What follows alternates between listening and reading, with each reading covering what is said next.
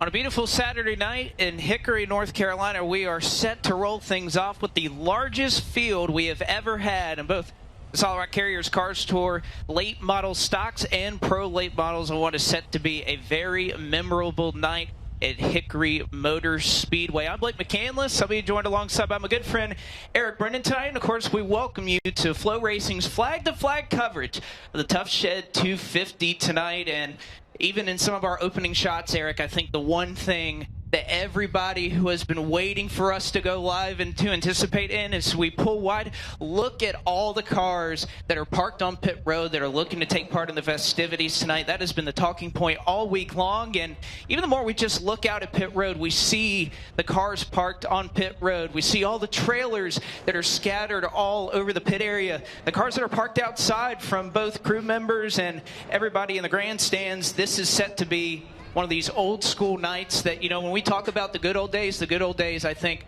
are starting to make a comeback here. That is a fantastic point. I think the first thing that we have to mention is whoever came up with the parking layout and design to fit all of these haulers and all these race cars in here and still find a way to maneuver about, I think they deserve a big pat on the back because that is some work of absolute genius in order to pull that off. The fans have started to come out here on what honestly started out as a pretty abysmal day. I live in Mooresville, North Carolina, woke up 7 a.m. to a tornado warning. The thunderstorms and rain kind of hung around for a couple hours and then dissipated. By the time we got to the racetrack, it looked as though the surface was dry. And then at 1:30 p.m., another storm came through for about 20 or 30 minutes.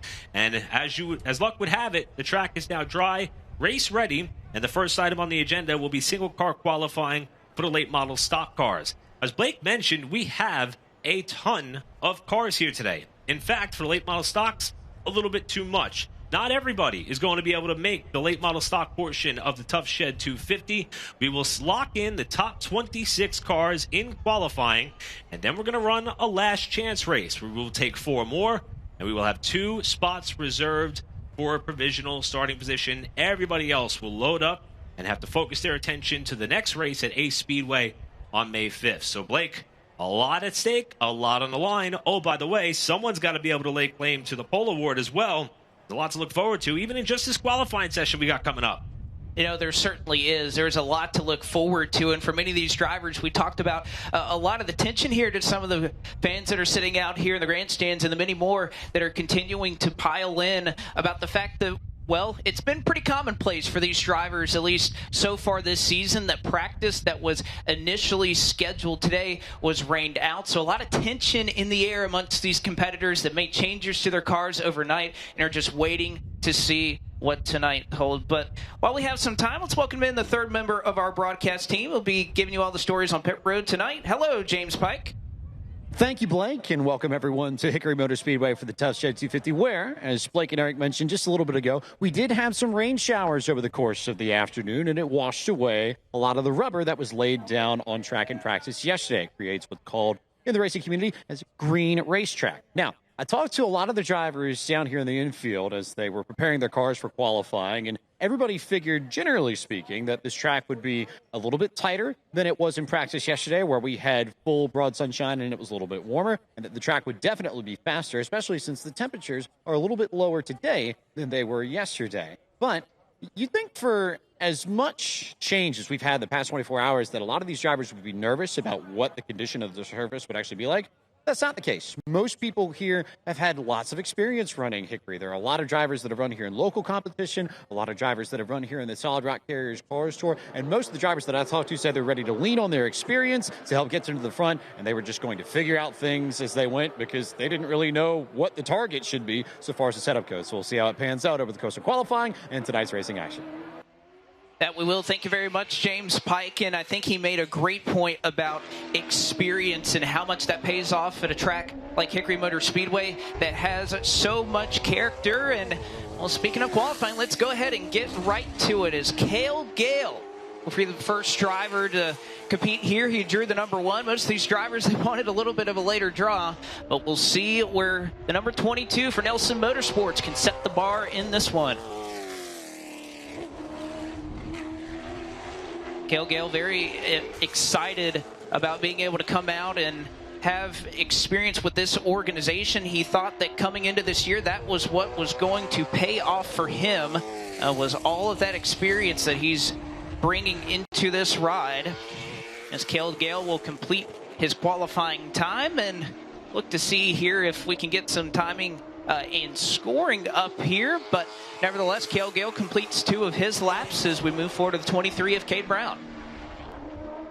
Going to be working with our partners here at the racetrack to try to confirm some of the lap times here, but nevertheless, we will do our best to try to talk about some of the competitors who are out here on the racetrack right now. As Blake mentioned, Cade Brown, this racer, is with Matt Piercy Racing, 2022 late model track champion at the Florence Motor Speedway, driving for Velocita, Per Year Tank Lines, Race City Steel, and Carolina Drive Line, as Brown now comes to the line with a 14.926. Cale Gale's lap was clocked in a little bit slower than that at a 15.304, so Cade Brown muscles his way off of turn number 4 to try to improve on the lap time here in his number 23 car.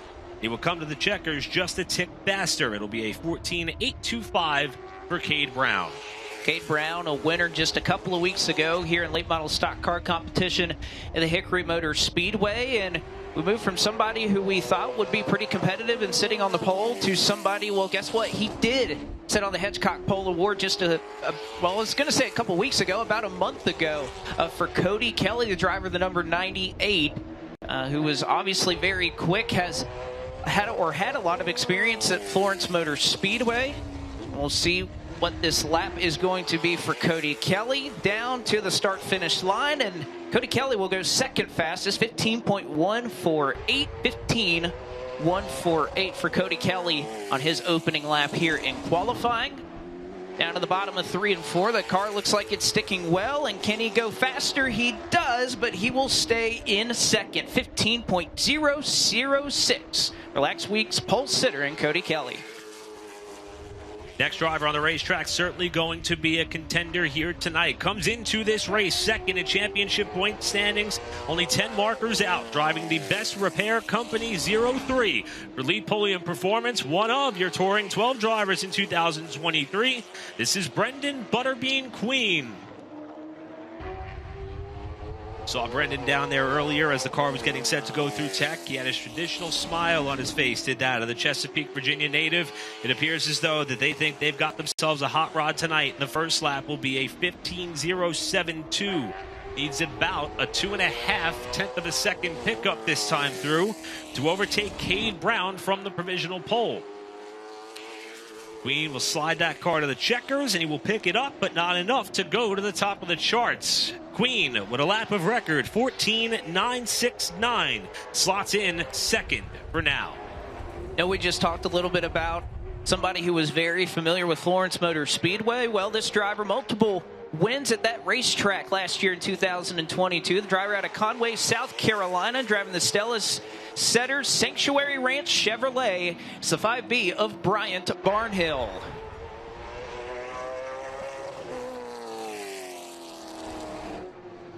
Talking with Brian a little bit earlier today, was talking about how he's trying to use this year as a way to gain experience. We'll see what he runs, a 15.131, 15.131 on lap number 1 for Bryant Barnhill. Up the racetrack a little bit in 3 and 4, not necessarily wrapping that lower groove. And Barnhill will stay in 4th, 15.053, 15.053. Barnhill 4th out of 5 cars to make a time here in single car qualifying. Time to beat continues to be that of a 14.825 set by Cade Brown as the next car hits the racetrack here for Hedgecock Pole qualifying. This driver knows how to get around Hickory Motor Speedway. 2017 and 2020 track champion. Led many laps at the season opener at Southern National. Had to settle for 5th in the Leisure Time Rentals and Carolina Specialty Products, number 15 out of Statesville. This is Ryan Millington, who goes to second spot on his first time through. Needs a little bit more than a 1/10 of a second to jump up to the top of the charts. The Sayville Millington Motorsports entry comes to the checkered flag, and he will pick it up, but not enough. 74 thousandths of a second shy of the lap laid down by Cade Brown, and Millington will have to settle for second spot for the time being. Turns the tide over to this driver piloting the number 32 out of Indian Trail, North Carolina. Driving the Miracle Dental Center Chevrolet from Miracle Motorsports, this is Zach Miracle. Zach Miracle, the runner-up last year in the MPM Marketing Rookie of the Year standings in the Solid Rock Carriers Cars Tour. It's often a pretty great qualifier when it comes to many of these abrasive surfaces, and we'll see if he has that here tonight. Lap number 1 for Zach Miracle is third fastest, 14.961, 14.961. Let's see if it's a pickup that could put him to the top of the charts for Zach Miracle, and he goes second fastest, 14.863 for Zach Miracle. Puts him right now provisionally on the outside of the front row. Next driver on the racetrack is someone who we saw at Florence Motor Speedway. Came home with a top 20 finish there. This car, if you're following along at home or here at the stands on Race Monitor, it is a number 21 by look. It is being scored as a number 14, we believe, for owner's points perspective there. This driver typically supported by AK Performance, driving the Four Hats Incorporated and Pro Tree Incorporated. Number, again, 14. This is Laney Bice on the racetrack. Jared Fryer, who traditionally wheels the number 14 car, not here tonight. Fryer came into the night 9th in championship points. Owner's points is a big deal for these race teams, and Bice is going to carry the banner for that organization. Bice comes through 6 of 8 cars that have taken time so far. 15.012, the lap of record. That turns things over, and as this car moved his way on the racetrack, a couple of fans in the grandstands giving a tip of the cap here to this driver who is very familiar with Hickory Motor Speedway, the defending champion here at this racetrack, driver the number 75 High Rock Vodka Chevrolet for Huffman Racing. This is Landon Huffman. Landon Huffman very proud to put his name on the wall as his father did before him. The first lap for Landon Huffman is a 15.089. 15.089 is lap number 1 for the defending track champion here at Hickory Motor Speedway. We'll see if he goes faster, and indeed he does. He'll move up a couple of positions. 14.994 for Landon Huffman, good for 5th. Next driver on the racetrack out of Manassas, Virginia, driving for the Timmy Tyrell Racing in his number 81 Chevrolet. 1 pole in his late model stock career here at Hickory, with 2 top 5s and 3 top 10s in his 6 prior starts. Coming into the night 10th in the championship standings, this is Timmy Tyrell on the racetrack.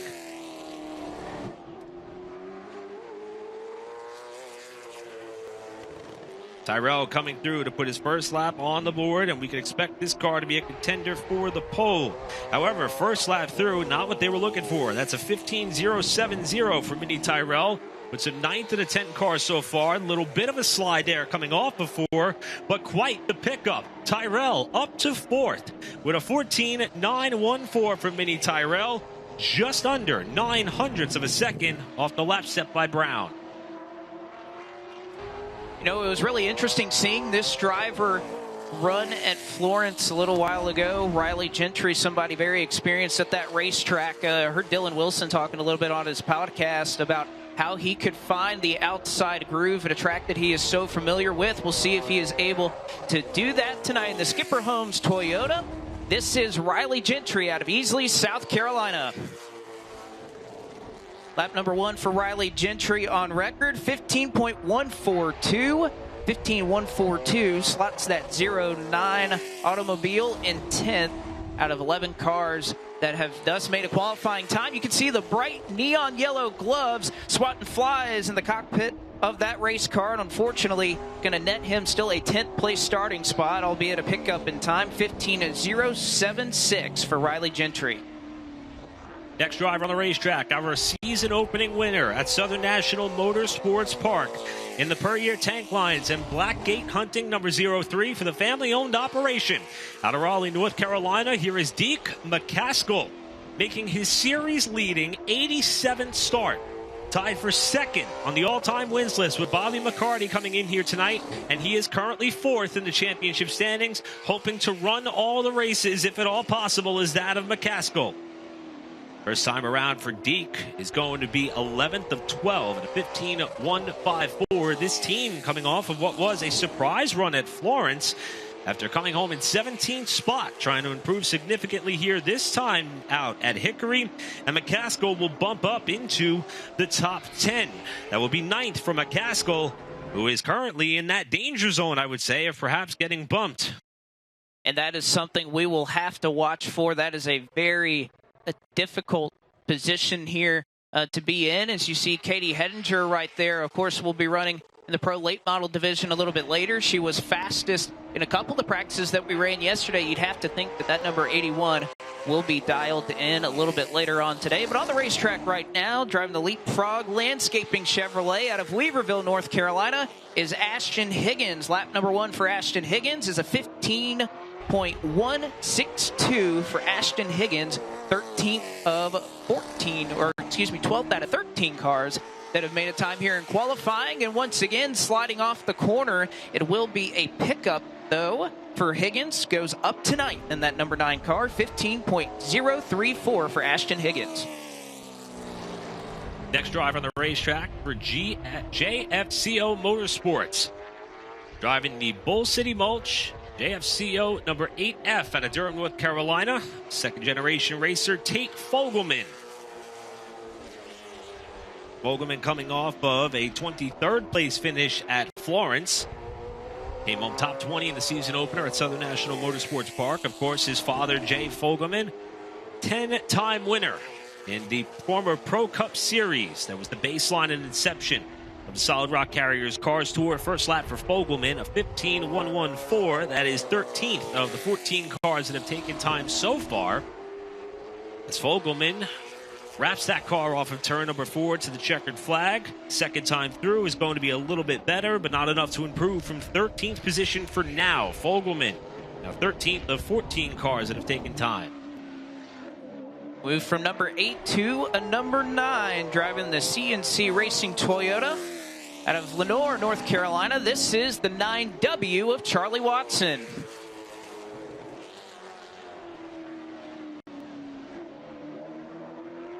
Charlie Watson, a 2-time winner in the Southeast Super Trucks in 2022, and has been a winner in multiple weeks here at the Hickory Motor Speedway in local competition. Lap number 1, though, for Charlie Watson needs a little bit of a pickup. 15.106.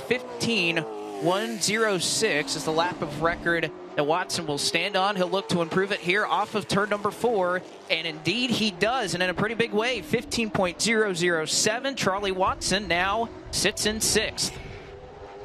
Hard to believe that Cade Brown continues to hold the top spot, being that he went out on the racetrack so early in the session after all that rain that came through.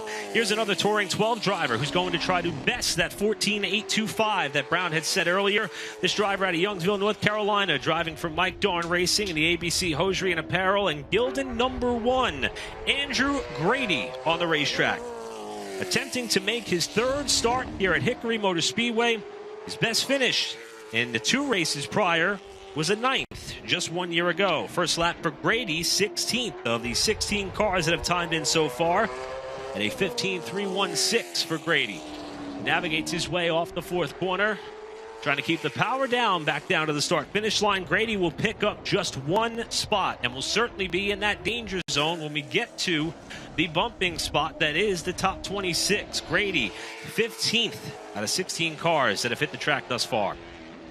An interesting case here as far as the entry list is concerned, as this driver was not originally scheduled to be in this race car. It has been Jason Kitzmiller that has been wheeling this number 97 CR Motorsports Chevrolet, but today it is Colby Howard who will be making his way around the Hickory Motor Speedway tonight. 3rd generation racer who has made a number of starts in the NASCAR Xfinity Series over the last number of years. We'll see what he has for Hickory Motor Speedway tonight.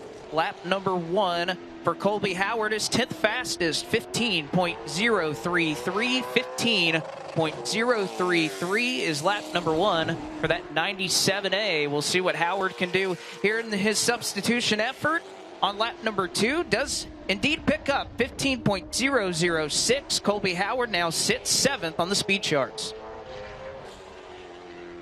Next driver to hit the racetrack was someone who was trying to make his first car start of the 2023 season.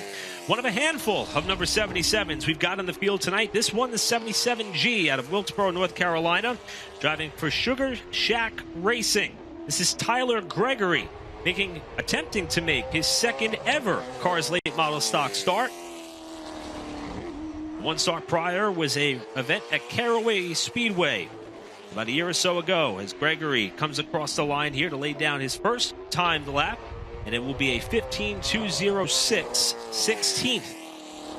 As Gregory is the 17th car to come to the line as he bounces his way off the exit of turn number 4, and Gregory will pick up one spot to 15th. It'll be a 15.088 for the 77G of Tyler Gregory. This will welcome Josh Dickens out onto the racetrack, driving the Aristocrat Toyota from Mitchell Moat Performance out of Easley, South Carolina. A couple of Easley folks driving race cars here in the late model stock portion of this event. We'll see what Dickens has for this racetrack. And I know, Eric, we talked about it a little bit earlier. As we continue to go on in qualifying, this is when these storylines will start to develop, when we start looking around that 26th position and where these drivers are going to be slotting themselves. Lap number 1 for Josh Dickens. He may be close to there for now. 15.256 as he was wheeling that car all around the racetrack on his first lap. Gets a piece of the apron there off of turn 4. Does he pick up a little bit, but not in terms of the chart. Still an 18th, but a 15.127 is the time that Josh Dickens will stand on. As you mentioned, Blake, right now the drivers at the bottom of the running order, 18, now 19 cars deep in the session. Cale Gale, Josh Dickens, Andrew Grady, Tyler Gregory, your bottom 4. As this driver has been on a bit of a roll to start his 2023 season, driving the Hefner's Towing and Recovery number 95 for the Carroll Speed Shop. This is Jacob Hefner out of Dallas, North Carolina. Back-to-back occasions, we've seen this driver save heavily until the end of the race where he has put on a late race charge. We'll see what the agenda may look like for Hefner, whose first lap already puts him well into the top 10, currently scored in 6th. Hefner, the 2018 Hickory Motor Speedway track champion, trying to slide his way to a Hedgecock Racing pole, but he's only going to be able to pick up one more spot into the top 5 for Jacob Hefner with a 14.953. It's going to be hard to miss this race car. As you see a little bit of smoke billowing out from the right rear of that number 4 Neon Lager Chevrolet from Two Boroughs Performance Shop. If you've been here at the Hickory Motor Speedway before, you have seen this car. That kind of has a double meaning with how bright that race car is. This is Dylan Wilson. Talking to Dylan earlier today, very confident at a racetrack that he is so comfortable with. A lot of firsts here on the schedule. Hickory is not one of them, but his first lap is a 15.222 for Dylan Wilson, currently in 20th. He knew qualifying was going to be very important today. We'll see what lap number 2 has for Dylan Wilson. And my goodness, does Dylan Wilson pick up here on this second lap? He goes up to 12th with a 15.012. Next driver on the racetrack is the defending winner of the Tough Shed 250 for the late model stocks. After winning the pole 1 year ago and going on to lead all but 30 laps in the 150-lap contest, driving the Aaron Sales and Lease number 16 from McCumbee Elliott Racing out of Supply, North Carolina. This is Chad McCumbee. McCumbee has started his season one spot shy of the top 10 in back-to-back occurrences, and he puts his first lap on the board in the top 10 at 7. McCumbee, who is very confident in getting around the Hickory Motor Speedway. This will be his 5th start in late model stock car competition, and he pole vaults his way into the top 5. McCumbee at a 14.899 moves himself up into the front few rows for now. Last fall, this car looked a little bit different. It had a Dick Trickle throwback paint scheme on it, but it went to victory lane. It also set on the pole for this driver out of Hampton, Virginia. The Town Bank Chevrolet for Chad Bryant Racing is driven by Connor Hall. Connor Hall visited Langley Speedway a couple weekends ago and was victorious in both of the twin features that he had, and did so in beating Brendan Butterbean Queen, which is not an easy task if you've run around Langley just a little bit. We'll see what lap number 1 has for Connor Hall. 15.109, 15.109 for Connor Hall puts him in 20th. You'd imagine there will be a big pickup here on lap number 2 for Connor Hall, and indeed he goes up to 6th. 14.917 for Connor Hall. Still looking for about a tenth shy of that blistering lap set by Cade Brown. Next driver on the racetrack trying to essentially get out of the black cloud that has plagued the start of the late model stock portion of her car's year. Driving the Lee Falk Racing and Development, Mobile 1, number 55, out of Fort Mill, South Carolina. Here is Isabella Robusto. We talk about drivers coming into the respective upcoming races, trying to put themselves in the top 26, not only here in qualifying, but also in owner's points. Robusto comes into tonight's event 34th in the owner's point standings, and the first lap has Robusto down in 22nd at a 15.215. Looking for a big pickup here after being caught up in a crash at Florence. Second lap is in fact a big pickup to the top 10 for Robusto, who's just about a couple of spots shy from locking herself into tonight's Tough Shed 250. Robusto rounds out the top 10 for now. Making his way down into turns 3 and 4 is somebody who's been victorious here at Hickory Motor Speedway, driving the number 6 Ford Mustang for R&S Race Cars, Solid Rock Carriers Ford from Madison, North Carolina. 3-time Cars Tour late model stock champion is Bobby McCarty. Lap number 1 here for Bobby McCarty as he crosses the start-finish line is a quick one up tonight. 14.990. Bobby McCarty on lap number 1 goes into the top 10. Let's see if he goes into the top 5 on lap number 2. Well, he goes to 7th, 14.922 for Bobby McCarty. Again, 7th now of 25 cars as we are just going to get shy or get down where that cut line is, Eric. 26th car to hit the racetrack. Another member of our Touring 12. This one driving the Chevrolet for Top Gun Motorsports in car number 8 out of Mechanicsville, Virginia. This is your 2022 Rookie of the Year, Chase Burrow. Burrow had a good start to the year with a top 10 finish at Southern National Motorsports Park, but struggled at Florence Motor Speedway. First lap for Burrow, 20th at 15.063. That lap will officially put Cale Gale on the bubble. As with 42 cars entered here today, you pretty much have to beat 16 cars in order to solidify yourself in the field, at least at this point. And Burrow, with a tremendous pickup, is going to do just that. He'll match the car number 8, and Burrow locks his way into the field tonight. And that is an amazing lap as he was really loose coming to his opening lap was Chase Burrow. That car a little bit sideways, but he figures it out to get up into the top 10. You can see right now on your screen, Cale Gale is on the bubble as the number 67, the Jones Utility Ford out of Sharon, South Carolina, makes his way out onto the racetrack. This is Cameron Bolin. It was interesting talking to Cameron a little bit earlier. He was getting what he, quote, said, reamed by his grandfather yesterday because he couldn't grab him any water yesterday. He was a little taken back by that, but Cameron Bolin, we'll see what he does here in qualifying. He goes up to 13th from 23rd, 15.002. Would imagine for Cameron Bolin, somebody that needs to lock himself into the show, that lap, I think, will more than likely put him in. That'll bump Josh Dickens down to the bubble spot, while one of the most experienced late model stock drivers in Cars Tour competition hits the racetrack here. 4 top 10 finishes in 10 previous Hickory Motor Speedway races under the Solid Rock Carriers Cars Tour banner. Driving the Thunder Road Harley-Davidson and Grand Atlantic Ocean Resort, number 2 for Lee Pulliam Performance.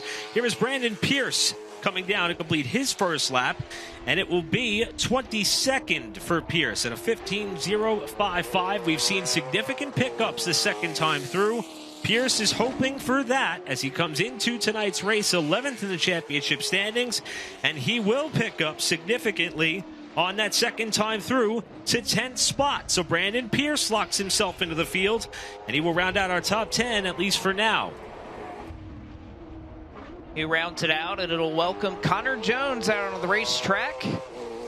Somebody who we were talking a little bit about earlier, made his first start of the year at Florence Motor Speedway, and yet he finds himself relatively comfortably in this race. 18th right now in the owner's standings is Connor Jones. Seemed pretty confident, and even kind of, you saw him early on the broadcast with James Pike, is a big moment out of turn 4 for Connor Jones. Will likely cost him some time, and indeed it will. He is the slowest of 29 cars, now puts himself in 28th, 15.190 for Connor Jones. A big moment there, and that may hinder his second lap, as Connor Jones, we'll see what lap number 2 has. If timing and scoring will refresh here, Connor Jones, there it goes.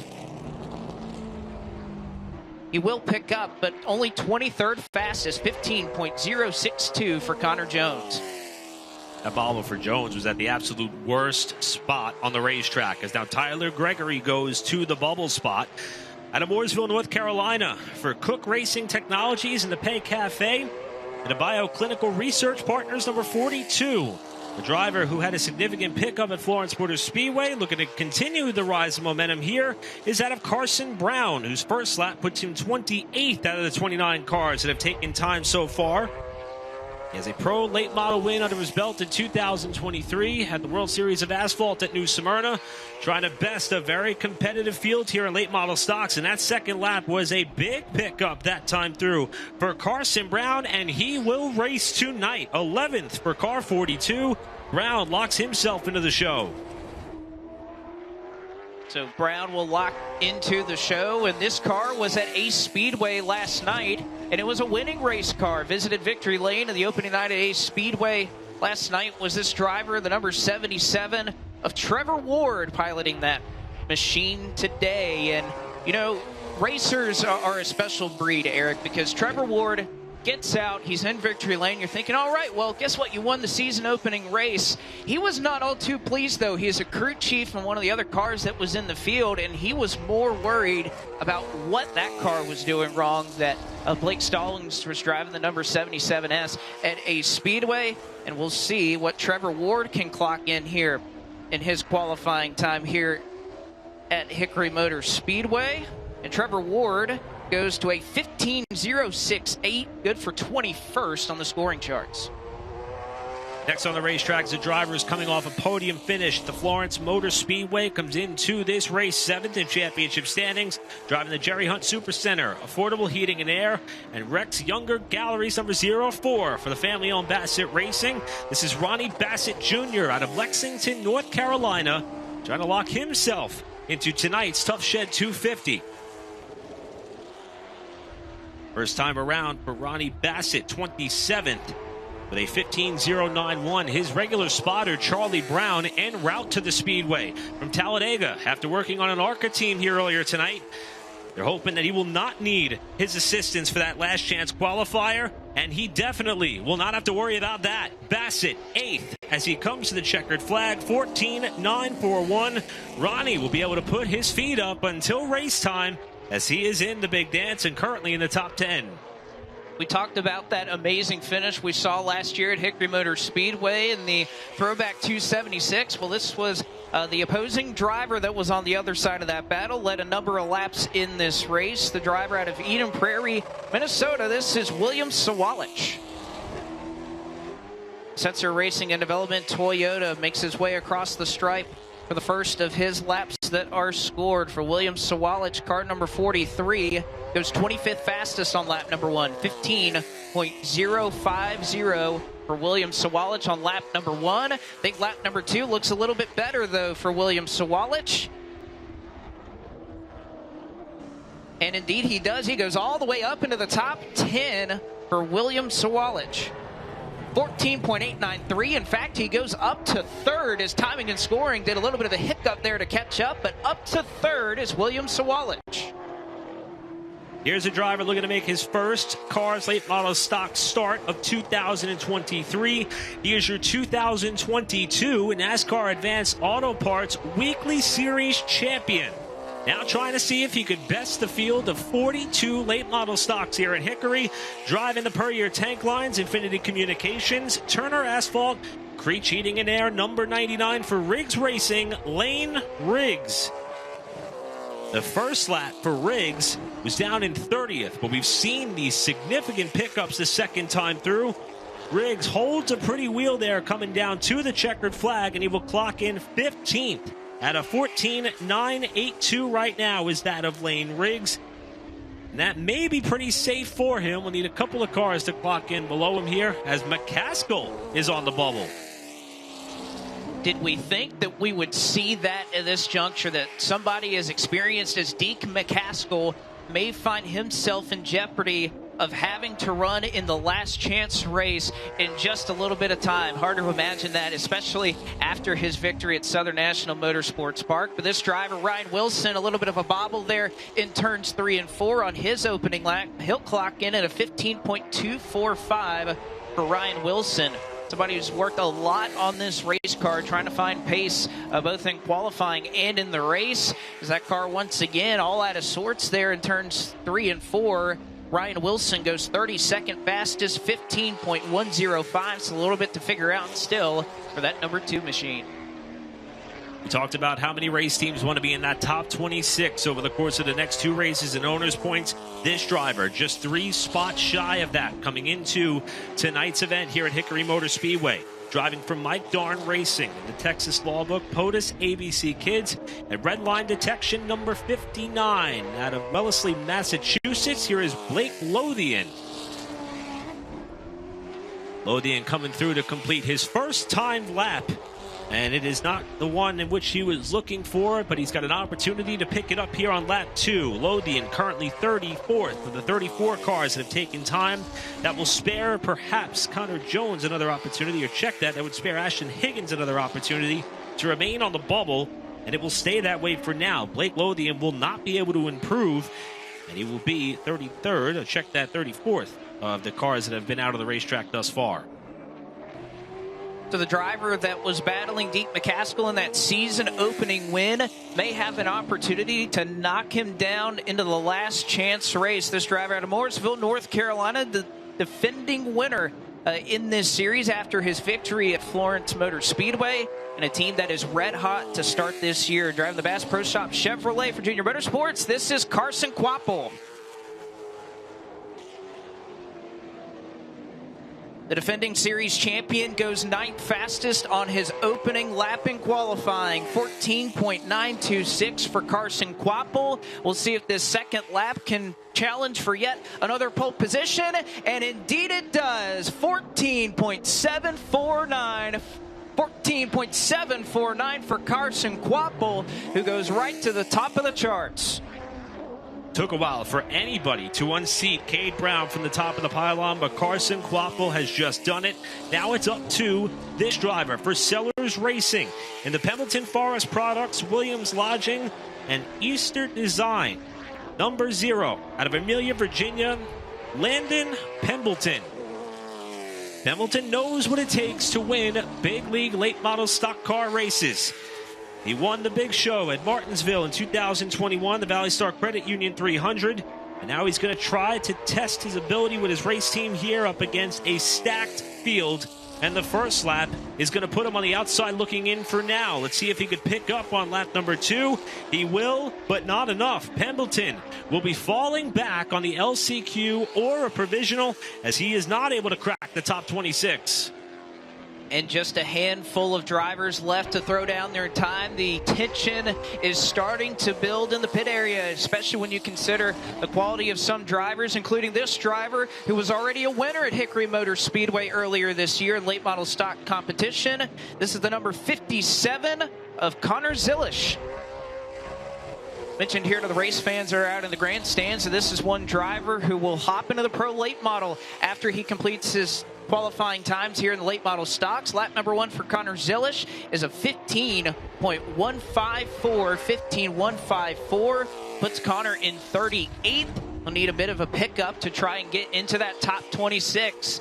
Let's see what that Chevrolet can do here on lap number 2 for car number 57, and he will get into the top 26 safely. Connor Zilish locks himself in 19th, a 15 flat for car number 57. The second Chad Bryant Racing entry we will see on the racetrack. This one also a Touring 12 competitor. Driving the Solid Rock Carriers number 24, this is Mason Diaz. Diaz started the year off with a top 10 at Southern National, but was plagued with electrical problems at Florence. Comes into tonight's race 19th in the championship standings, looking to start what will hopefully be a run for he and this team as he completes his first lap on the stopwatch, and it is 16th fastest. Diaz going to try to climb his way further up the running order as he comes through to see the checkered flag. Second lap will be a tick better, but it will not be enough to improve his position. Diaz locks himself in. He is 16th on the board. Next up is a driver trying to unseat Dylan Wilson, which would be a big story considering Dylan Wilson is a Touring 12 driver trying to make his way into this field. But this is the driver in the number 10 from Aledo, Texas, driving for Mike Darn Racing. This is Caden Honeycutt. What a couple of weeks it has been for this young driver. This last week was so impressive, or 2 weeks ago rather, at Bristol Motor Speedway. Nearly won his heat in the NASCAR Craftsman Truck Series, made his NASCAR Xfinity Series debut last week at Martinsville for Mike Harmon Racing. And lap number 1 for Honeycutt is 11th fastest, 14.947. Let's see if Honeycutt, up with the slide off the corner, has a pickup, and indeed he does. Up to 4th, 14.866 for Caden Honeycutt, puts Laney Bice right on the bubble. And it looks as though, based on either track conditions, we may not see lap times be set by Jessica Can or Jody Meismer. So it looks like that will wrap up qualifying, and Carson Quapple, for the second time this season, is taking home the Hedgecock Racing Pole Award over Cade Brown, Zach Miracle, Caden Honeycutt, and William Sawalich, your top 5. 41 cars in total took the racetrack, and several are going to have to get to work in order to lock themselves into this race, with the last chance event coming up in just a short time. Well, and taking a look at that full field rundown, we'll go ahead and just look at who's a little bit behind that cut line right now. Dylan Wilson, first driver that is on the outside looking in 27th. You have Trevor Ward, just mentioned he brought that car over. It did not get any practice here. Is that second car that is on the outside looking in. But before we go any further, let's throw things down trackside to our winner. Once again, the Hedgecock Pole Award, Carson Quapple is down with James Pike. Winner of the Hedgecock Racing Pole Award here for the late models at the Tough Shed 250 at Hickory Motor Speedway. Carson Quapple here with me. And Carson, when you've got a team with the experience that Junior Motorsports does, how does it make it easier for you as a driver to go out and execute, especially in a situation like this? Yeah, it definitely makes it way easier. Brian and the whole crew, those guys, they've been doing this for a decade now, or more than that even. So they got their stuff down, and I'm just lucky enough to be able to drive for them. So can't thank those guys enough, Brian and everybody at Junior Motorsports, Johnny Morris, Bass Pro, for the opportunity here, and see if we can go get us another win this season. This is a car, a team, and a driver that had tons of experience at Hickory Motor Speedway, and they will absolutely be a threat to go to victory lane later on this evening. That's a great point, James. When you talk about the experience and how it pays off, as you can see, the $250 courtesy to Hedgecock Racing, as Carson Quapple wins that pole award. It's his second pole of the season already in 3 races. So 3 races, Eric, you have 2 poles, a win, and a second. I don't know if you're Junior Motorsports, if you could have imagined a better start to the year for Carson Quapple. Absolutely, and I love the fact that the narrative coming into the Cars Late Model Stock Tour season was, what's wrong with Junior Motorsports? Because in the non-Cars sanctioned icebreaker event at Florence Motor Speedway, both Carson and Dale Earnhardt Jr. struggled mightily, and we thought that maybe there would be a bit of a continuation of those struggles. It didn't last very long. As you mentioned, the runner-up finish that Carson got after winning the pole at Southern National parlayed that to the victory. I would say that the title defense for he and that team is off to a blazing start. And we've touched on this a couple of times here. This is the 18th late model stock race under the Cars Tour banner at Hickory Motor Speedway. The last 3 races, the pole sitter had gone on to win the race. Connor Hall, Chad McCumbee, and Josh Berry. And courtesy of our friends at Cars Tour Digest, the pole sitter has won 5 out of the last 17 races. 16 out of the 17 contests have all been won from inside the top 5. Well, we'll let you know on the other side of this break who will be on the outside looking in to get in the last chance race, as well as qualifying for the Pro Late Models here in the Solid Rock Carriers Cars Tour is up next as we continue rolling along here from Hickory Motor Speedway.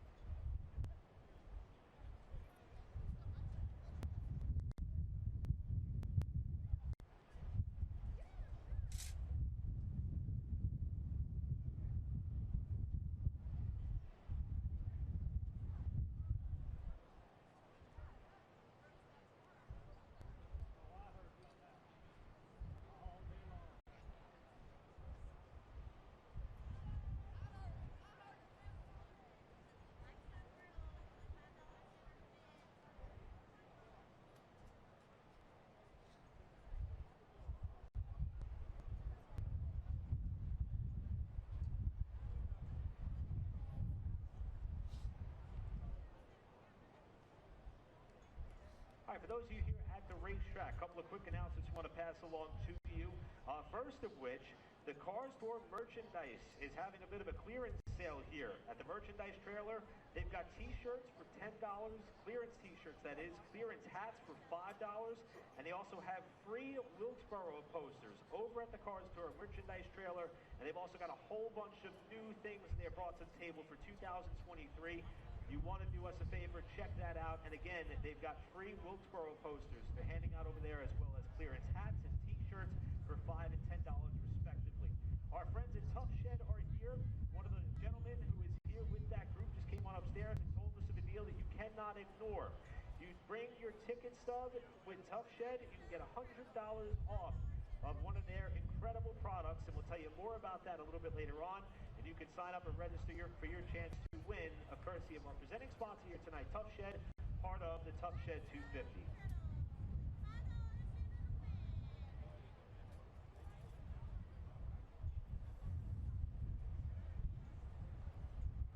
Welcome back to Hickory Motor Speedway. If you're our Flow Racing audience tuning in here to the Tough Shed 250 in Newton, North Carolina, a lot of action already going on here around this racetrack, and we see that Carson Quapple has yet once again won the Hedgecock Racing Pole Award for single car qualifying. But one of the uniquenesses of this night, Eric, was this qualifying format, and I think we have to at least touch base with some of those drivers that we're going to be seeing in the last chance race. Again, 15 laps, top 4 will advance to the Tough Shed 250 tonight in the late model stocks. And boy, there are some strong names that are outside that top 26. You see in Dylan Wilson, Trevor Ward, Ashton Higgins qualified in 29th. Deke McCaskill. Is there any scenario, Eric, where we thought that we would be talking about Deke McCaskill not making that top 26? Not at all. And I think, we talk about the entry list and how there is so much talent and so much veteran experience. We're talking about the driver who went to victory lane just 2 races ago, the all-time leader in top 10s, top 5s in the series, now having to fall back on a last chance race, which we haven't done before, against drivers and teams who are all vying for the same 4 spots just to give him a chance to get in this race. Now, granted, they could fall back on the 2 provisionals that are going to be up for grabs, but you certainly don't want to have to do that unless you absolutely have to. And again, based on the way in which owners' points pan out, I mean, D comes into this race 4th in the standings. He should be guaranteed a provisional at the very least, but that's not the way in which you want to get into tonight's program for sure. The rest of the names: Brian Bardhill, Connor Jones, Landon Pimbleton, Riley Gentry, Tate Fogelman, Tyler Gregory, Ryan Wilson, Andrew Grady, one of the Touring 12 members, Josh Dickens, Blake Lothian, and Cale Gale. Those are the drivers who will be vying for the top 4 spots in our last chance race here that will take part after the Cars Tour Pro late models have qualified and all is said and done. Speaking of the Cars Tour Pro late models, let's go ahead and introduce you to them as they will start their qualifying laps here. And it will begin with the number 43 out of Stanley, North Carolina, driving the CB Partners Chevrolet. Nick Loden sets the bar at a 14.750. 14.750. These Pro late models, they know how to get around Hickory. Loden's going to be the first one up. It worked out pretty well for Cade Brown as far as going out earlier in the session. Let's see if that kind of has a similar trend here in the pro late model ranks. Is the second driver out on the racetrack, originally hails from Canada, now calls Mooresville, North Carolina home, was a late add to the season opening field at Southern National, came home 21st there in the Global Emission Systems and National Ataxia Foundation. Driving for Dylan Garner Racing, and the car number 97 is that of Dylan Garner. The first lap for Garner is going to be a 15.223. The lap that Loden set well into the 14-second bracket. In fact, 14.750 is the target time that Garner and the rest of the field will be looking to chase. Garner, though, is going to come up about 3/10 short. He will remain second of the 2 cars that have hit the track thus far. Third car will make their way out onto the racetrack. It'll be the number 2 from Candler, North Carolina, driving the Tire Pro Chevrolet. It is Hudson Knipe. Makes his way out on the racetrack. Best finish of 7th in 3 Hickory starts here in the Pro Late Models and the Carolina Pro Late Models Series last year. We'll see what lap number 1 has for the number 2 car in Hudson Knipe. Lap number 1, a 14.993. Hudson Knipe goes 14.993 on lap number 1. Needs just about 2.5 tenths of a second to try to challenge Nick Loden there at the top of the charts. Looks like a solid looking lap there for Knipe. A slight pickup though, but not enough. 14.919 for Hudson Knipe, who sits second of our first 3 cars to go out in Pro Late Model qualifying. Next driver on the racetrack. It feels like it's been a while since the season opener at Southern National. Some of these drivers trying to set the tone for what's going to be the grueling stretch of not only the late model stock season, but the Pro Late Models as well. This driver racing the Batten ceramic tile, custom car trims, mosaic tile, and design number 48. Driving for B&J Racing out of Nashville, North Carolina, Jeff Batten, who unfortunately had to retire after just 65 laps at Southern National Motorsports Park due to damage that he sustained in an accident. Looking to hit the reset button here tonight at Hickory. First lap for Batten, 4th of the 4 cars that have been on the racetrack so far. See what Batten could do here. The key to these Pro Late Models is being able to keep your momentum up, and that is a big slide to the right rear by Batten off 4. It is actually going to be a better lap second time through, but you have to wonder if he was able to keep traction under control coming off of 4, what it would have been. Batten to 3rd. That car was all sorts of sideways coming off for turn number 4. I'm sure this driver looking to not repeat that. Out of Elliott, Maryland, driving the Paragon Navigator Chevrolet. It's car number 5 of Zach Fowler for E33 Motorsports. I was talking to Zach a little bit earlier today, and he talked about the relationship that he has with Doug Barnes Jr. He said, I had a 2-hour texting conversation with Doug, who's been a big mentor to Zach Fowler, on how to just qualify here at Hickory Motor Speedway. We'll see if he puts that to good use. First lap is a 14.983 for the car number 5 of Zach Fowler. Off the bottom of turn 4, Fowler to the line, and he will not pick up, unfortunately, here on lap number 2, so he stands on his time of a 14.983 that goes 4th fastest. As Blake mentioned earlier, got a couple of drivers doing double duty here tonight. Here is the first that you will see. This one driving for Wilson Motorsports in the Pro Late Model ranks, driving the Yahoo Toyota, the number 28 out of Fort Mill, South Carolina. Here is Isabella Robusto. We've documented some of the struggles that Isabella has faced on a late model stock car side. Well, it is the polar opposite so far in the Pro Late Models. Finished 6th in the season opener. And we can expect this car to be quite quick here tonight. The first lap is a good one. In fact, just 14 thousandths of a second off the pole. We'll see if Robusto could handle that transition off 4 to parlay that into what could be a chance to take home the Male Pole Award. Robusto's second time through will knock her to the top of the charts by 300ths of a second. 14.720 for Isabella Robusto, who goes to provisional pole. See you on your screen right there. Number 43 getting a little bit of help as he's about to strap into his race car. Is out on the racetrack right now. You can see the 73-year-old, or 73 years young, I guess you should say, driver out of Mechanicsville, Mechanicsville, Virginia, I should say, for Top Gun Motorsports is Rusty Skews. Skews making 8 Pro Late Model starts last year. He scored 4 top 10s, and the first lap for Skews is a 15.170. 15.170 was the first lap for Rusty Skews, the number 8 out of Mechanicsville, Virginia. Let's see what lap number 2 has for Rusty, and he will pick up some time. 14.933 puts Rusty Skews in the 5th position. We've talked about how competitive, experienced, diverse both the late model stock and the pro late model fields are.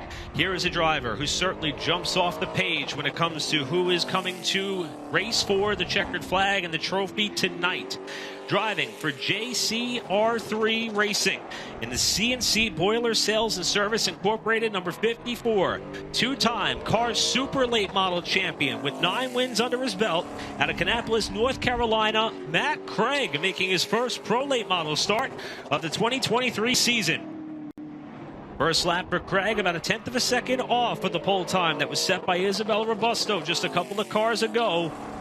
Let's see what Craig can do. 2021 winner of the All-American 400 at Nashville, and Matt Craig to the top of the charts. 14.671 by just under 500ths of a second.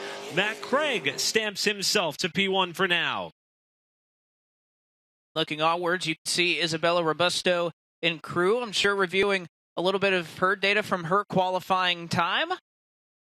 Is that on the racetrack? Somebody that could very well challenge for this Male Pole Award in Austin McDonald, a 19-year-old out of Nova Scotia, to make his time and presence felt here at Hickory Motor Speedway tonight. Finished just outside the top 10 in the season opener at Southern National Motorsports Park. Lap number 1 for Austin McDonald is 4th fastest at 14.917. 14.917 for Austin McDonald.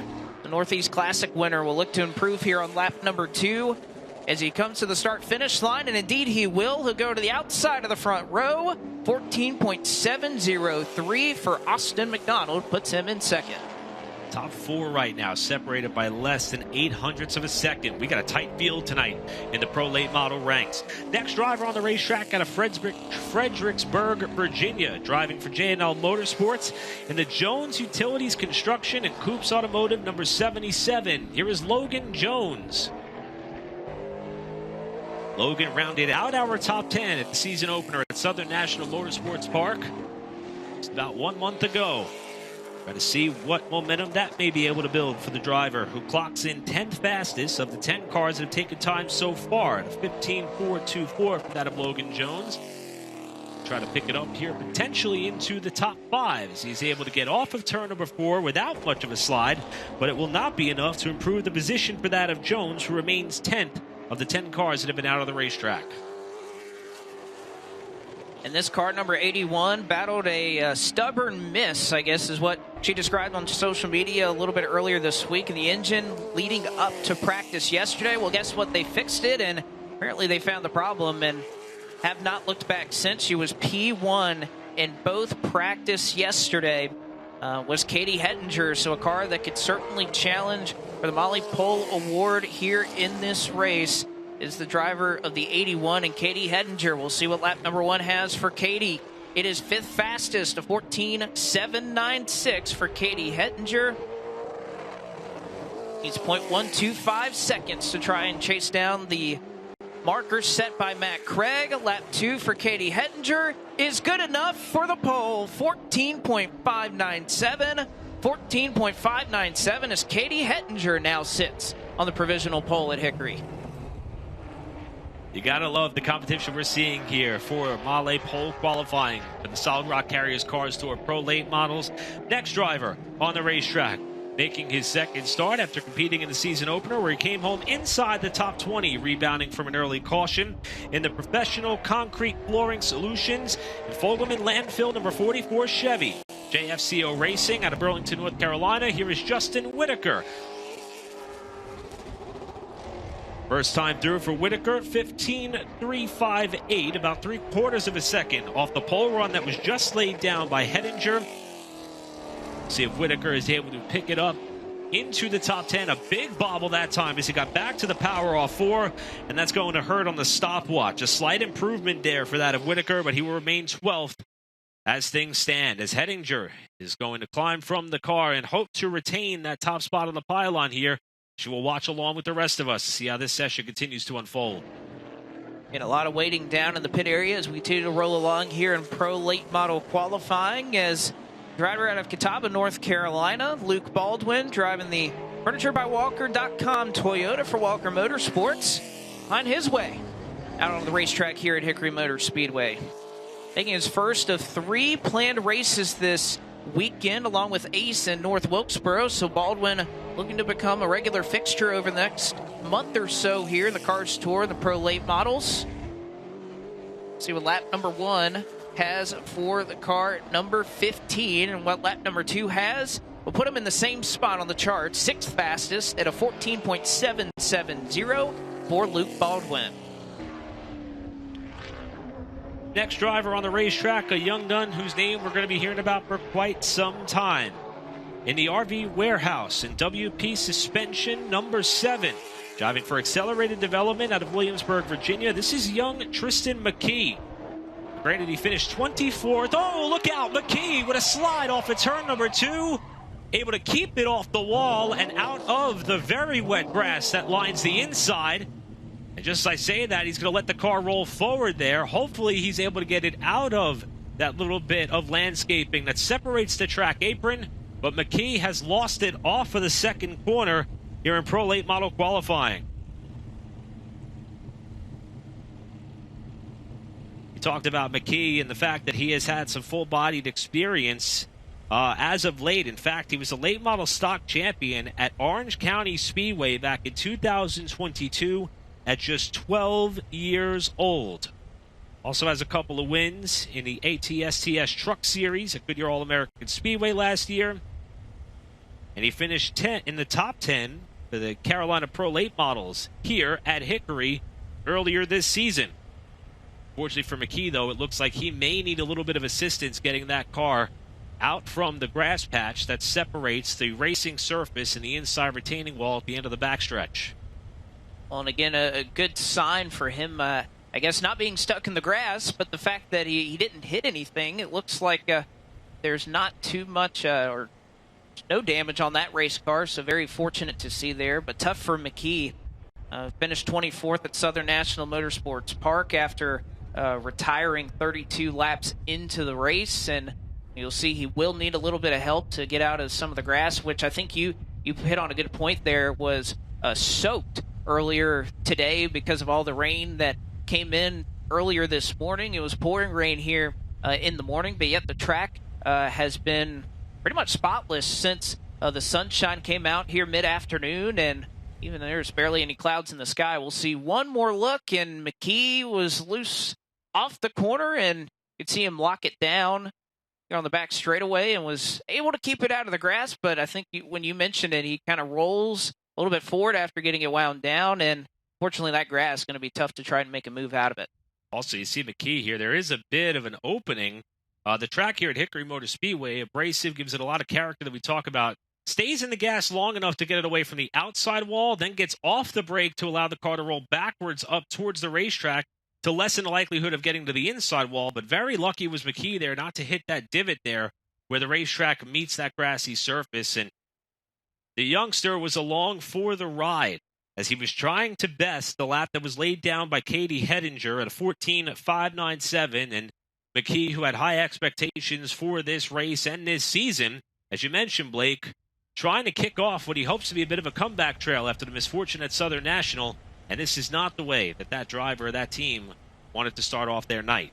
No, certainly not. And, you know, this was one of the worries, you know, talking to a lot of these drivers, especially earlier on today when it was announced yesterday that, or practice rather, would be canceled in anticipation of some of the weather that was arriving earlier today. Is these are the first laps for these drivers on this racetrack is right here in qualifying. Now, I know that that's kind of become somewhat of a more commonplace thing, I guess, over the last couple of years where we've separated practices and qualifying a number of national racing series. But for many of these drivers, is kind of a different animal having to go out, practice a couple of days before, and then your first laps in the race car are qualifying, cold tires and all, as McKee will roll down the track, and I think he's going to be able to slide his way out of this one back onto the racing surface.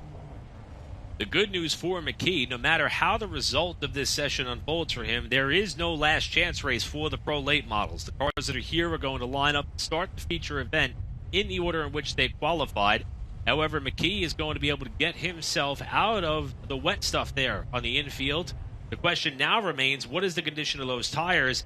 We see him driving backwards to perhaps try to give himself a bit of a run, maybe, to try to get himself in position to give himself another go and put this lap on the board. In fact, that was his first timed lap, so he will have a chance to come back around to the white flag and then the checkered flag. The spin happened, as we mentioned, just after he took the green. So we'll see what McKee elects to do here once the track is clear to the safety personnel and we get Pro Late Model qualifying back underway. I'll tell you what, I know it feels very old school to have somebody kind of wreck on lap one, go backwards, and try to reset for lap two. I know the excursion in the grass separates it a little bit. But also, if you're Tristan McGee, you have wet tires, you have cold tires, you just spun off of turn two. What kind of confidence level does that play in when you're 12 years old trying to qualify here around a racetrack that is notorious for being difficult to figure out? I guess we're about to find out. This is certainly going to be the longest lap of the night, at least for now. McKee will come across the line here in what is going to be his one and only shot. Lesson learned on the exit of turn two that time. We'll see what McKee is able to muster up here coming to the checkered flag to end what has been a prolonged qualifying effort, and that's quite impressive. To 7th spot, McKee lays down a 14.902, just 0.3 of a second off the provisional pole right now after sliding through the grass on the backstretch on his first lap around. We talked earlier in the day about mental fortitude. That's a lot of mental fortitude right there to be able to overcome that mistake and beat what is roughly about half of the field that has gone out in qualifying. 14 drivers have taken a time. This will be the 15th one to make his mark here at Hickory Motor Speedway tonight in Pro Late Model competition. This is first time back on pavement since the season opener at Southern National Motorsports Park a couple of weeks ago, driving the NASCAR rival Chevrolet for DLP Motorsports. Out of Mooresville, North Carolina, this is Gavin G. Money Boschel.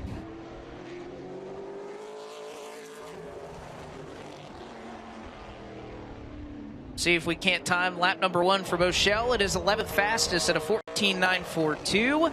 14.942 for Gavin Boschel.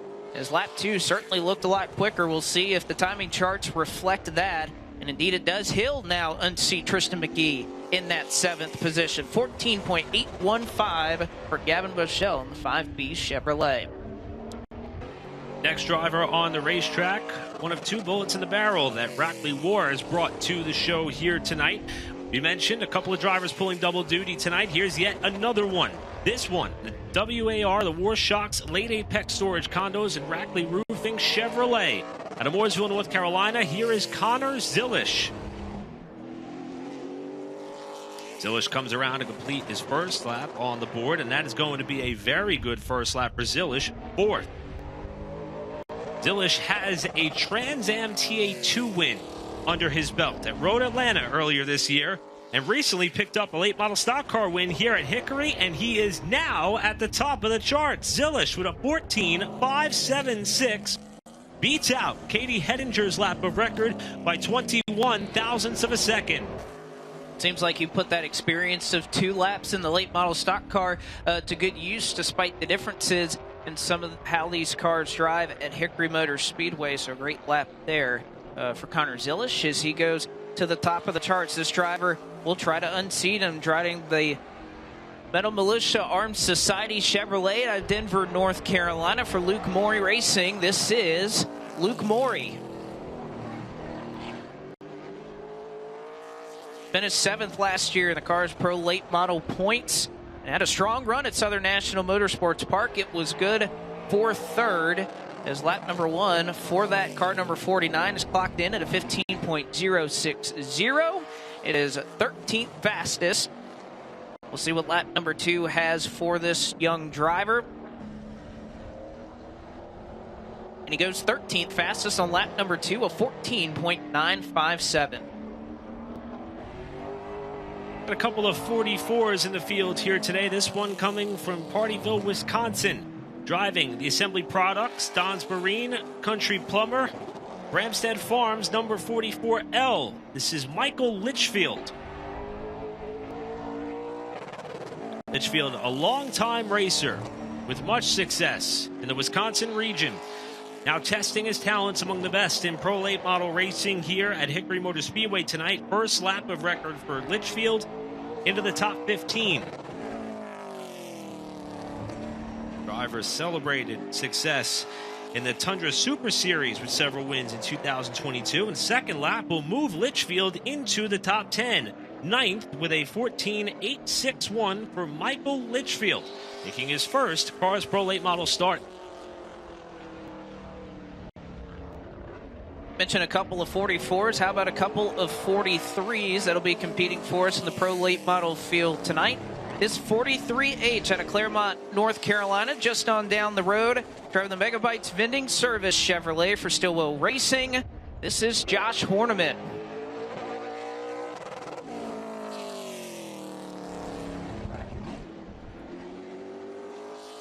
Horniman comes around to complete his first lap, and it is a good lap. Good for 17th fastest, 15.068 for Josh Horniman. Is lap number 1 for that car, number 43. Moves up the racetrack and will look to go a little bit faster, and indeed that is the case. Moves up 1 spot in the 16th position, 15.015. The other 43 entry tonight, Josh Horniman. Connor Zilish still with the time to beat at a 14.576. Here is the driver out of Harrisburg, North Carolina, representing Taylor Strickland Racing. In the high score, WG Speaks, shift up now, SRI and stock car steel number 24D, Jaden Daniels on the racetrack. You mentioned this race team, Taylor Strickland Racing. That is the son of former NASCAR competitor Hut Strickland, who made an appearance on Dale Earnhardt Jr.'s Dale Jr. Download this past week. Talking about a lot of the efforts in which they are doing with this team. Jaden Daniels carrying the banner here tonight at Hickory. First lap for Daniels, 18th. She works her way off of turn number 4. The former Legend car driver and multi-time winner is going to move up 4 spots on lap number 2. 14.95945, that is, for Jaden Daniels, 14th as they run. Turns our attention to this driver driving for Setzer Racing and Development. The Ross and Whitmer Chevrolet out of Newton, North Carolina. The 14-year-old piloting that number 6 that was very strong in the Cars Tour Pro Late Models last season. This is George Phillips. Phillips involved in a couple of skirmishes at Southern National Motorsports Park, but still managed to bring that car home in the 14th position. See what lap number 1 has. He's a couple of spots shy of 14th in 16th. The 14.973 is lap number 1 for Josh Phillips. Lap number 2 to the start finish line, and George Phillips will go a bit faster and into the top 10. 14.883 puts George Phillips in the 10th position. Out of Herman, Maine, the driver who took home the checkered flag at Southern National Motorsports Park, driving the Hopkins Paving and Port City Race Cars number 15H, 2019 past National Super Late Model Champion. As we mentioned, trying to go back-to-back to start off the Solid Rock Carriers Cars Tour Pro Late Model season. This is Mike Hopkins. Hopkins, who decided rather late that they were going to try to come down and defend their victory to start off the season. First lap, 8th at a 14.780. And talking to Mike earlier, he said he's really confident about this race car tonight. Hoping to catch that 6:30 a.m. flight back home tomorrow with another checked bag with yet another trophy. However, he's going to clock in a couple of spots shy from the pole, 4th at a 14.674. for our Southern National winner in Mike Hopkins. Talked about the 2 bullets in the barrel for Rackley War this weekend. Well, there's the second of these bullets, driving the number 26 from Lebanon, Tennessee, the Rackley Roofing and Warshock Chevrolet. This is Dawson Sutton. Sutton, a winner at Five Flag Speedway on April 7th. The Alan Turner Pro Late Model feature at that racetrack, and ran 4th of the 119 Pro Late Model feature at Nashville Fairgrounds Speedway. Of course, they were celebrating 119 years of racing a couple of weeks ago. Lap number 1 for Dawson Sutton goes right up to 10th, a 14.852 for Dawson Sutton. The second lap for Sutton is a bit quicker. He goes up 1 spot only, 14.809 for Dawson Sutton, puts that number 26 in the 9th spot. Next driver on the racetrack lives about 15 minutes away from the Hickory Motor Speedway out of Conover, North Carolina, driving for the family-owned operation in the battle-scarred outdoors, Deep Cove Taxidermy. There we go. Took about 3 attempts. And Zemus Setup Shop. The number 03 is that of Kyle Campbell, fresh off a 13th place finish at the season opener. Campbell, one of 2 drivers in the field tonight, who was named one of the 15 semifinalists for the 2023 Alan Kowicki Driver Development Program, and he loves competing in a full-bodied stock car here at Hickory Motor Speedway. First lap puts Campbell 20th. Second time through, he will pick up 7 spots to 13th at a 14.883 for Kyle Campbell in car number 03. Certainly a driver here that could compete for this Motley Pole Award in this Pro Late Model single car qualifying, driving the Concord Wealth Partners Corvette Parts.net Chevrolet for Highlands Motorsports out of Mooresville, North Carolina. Brothers sat on the pole a little bit earlier in the late model stocks. This is Caden Quapple in car 96.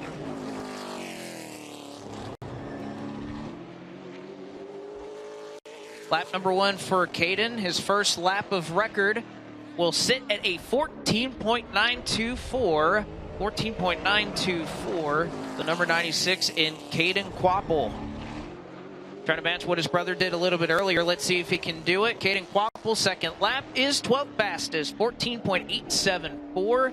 The 96 puts him in the 12th spot.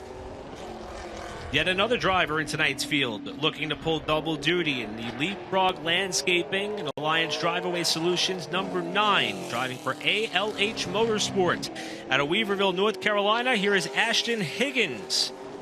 Higgins started on the outside pole at Southern National Motorsports Park, came home with a 7th place finish. Driver's had a couple of ARCA Menard Series East starts under his belt. Going to see what he can do here tonight at Hickory. First lap, pretty solid. That would be 6th the first time around. Needs just under a 10th and a half to overtake Connor Zilish, who continues to hold down the top spot in Pro Late Model qualifying for now. Higgins will pick it up to the top 5 with a 14.700. Ashton Higgins in car number 9 rounds out your top 5 with just a handful of cars left to go. As you mentioned, starting to get down to the nitty-gritty here in terms of single car qualifying. The Cars Tour Pro Late Models. This is one of your late goers here in qualifying, driving the number 15 North Creek Construction Group Chevrolet for TH Motorsports. The 21-year-old out of Mooresville, North Carolina, is piloting this machine. His name is Brett Suggs. Made some great maneuvers at Southern National Motorsports Park earlier in our season opener and kept that car out of harm's way. Brought it home in the 9th position. And lap number 1 for Brett Suggs is just shy of that. Sits in 12th at a 14.852. Solid looking lap number 2 for Brett Suggs. And it will slot him into 10. 14.775 is where Brett Suggs will sit. Because right now he's just on the outskirts of that top 10. Next driver on the racetrack has many, many years of late model stock car competition under his belt, driving the Jeff's Auto Sales, number 27 for Tissot Racing out of Arden, North Carolina. This is Lee Tissot. Believe it or not, Tissot actually won the Pro Cup Series race here at Hickory Motor Speedway, held back on October 14, 2000. This is someone who certainly knows how to get around this racetrack. First lap, however, 28th of the 28 cars that have taken time so far. He made 3 Pro Late Model starts with us in 2022, picked up 2 top 10 finishes, and of course, one of the 2 was right here at Hickory. Second time around for Tissot, going to move up to 25th with a 15.048 for Lee Tissot. Just a couple of drivers left to go to try to challenge for the pole award here tonight. This is one of the drivers that is looking to do it, driving the number 24 Gear Wrench Toyota from Cornelius, North Carolina. 15-year-old Brent Cruz is behind the wheel for Wilson Motorsports.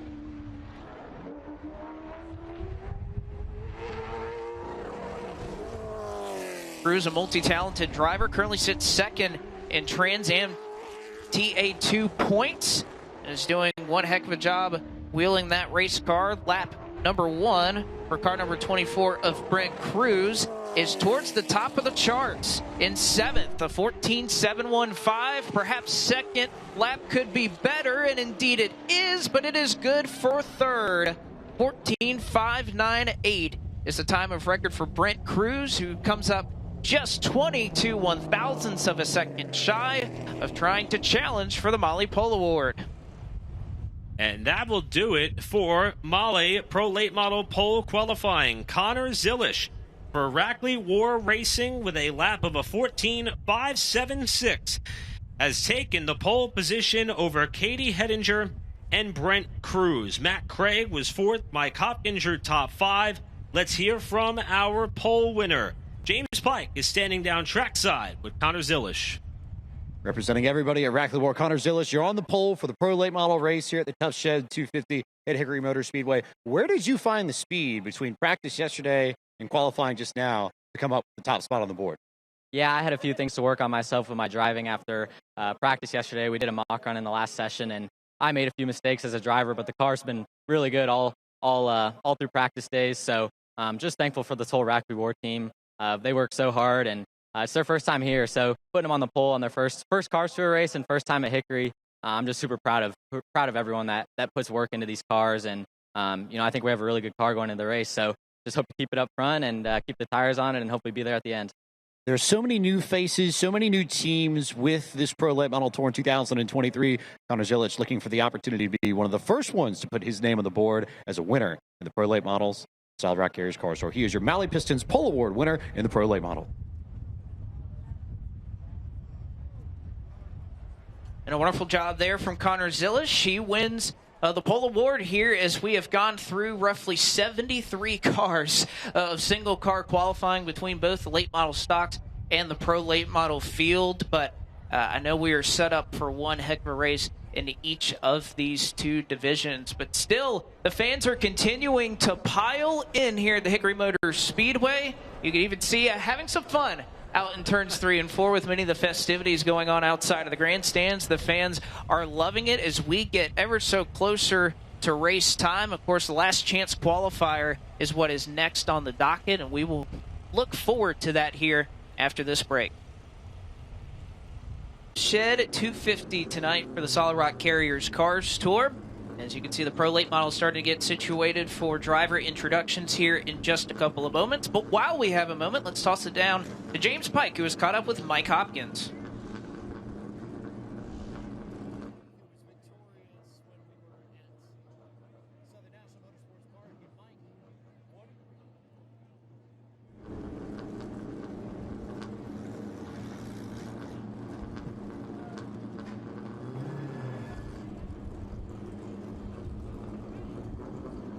All right, we'll see if we can get a word there with James Pike. Apologize for the technical difficulties here. I believe, though, that we have had it sorted out. And now, let's try it. Take two. James Pike with Mike Hopkins.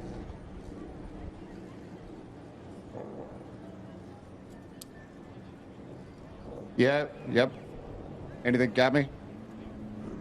Down here with Mike Hopkins, who was victorious at Southern National Motorsports Park. And Mike, what's the game plan to try and go back-to-back and get another victory here in the Solid Rock Carriers Cars Tour?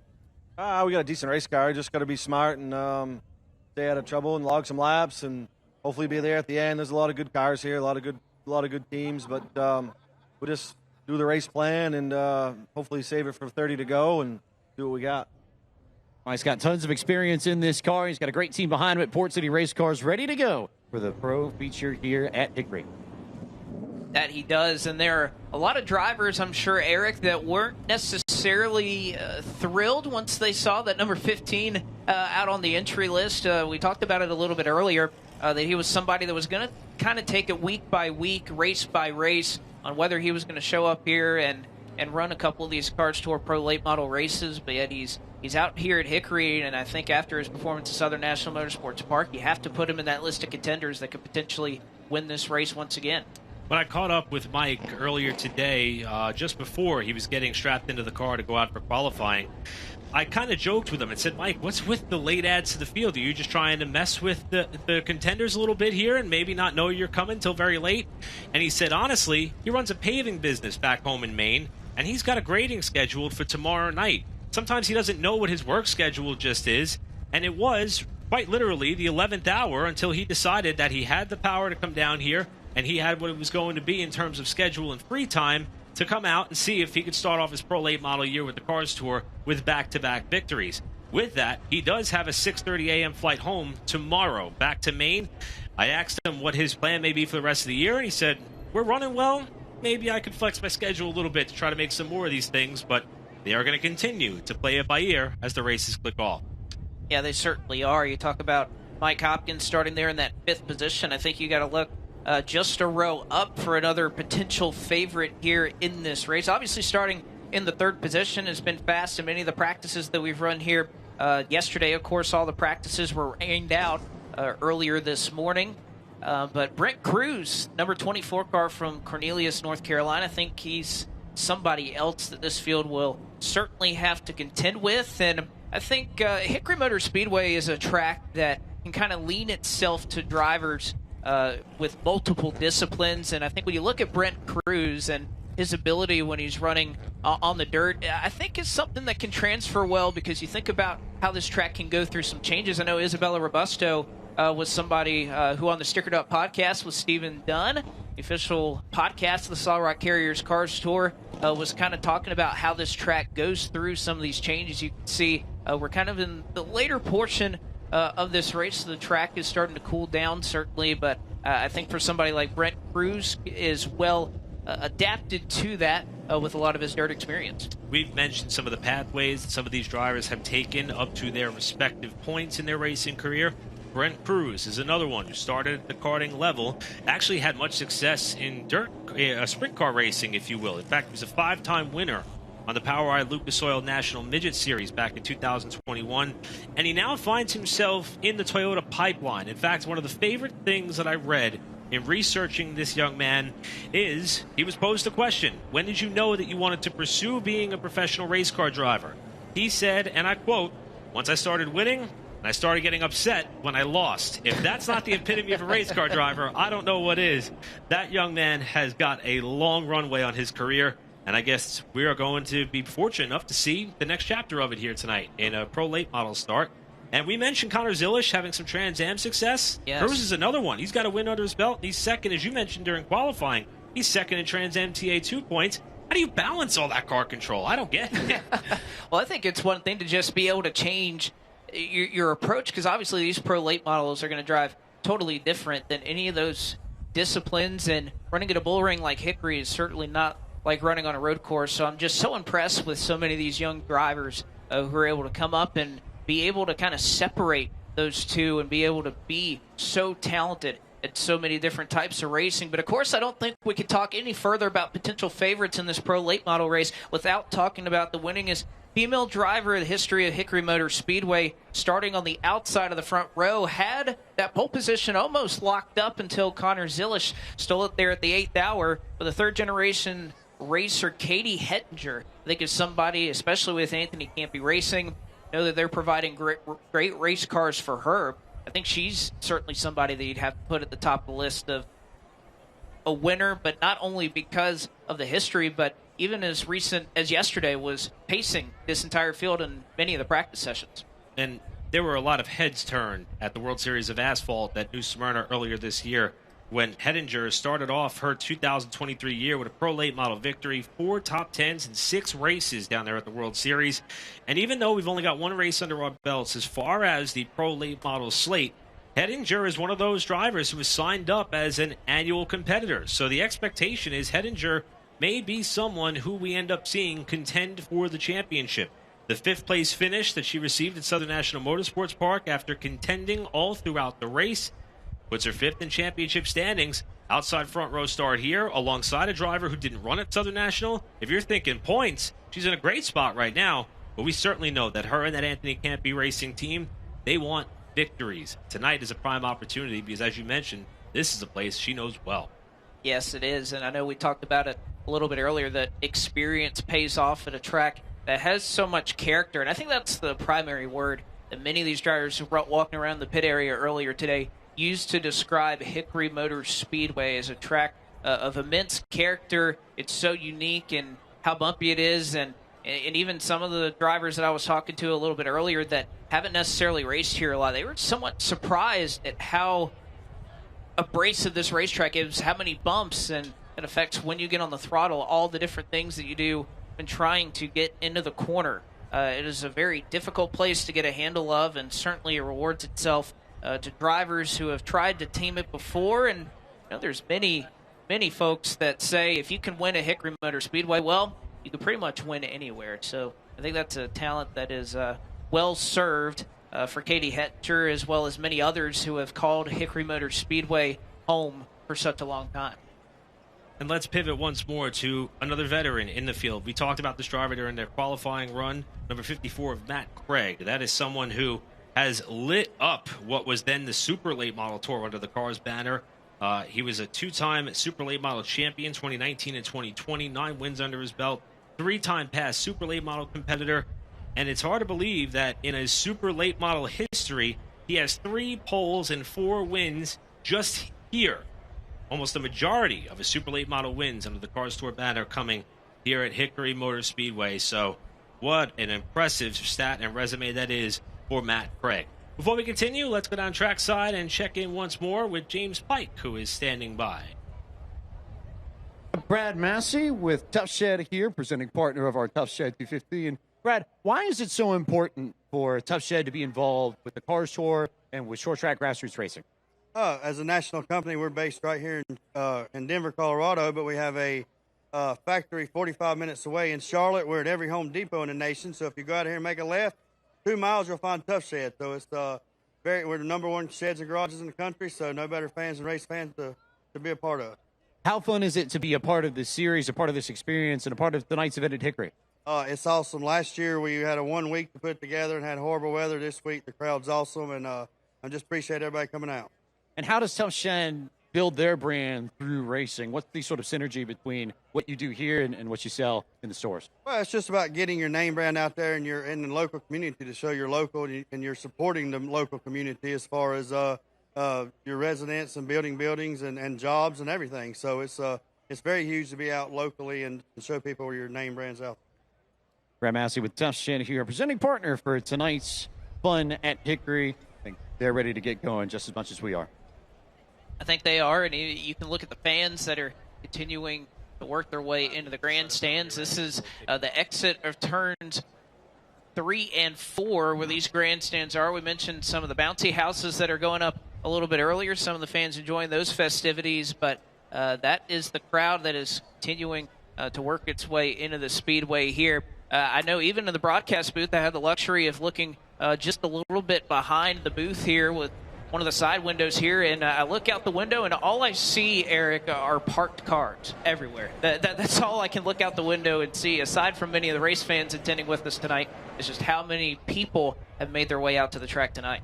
And even though the forecast at one point was absolutely abysmal, we've touched on this a couple times here tonight. I have a newborn at home, so getting a tornado warning on your phone at 7 a.m. as the alarm clock is not what we were looking forward to.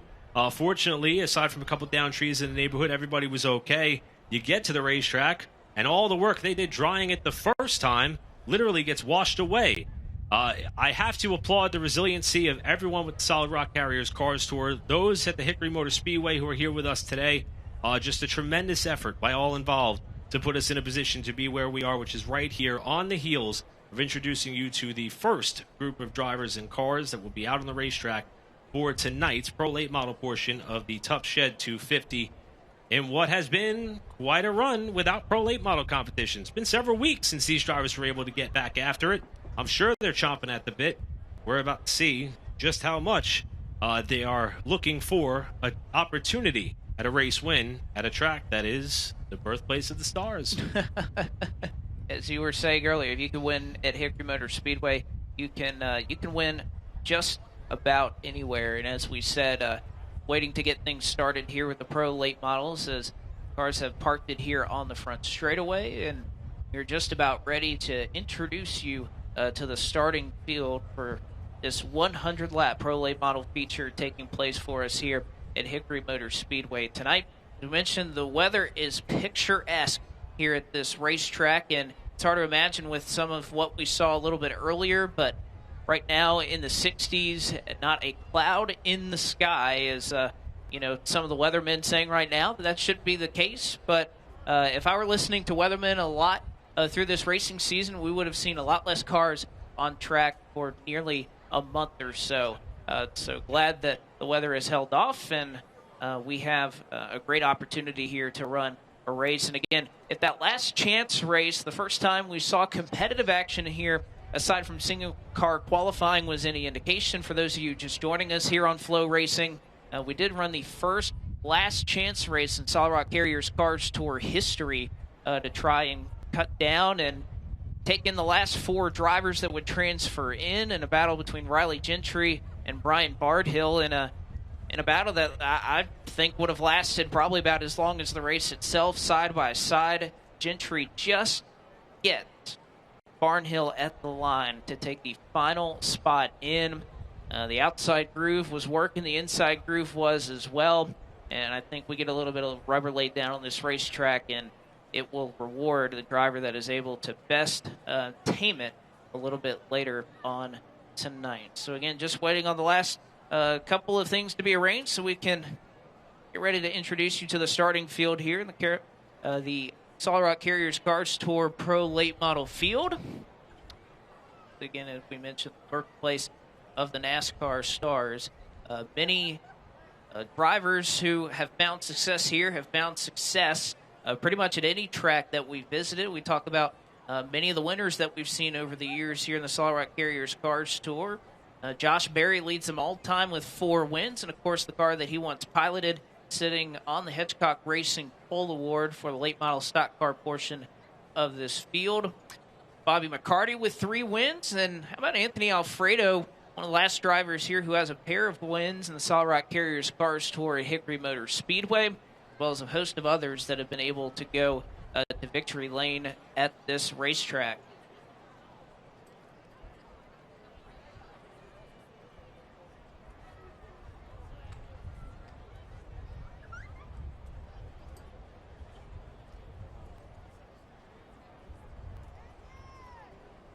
Again, Hickory has seen a lot of racing here in the weekly racing series.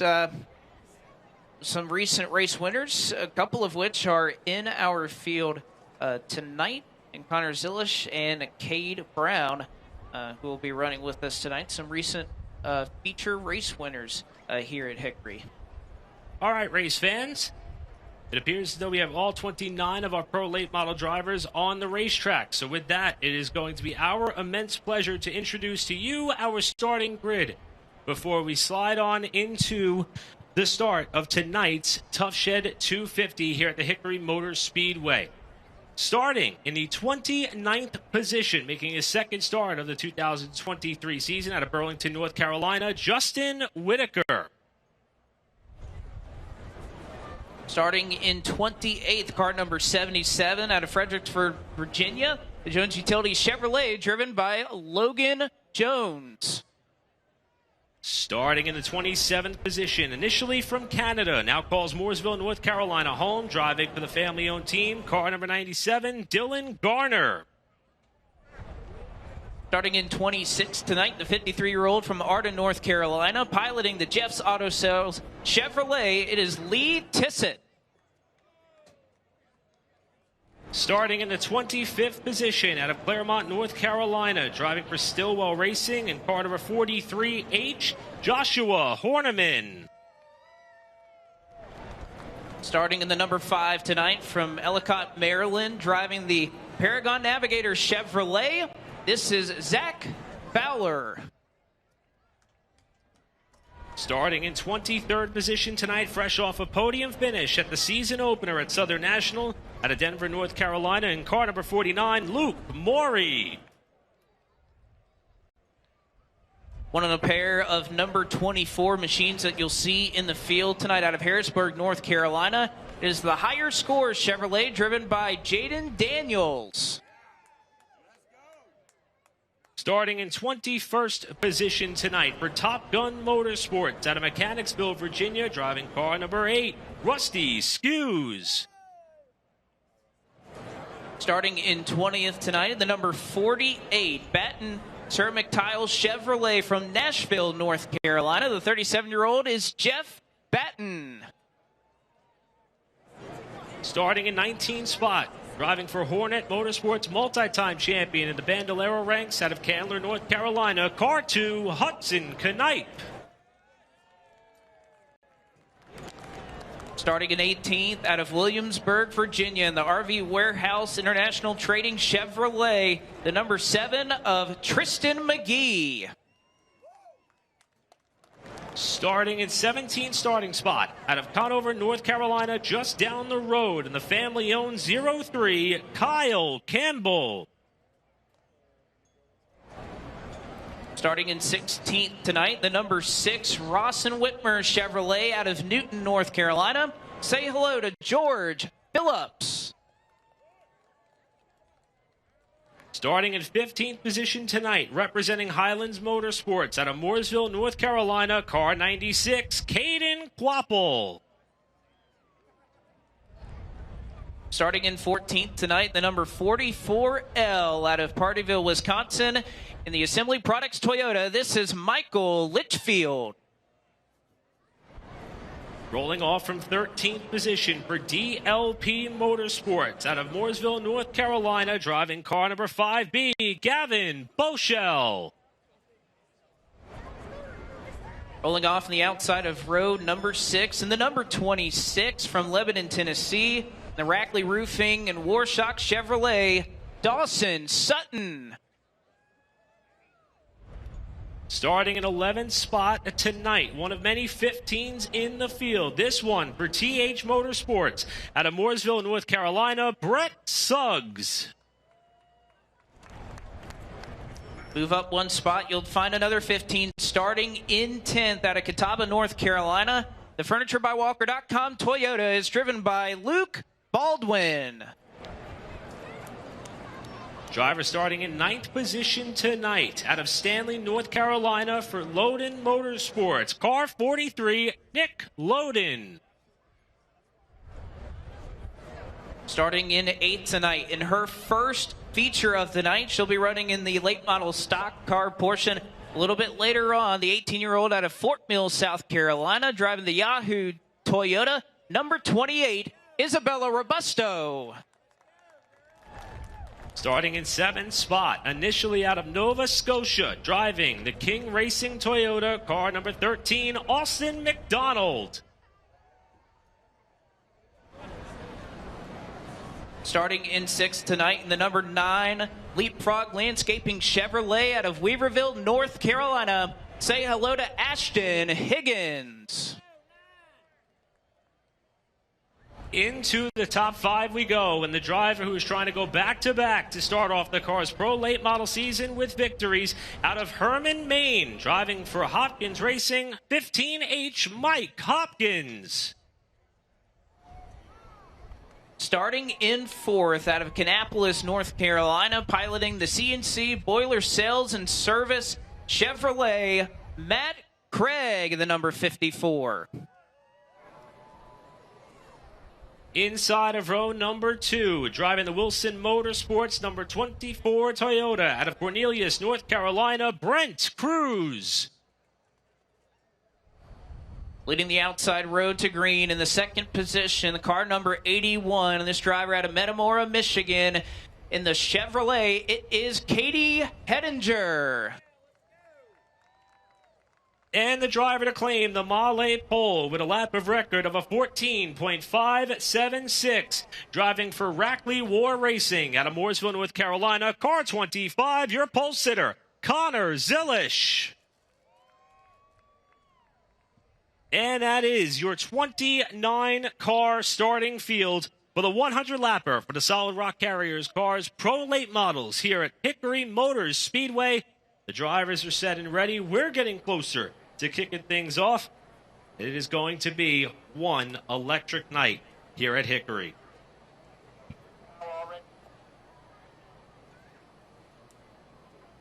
That it is, as we run entirely through the starting field here. These drivers have been sitting there waiting and ready to go. All the fans out here, the grandstands that have made the trip up to Hickory Motor Speedway tonight are certainly ready to go. And the crews down there as well, standing by their trailers, they are itching at the bit to get this race started as the lights are just starting to trickle on here at the birthplace of the NASCAR stars. You can see right there against this beautiful backdrop. One of the best parts about Hickory Motor Speedway is this gorgeous view with all the trees down in the background. It is certainly a sight to behold, but let's not wait any further. Let's toss it down trackside to James Pike and our pre-race ceremonies. Ladies and gentlemen, race fans, we ask at this time that you please stand and remove your hats if you are able. As Series Chaplain of the Solid Rock Carriers Cars Tour, Joe Lewis delivers tonight's invocation. Let us pray together. Dear Heavenly Father, we're thankful, Lord, that we're able to do what we love to do. Put in our hearts desire to see racing. Father, you've blessed us with the opportunity to be one of the greatest series in the country. Lord, we give you the thanks and the praise for how you connect people together. You are God, and we thank you for your blessings, and we thank you for this race. We're going to see some 72-some cars race. Lord, we pray you protect everyone. We pray that everybody would do what's the right thing to do. In Jesus' name we pray. Amen. And now, to honor America with the singing of our national anthem, please welcome Madison Mayberry. Oh, say, can you see by the dawn's early light was so proudly we hailed at the twilight's last gleaming, whose broad stripes and bright stars and through the pale rollers fly o'er the ramparts we watch were so gallantly streaming, and the rockets' red glare, the bombs bursting in air, gave proof through the night that our flag was still there. Oh, say does that star-spangled banner yet wave o'er the land of the free and the home of the brave?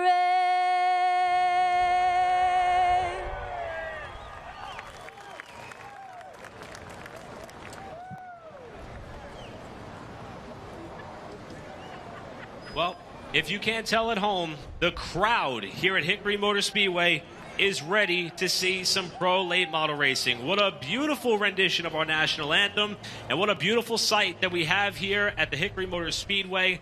29 cars on the front straightaway. Hard to believe that we're going to have yet another 32 come out when late model stocks have their turns at the racetrack. But the first item on the agenda will in fact be the pros as part of the Tough Shed 250.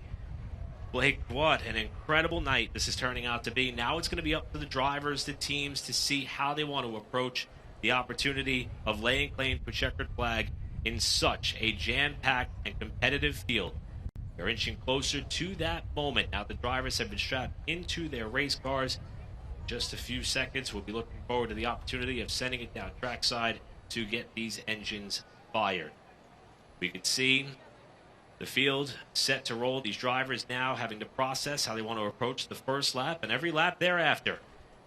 Knowing that there are many fans not only here at the racetrack, but many also watching along from home.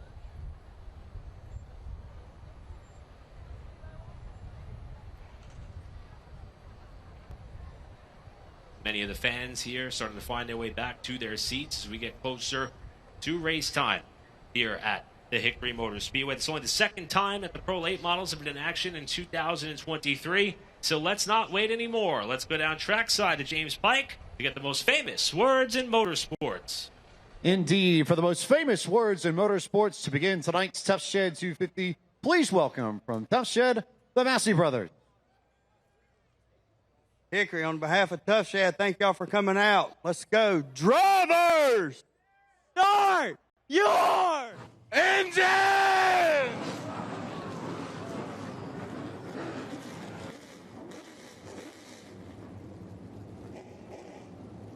Well, Blake, that's how you do it. Yes. I'm ready to go, as if we weren't ready already. I mean, my goodness. Qualifying was electric. The last chance race for the late model stocks, electric. And now we've got 2 races on the cards with the pro late models up first. We've highlighted many of the stories throughout the field. There's several more still to be told, and 100 laps of racing action coming our way. These drivers have been sitting on the sidelines for about 4 weeks' time since they got off the racetrack at Southern National about 1 month ago. I've got to imagine, between practice, everything that took place so far today, I can't imagine what these drivers are feeling as far as being ready and raring to go. That is certainly the case. It has been a long wait, not only for the late model stocks, but even longer in a couple of weeks for the pro late models here tonight. And they certainly have their work cut out for them against one of the toughest tracks that they will see on the schedule. As we'll go ahead and take a look at our starting lineup that we introduced you to a little bit earlier. And you can see Connor Silish right there, quick time of 14.576. Faced all newcomers there in taking the Malay Pole Award over Katie Hedinger.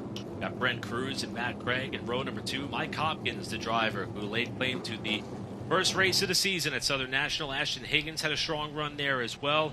Austin McDonald, Isabella Robusto. In fact, Robusto and Higgins, the 2 who are running double duty on this slate. Nick Loden and Luke Baldwin take you back through your top 10. Brett Suggs, Dawson Sutton to row number 6. You can see there in row number 7, you have Gavin Boschel, Michael Litchfield starting on the outside of row number 7. Caden Quapple, see if he can make his way forward. The 15th starting spot, George Phillips in 16th. You have Kyle Campbell running in 17th. Tristan McGee had a spin, so all things considered, I think an 18th starting spot. Not too bad for the car number 7. Hudson Knipe in 19th, and Jeff Batten in 20th. Rusty Skews, Jaden Daniels, Luke Maury, and Zach Fowler complete your top 24. The rest of the field sees Adam Joshua Horniman, Lee Tisson in row 13, Dylan Garner and Logan Jones in row 14, and rounding out the field will be that of car number 44 of Justin Whitaker. Let's get a pre-race report from James Pike, who's standing down trackside. Yeah, Eric, there are a lot of drivers in this field that have a big opportunity to try and make something happen in this Pro Late Model feature for the Tough Shed 250. The driver I have my eye on in the 81 machine for Anthony Campany Racing, Katie Hettinger, was the fastest car in all 3 practices yesterday afternoon and almost won the pole as well. I talked to her earlier. She said, we were fighting a miss when we tested here midweek in the motor, and we got that sorted, but my car was fast even when we were fighting the engine issues, so I knew if we figured that we were going to have a fast car, and I'm ready to go. She was also very loose and very casual when I visited her in pre-race. Some drivers might try and get themselves sort of focused in and in the zone. She was playing around with family and kids. There were 164 diecast cars over the pits, and she said, honestly, I'd rather it be this way. I like having fun with my people, and I'm competitive, but I like trying to be nice to everybody that I see at the racetrack. It could be a very, very big night for the Dryden, Michigan native. Thanks, Pike. And there were a lot of smiles around that camp earlier. Can't imagine what it would look like should Katie and team wind up in victory lane. Now, before we get underway, it should be noted that we do have a bit of rules that we need to lay out for you here. We understand that maybe many of you watching along on Flow Racing who may be just grasping on to the Solid Rock Carriers Cars Tour. 100 green flag laps, that's what's on the agenda here for the pros. There will be a competition caution after 35 consecutive green flag laps. However, you will not see that in the last sector of the race. Matter of fact, usually the last 40 laps is when they elect to not throw that competition caution. So if we run 35 laps under green, we will see the yellow flag, the Volt battery caution flag, that is. So Blake, all the preparation, practice, waiting out the weather. Now the moment's here. What do you do when that green flag drops? Well, that's a great question. I'm sure that's a question that many of these drivers are asking themselves. Remember, they went out for single car qualifying, and that's it. Haven't turned competitive laps on the racetrack today with other cars out there. So that's something that we will have to see. And many of these drivers are still somewhat skeptical of the speed they had in their cars. I know talking to a number of drivers in both the pro late models and late model stock cars was that there were so many cars here practicing yesterday. You know how many drivers said, well, I think we're really fast, but you know, on my flying lap, there's somebody in front of me or somebody ruined my lap. That was the case for a lot of these drivers. So being able to get clean racetrack and be able to put competitive race laps together, didn't have a whole lot of it heading into tonight. These drivers have been waiting quite some time for this, the start of a grueling stretch for the pro late models. Here comes Connor Zilisch and Katie Hettinger. We are kicking off the Tough Shed 250 with the pro late models at Hickory.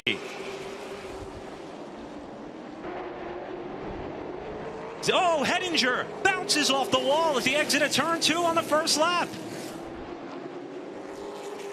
That car evidently no worse for the wear, but she got way wide on the exit of turn number 2 and definitely caught the concrete on corner exit. Now loses a spot to Matt Craig.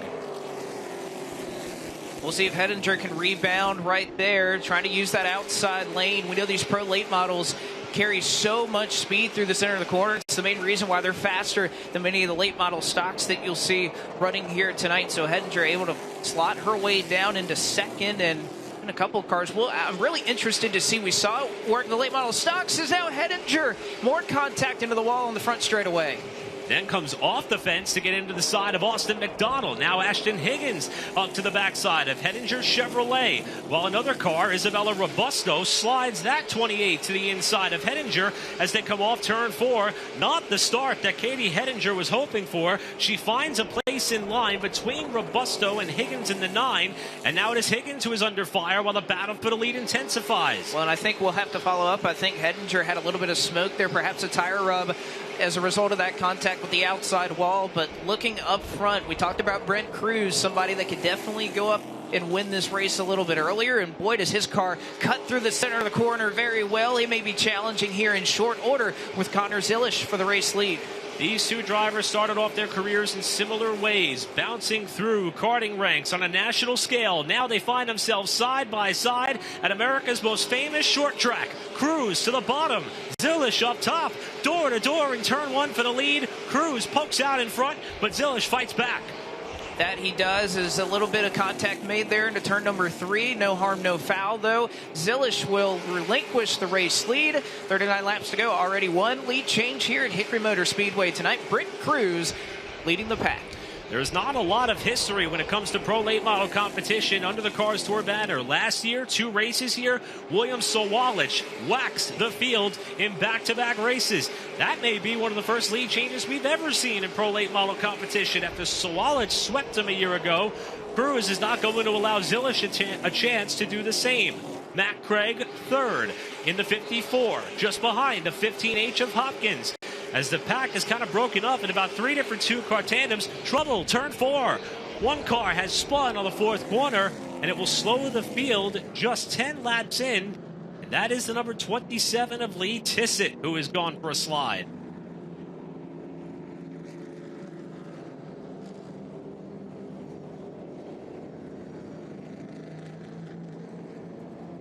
Tissett, who is someone, as we highlighted in our qualifying coverage, has had much success here at the Hickory Motor Speedway. Back when this series, which was kind of planted, or I should say the seeds were watered with what was the remnants of the old Pro Cup series back in the day, Tissett is a Pro Cup winner here. Back in October of 2000, brought the Jeff's Auto Sales Partnership, which has been a longtime supporter of the Hickory Motor Speedway back here. However, Tissett, in the opening go-around, had some problems to slow the field here just 9 laps in. But, Blake, there was a whole lot going on there at the beginning, especially with that number 81 car of Katie Hettinger. We might have an opportunity here to kind of see how the beginning of her race started off. Yeah, we'll see if we can. And again, throughout the field, most of the field was double wide. This is looking back at lap number 1, Katie Hettinger, and no contact with that 24, Brent Cruz, as she just got a little bit wide and got a little bit throttle happy there off the corner, pushed up into the outside wall.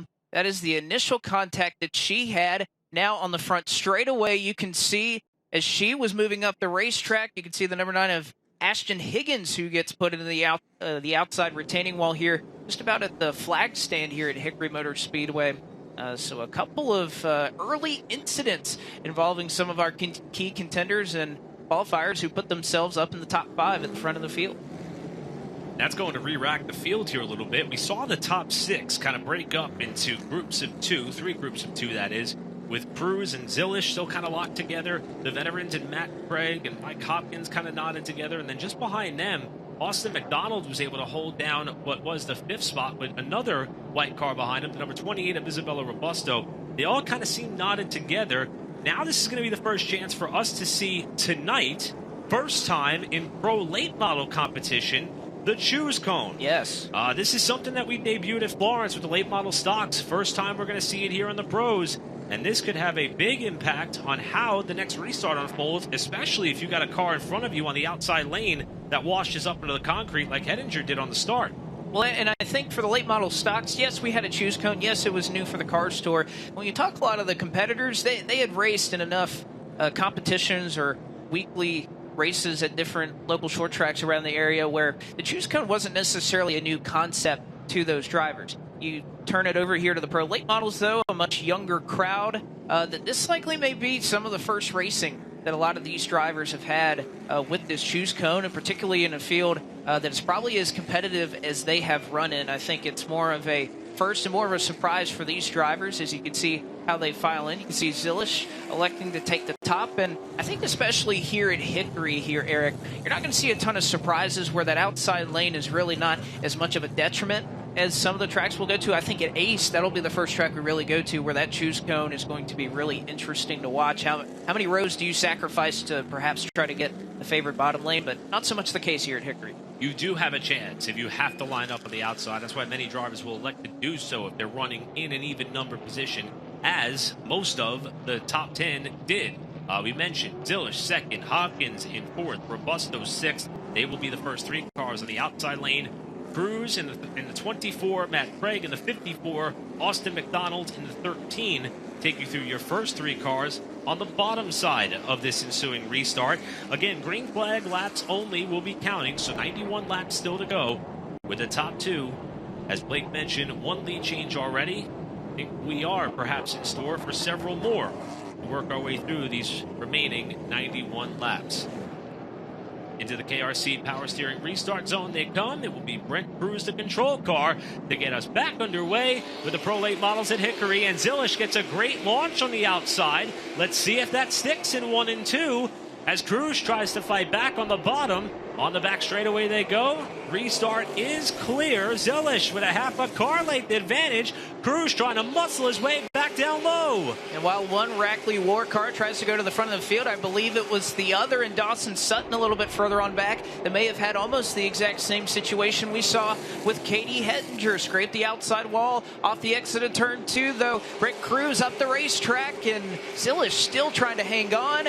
And oh, by the way, Mike Hopkins is here, Eric. He was pretty good the last time we were out at Southern National. Hopkins lurking. While these two young guns go at it, there may already be a donut. On the right side of Brent Cruz, number 24 car, there is, just behind the exhaust as he washes a little bit wide there on corner entry, trying to force his way up alongside at least to get door handle to door handle with Zilish. Now he runs him a little bit wide in 3 and 4. And it looks like Cruz finally able to complete that pass, or at least I thought so for a moment. Zilish able to try and slot in line, and that he is going to do in front of Mike Hopkins. So Brent Cruz, I tell you what, did a nice job trying to hold off Zilish right there, using all the racetrack he could on the bottom to try to make that move work. And that'll be an interesting talking point throughout the night. We know at Florence we had a lot of rain there on race day as well. Top lane kind of got washed off. Not as a lot of rubber on the racetrack, somewhat of the same conditions here, but I think Hickory much more willing to kind of run on that outside lane, at least early in this race, and this Pro Late field will certainly put a lot of rubber down. As you see the injury we were talking about earlier, the other Rackley War Chevrolet, Dawson Sutton on the inside of Ashton Higgins, who had contact with K.E. Hettinger, who just runs right behind him. I believe Ashton Higgins may have caught the wall a couple of laps ago on the backstretch. Almost did it there again as he leaves the door open on the inside for Hettinger to try to get back up towards that outside front row starting spot she had when they came to the green. Just in front of these two cars. Oh, we got a crash. Turn 4 yet again. This time a couple more cars are involved than the first time around. Tissot was one of them. That's Rusty Skews backing away, and the Top Gun Motorsports number 8 and Logan Jones in the 77 will complete the carnage in the fourth corner. Second time tonight we've seen Lee Tissot involved in one of the caution flags to slow this race. This one coming with about 84 laps still to go in this contest. Brent Cruz and Connor Zilish putting on a very spirited fight at the head of the pack. Forward to see what this next upcoming restart they have in store as far as these two and the rest of the field, because the racing has been intense since the word go. That it has, and these cars just carry so much speed around this racetrack, and they just look like they're absolutely flying around here. You can see two of those cars and the mentioned caution that we just had, and the 77 and car number 8 making their way down to the pit lane, and Rusty Skews and Logan Jones. So of course their crews will get to work on those cars and see if they can't try to fix them back up. You also have another car pulling down, and Justin Whitaker looks like he will also bring that car to the attention of his crew. But as you mentioned, Brent Cruz up front, Connor Zilish in second. Hopkins has already found his way up into that third position. But you know, one thing I wanted to point out looking at that last run, and I think when we took a look at that replay, you could really see some of the damage that Katie Hettinger had, and just seems as though that car is really tight after that contact with the outside wall, as she fell a little bit further back into the top 10 looking, and obviously started tight, or at least was on that opening lap, and I think that contact certainly not helping the handling of that race car. And you have to think, I'm flashing back to when we heard from James Pike pre-race. He talked about how elevated the moods were, especially after they elected to change the power plant in that car. And you think you're about to begin this race on the front row, clear track ahead of you essentially, and you get 2 corners in, and you've got a bit of a wounded hot rod at that point. So for Hettinger, wouldn't rule her out just yet, especially if this race continues to trend towards a bit of an increase in physicality, if you will, with Hettinger still inside the top 10, holding down that 10th spot prior to the choose cone, which is coming out this time by.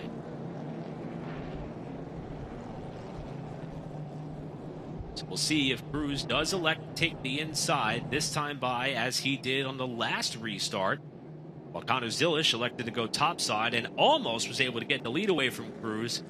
They traded a little bit of paint. The second verse will in fact be the same as the first.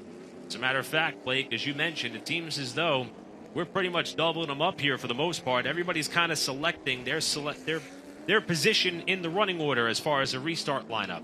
Well, and again, that's just a result of what we were talking about a little bit earlier, where Hickory really lends itself to, the bottom may be preferred at times, but that outside lane can also be as good. And, you know, looking at a lot of kind of replays of the last couple of years with the Cars Tour pro late models and the late model stocks, that outside lane really seems to be the place where good cars can make those moves, and we've seen a lot of races won here by utilizing that second lane here at Hickory. So no shock to see that the choose cone a formality here, but again, I'm really interested to see once we start moving forward. And even I think Brandon Pierce made a good comment on his Big Time Auto Racing podcast about Wake County Speedway and the new pavement that they have there, and they were talking about everybody kind of choosing the outside lane and how that track has kind of started to race with its new pavement. So I'm excited to see that, but yeah, certainly going to be changing it up in how these drivers choose throughout the many types of racetrack that we go to here in their cars. The character of the Hickory Motor Speedway is what makes coming here twice a year so much fun. Cruz and Zilish bring us back into the KRC Power Steering restart zone. Cruz already into the side of Zilish as they tussle for the lead in turn one. Washed up a little bit there and gave the right side door to Zilish, and we're not done yet.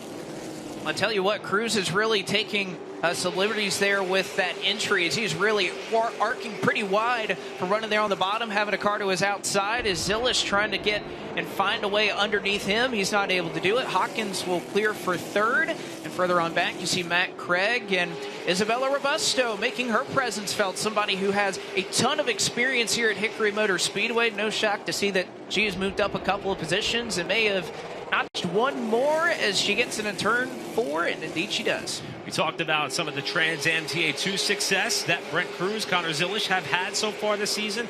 Let's not forget Isabella Robusto in that 28 car. She's got about 69 to 70 races or so on her schedule for this year. Also doing some GT sports car racing of her own in the Toyota development pipeline as we got double wide action all throughout the pack. There's the number 44 making his first start of the season, one of the 44s in the field. That one is that of Michael Litchfield, who is trying to make a move. Also, Tristan McKee after the spin in qualifying. And unfortunately, Blake, Edinger keeps falling back. Big crash for George Phillips. Just a small checkup when all those cars were running in line started all of that, and George Phillips, who was well behind, looks like he gets the worst end of it, but several cars with some significant damage. George Phillips there, you can see some smoke starting to billow out, and unfortunate for Phillips, who was fast, ran into a couple of incidents at Southern National Motorsports Park, and certainly here at Hickory, it's amazing how fast that wreck had. Oh yeah, you can see that car is not going to be making any more laps here tonight. Definitely knocked the radiator out of it. Did that of Phillips, who represents a Setzer Racing and Development team. In fact, saw Dennis Setzer around here earlier. He's the one who went and got the 4 race tires. And Kyle Campbell. We talked about him as one of, he joined Caden Quapple as 2 of the drivers who were semi-finalists in the 2023 Alan Kowicki Driver Development Program. Unfortunately, did not make it to that final round, at least this year. And I had a very long and extensive conversation with Kyle, and he said the one thing he wanted to avoid was this. Heartbreaking for that small family-operated team. They were going to try to make all the races. You got a lot of work to do to get that car ready for Ace, that's for sure. Yeah, and you know, that was a theme really talking to anybody in the pit area these last couple of days is, yes, we had about a month of a break after Florence for the late model stocks. We had even a longer break if you're part of this pro late model class, but particularly for these family-run teams, it is hard to run into an issue at this portion of the schedule where so many races are packed into this next month. And for more, we're going to toss it to James Pike down on pit road. I've got Kyle Campbell here. Kyle, what happened from your perspective coming out of turn 4? I didn't even see a wreck. I was trying to get by the 6 on the top, and they just stopped. Nothing I could have done. It sucks. We're a single-family team. I'm going to be out for a while. Hopefully we can get it fixed, but it's going to be tough. We're doing all we can, but they stopped in front of me. Nothing I could do. A really tough break for Kyle Campbell, who does have a significant amount of damage on the front end of his car that he's going to have to repair. Blake, I'll tell you, we talk about storylines. Each driver in the field is a representative of several storylines to how they get here, who supports them, how it happens, and to see that young man and he mentioned family-owned team, it's pretty much him and his dad for the most part, being swept up in this chain reaction that saw about 4 cars stack up. Hettinger, perhaps one of the first ones to get a little bit of a nudge from behind by Litchfield. Here it is again. In fact, that's Caden Quapple down on the inside of the apron of the racetrack. Suggs was next in line, then Litchfield. Batten gets really sideways, and in the accordion, Phillips gets sent to the outside wall, with Campbell pretty much ending up well underneath the fuel cell of Phillips' car. Yeah, you take one more look. Hettinger has a car to her inside, and she's running the yellow line, so there's nowhere for Quapple to go.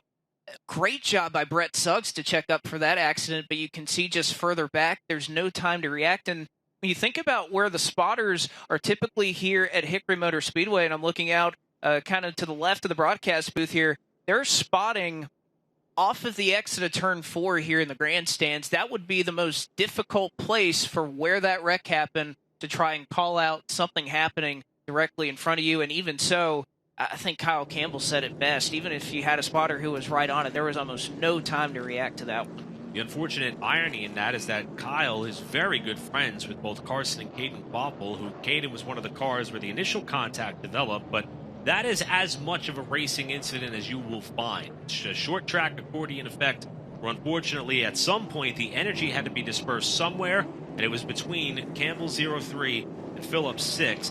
Now, keep in mind, George Phillips, he came into the night 14th in championship point standings, and it looks like he may be one of the first few cars out of this race. And that is going to be something that is going to put that team into a bit of a hole. But as you see, the cleanup continues here on the main straightaway. We're going to step aside. We'll be right back with more Pro Late Model Racing from Hickory next.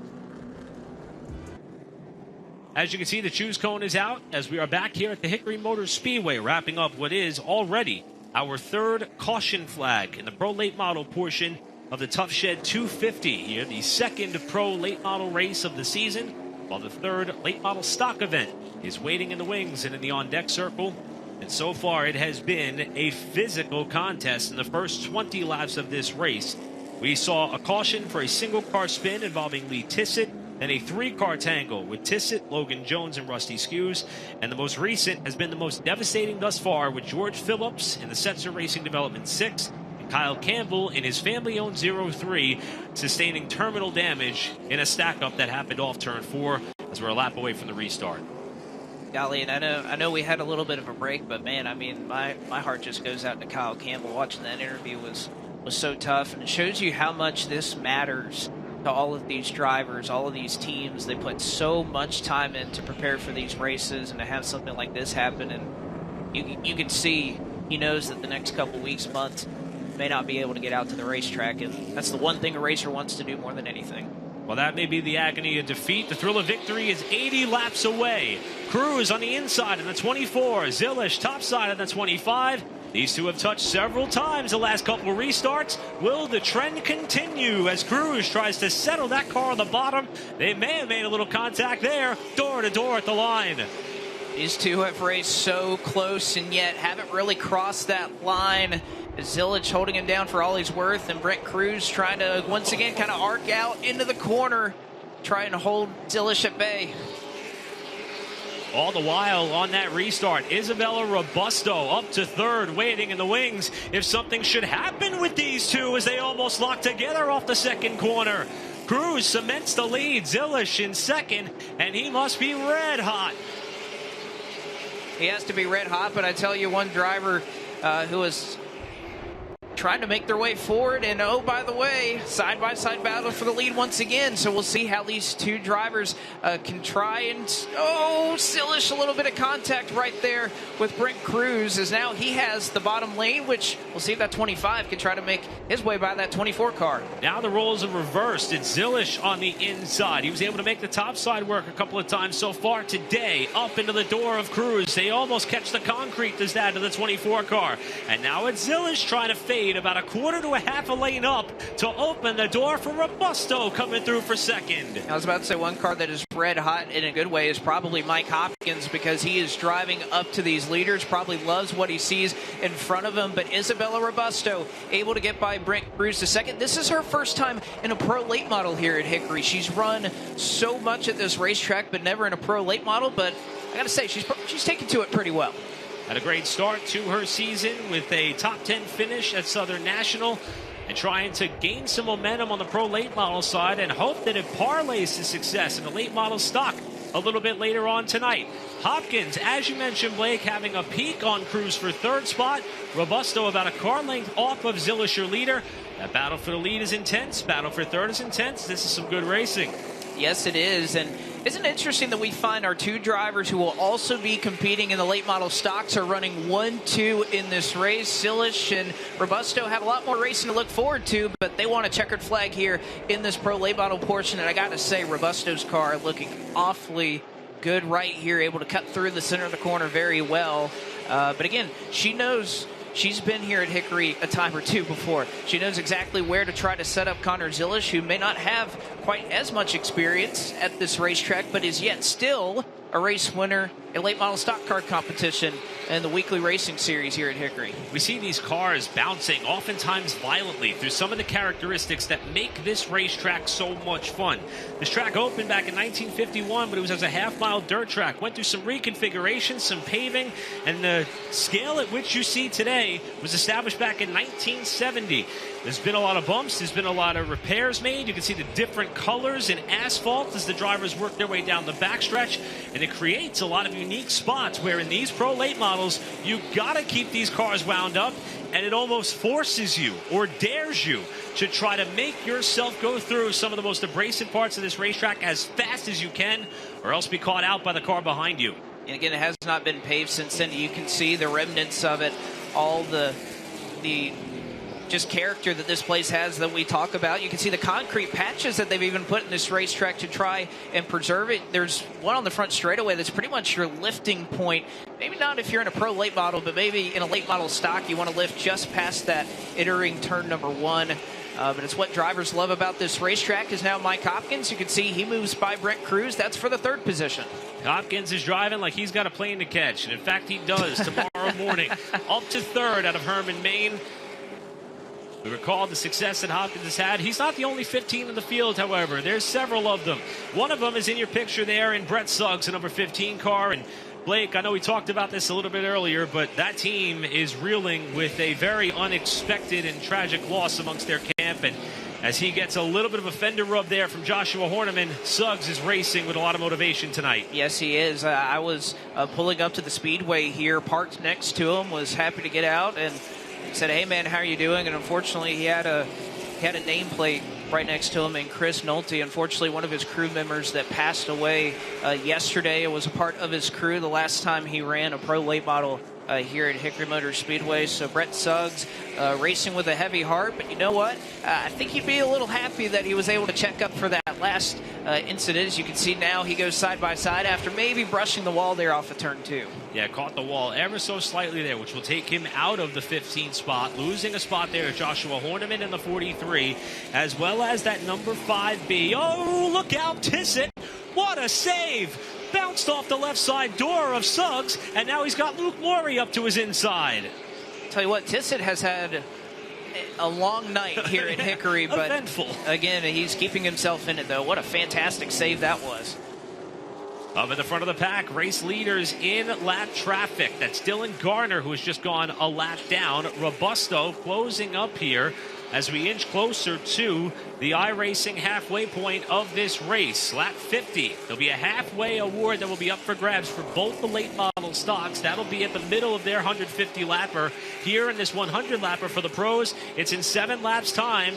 And right now, Robusto is starting to challenge Zilish not only for that lead, but for that iRacing halfway money.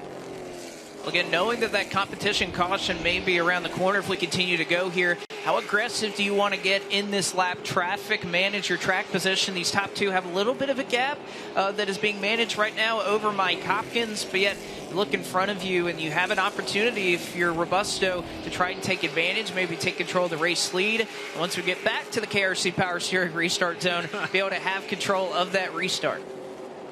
We could see Lee Tissot, who is one of the cars who was involved in a couple of the cautions tonight, alongside of Rusty Skews, right in front of the leaders. Justin Whitaker also in front as Robusto turns Zilish off of turn number 4. Zilish may have lifted momentarily as he caught the tail end of the lead lap, and Robusto turns Connor Zilish out of the race lead. And I tell you what, he got on the brakes quickly, and thank goodness, because I thought that that car was headed right towards the very tail end of that pit road wall, and not only if he does that, he bounces back into traffic. Who knows what could have happened. So great reaction there, quick reaction by Zilish, keeps that car out of harm's way, and he comes back right on the racetrack, right in front of Isabella Robusto. We talked about Katie Hedinger and how her positioning on the front row and the energy that was behind her going into this race. We heard from Connor Zilish after he won the Mahle Pole Award earlier, and he sounded eager and ready to strap in and do battle. And just like that, the chance at a victory may not be out the window, but it has certainly gotten much more difficult after racing for the lead had gone bad off of turn number 4, just a handful of laps shy of halfway, and a handful of laps shy from what would have been the first competition caution of the night. And our cameras caught it live. I think you made a great point. It was more of the lap traffic and not necessarily knowing where they were going to go. And this was something that was brought up in the drivers' meeting a little bit earlier in terms of lap traffic. One of the things about Hickory Motor Speedway is that it is a multi-groove racetrack. So some cars will be running in the middle, some cars will be running on the bottom. And having to know where that lap car in front of you is, the one Mitchin that Danny Willard was talking to these drivers about earlier was be predictable. And I think you could see Tissot right there. He was a little sideways off the corner. I think you see Skews react to that. And if you're Robusto, you can't see through those 3 or 4 cars in front of you. A lot of similarities to this incident and what we saw take out George Phillips and Kyle Campbell. There's Tissot with the slide. Skews lifts. He's already got some damage to the front end of that race car.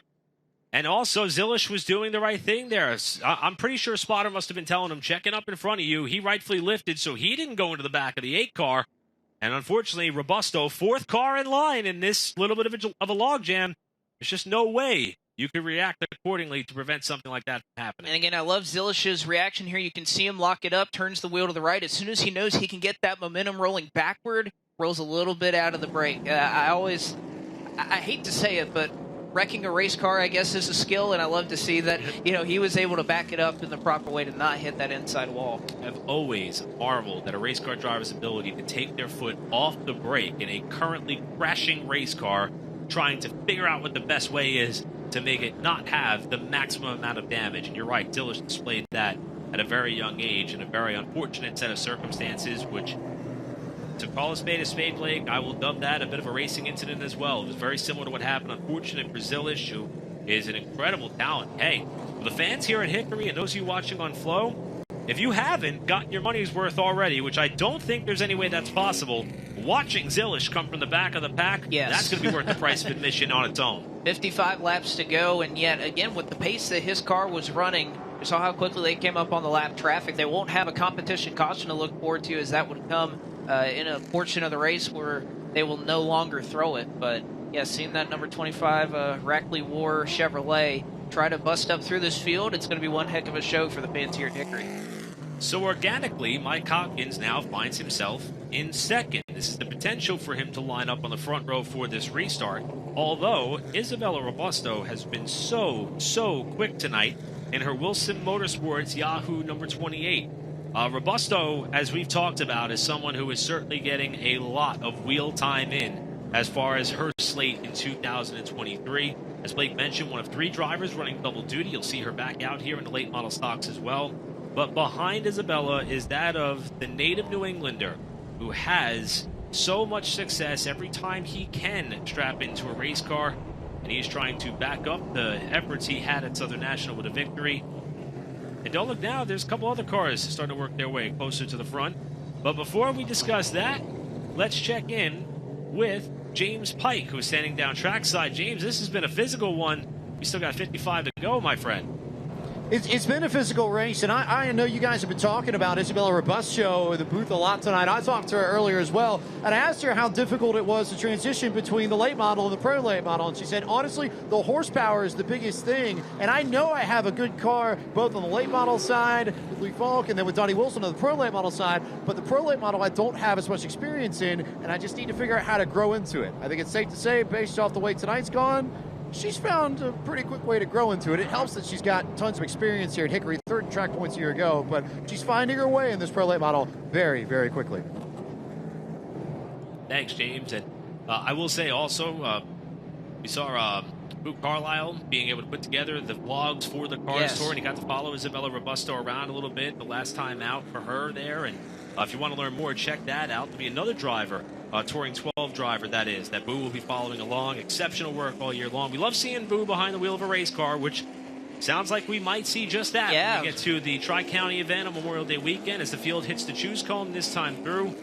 But Isabella Robusto elects the bottom. Hopkins topside, Cruz third. McDonald working his way further forward. Matt Gregg will restart in fifth. And the other Brackley War car in the field in Dawson Sutton, now outside of row 3. And I can't advise you enough. Go watch that vlog that Boo's got. It's a great watch this weekend. It'll be Chad McCumbee, the defending winner of this spring race at Hickory Motor Speedway in the late model stocks that he'll be chronicling. And, of course, Chad, a respected and veteran racer in his own right. Should be fun to see the fun that he and Boo have together this weekend. Field now half a lap away from the restart, 5 laps shy of halfway, and the iRacing halfway bonus that will be up for grabs here. Still much to be decided. Zilish stays on the racetrack after spinning out of the race lead. We will keep you abreast as to his progress back forward as they come into the KRC Power Steering restart zone. Robusto and Hopkins bounce off each other as they come to the line. Oh, and Cruz, I thought he thought about going 3 wide there into turn number 1, backed out of it just a little bit, but Hopkins nearly into the wall, scraping it, trying to make that outside work, and my goodness, he is running way higher than we've seen any car run tonight, but you know what? He is putting it to good use as he has it at the stripe, and he will clear Robusto off of turn 2. One of the things we've seen several times tonight is the inside car slide up into the left side door of the car on the top lane. Hopkins made sure he left plenty of real estate between he and Robusto, and he's got the race lead. Side-by-side battle here. McDonald in the white 13 on the outside. Craig in the 54 on the low side, as Robusto may have a fender back inside your leader. She has a fender inside, but Hopkins is running. Look how high he's running. He's putting his right side tires there on those, the white lines, and he may have gotten a little too high, as now Robusto counters back with her own punch. She takes the race lead back from Mike Hopkins. The effort to dust off that 2.5 or maybe third lane didn't pay off that well there, and he is a lap away from potentially losing the halfway money as Robusto is out in front. Here is Sutton trying to muscle his way down to the inside of McDonald's in the 13, and Luke Baldwin in the black number 15 just behind. Sutton, one of the biggest movers we've had in this race, started back in the 12th position and finds himself up into the top 5. A little bit of contact there with McDonald, though, entering turn number 3. And, boy, McDonald still got a great run off of the corner. And I tell you what, in 3 and 4, I still am marveling at the line that Mike Hopkins took there. I think these drivers put that in the memory bank. Remember that for later on in this race. One of the other 15s in the field, sandwiched in the middle of that battle. Luke Baldwin, as we got contact behind. Here is Connor Zilish. Already? Are you kidding me? Already. Just shy of the top 10 is that of Zilish. He's battling Caden Quapple in the 96 and Ashton Higgins for what would be 10th and 11th respectively, as Quapple makes a little bit of contact there with Higgins off 4. I mean, he's made up, 7, 8, 9 spots in just a handful of laps. I mean, that is just incredible, the pace that's in that Brackley War car. You can see his teammate a little bit further up in the field in Sutton that we just talked about, getting up into the top 5, and you can see it right there, is battling and yet still making up so much time as he gets by Higgins. As you mentioned just a short while ago, though, Blake, for Zilish, if he's going to need the help of a yellow, it's going to have to come in an organic fashion. We're going to be beyond the point of that competition caution, being able to bail out the driver, that 25, but his charge forward is not done yet. That is for 10th position on Caden Quapple. Pass made, target locked and set on Hettinger, who's up the road in 9th. It's incredible how fast that car is. And on the opposite side, and a decent rebound for Hettinger, who just really looked to struggle and looked really tight after making contact. Hasn't quite been able to make her way further forward up into 7th or 8th. A little bit of smoke, I believe that was off the McDonald machine. But Hettinger is just kind of settled in this position right here. But you can see Zilish pulls away by a couple of car lengths in just one lap. That 25 car is just hooked up right now. Not missing anything up front. The gap from first to second, about 0.3 of a second. As Hettinger in the 81 has a look on the inside of McKee in the 7. Luke Baldwin just in front. This is the beginning of what may be a 3-race deal. Had the the support of the Salty Dog Cafe come on board. Of course, Luke, the son of Daytona 500 winning crew chief Tommy Baldwin, and we'll be seeing him for at least a few more races to start off this season. Hopkins starting to close. Cruz about a second plus back in third as the fight for the lead is on with 40 to go. And boy, does this remind me of Southern National in so many ways, as Hopkins was sizing up the competition, running up in the top 5, and elected to strike at the perfect time, and may have gotten up into the marbles here at Hickory when he had that little incident, but trying to find a way back about Isabella Robusto. We have chronicled Connor Zilich's drive up through the field, and he has one more spot that he's gaining. He finally gets by Katie Hedinger. There is a possibility that if Zilich could time a bit of a yellow, he may not be out of contention for this one just yet. We're also getting to that point in the race where we are going to see who has been able to maintain their pace throughout the duration of this 100-lapper, and getting off the corner is what's going to be key. Hopkins holds a tighter line on the left side of your screen in the double box to close up ever so closely as we got a spin in turn number 4 right in front of the leaders, and that's Rusty Skews that's going to slow the pace of this field, and Connor Zilich has got to be thrilled about this.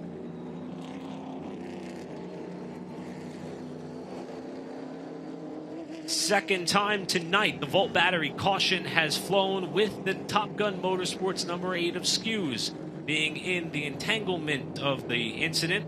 This one a single car slide for the Ford Mustang. We will get the car righted. It will be a relatively quick caution period before we throw the choose cone back out there and get this race back underway. And what this sets up is a great sprint to the end of this race. You talked about Robusto has control of that restart. Connor Zilich, of course, has an opportunity now to be stacked up as he got up into the, let's see here, 9th position.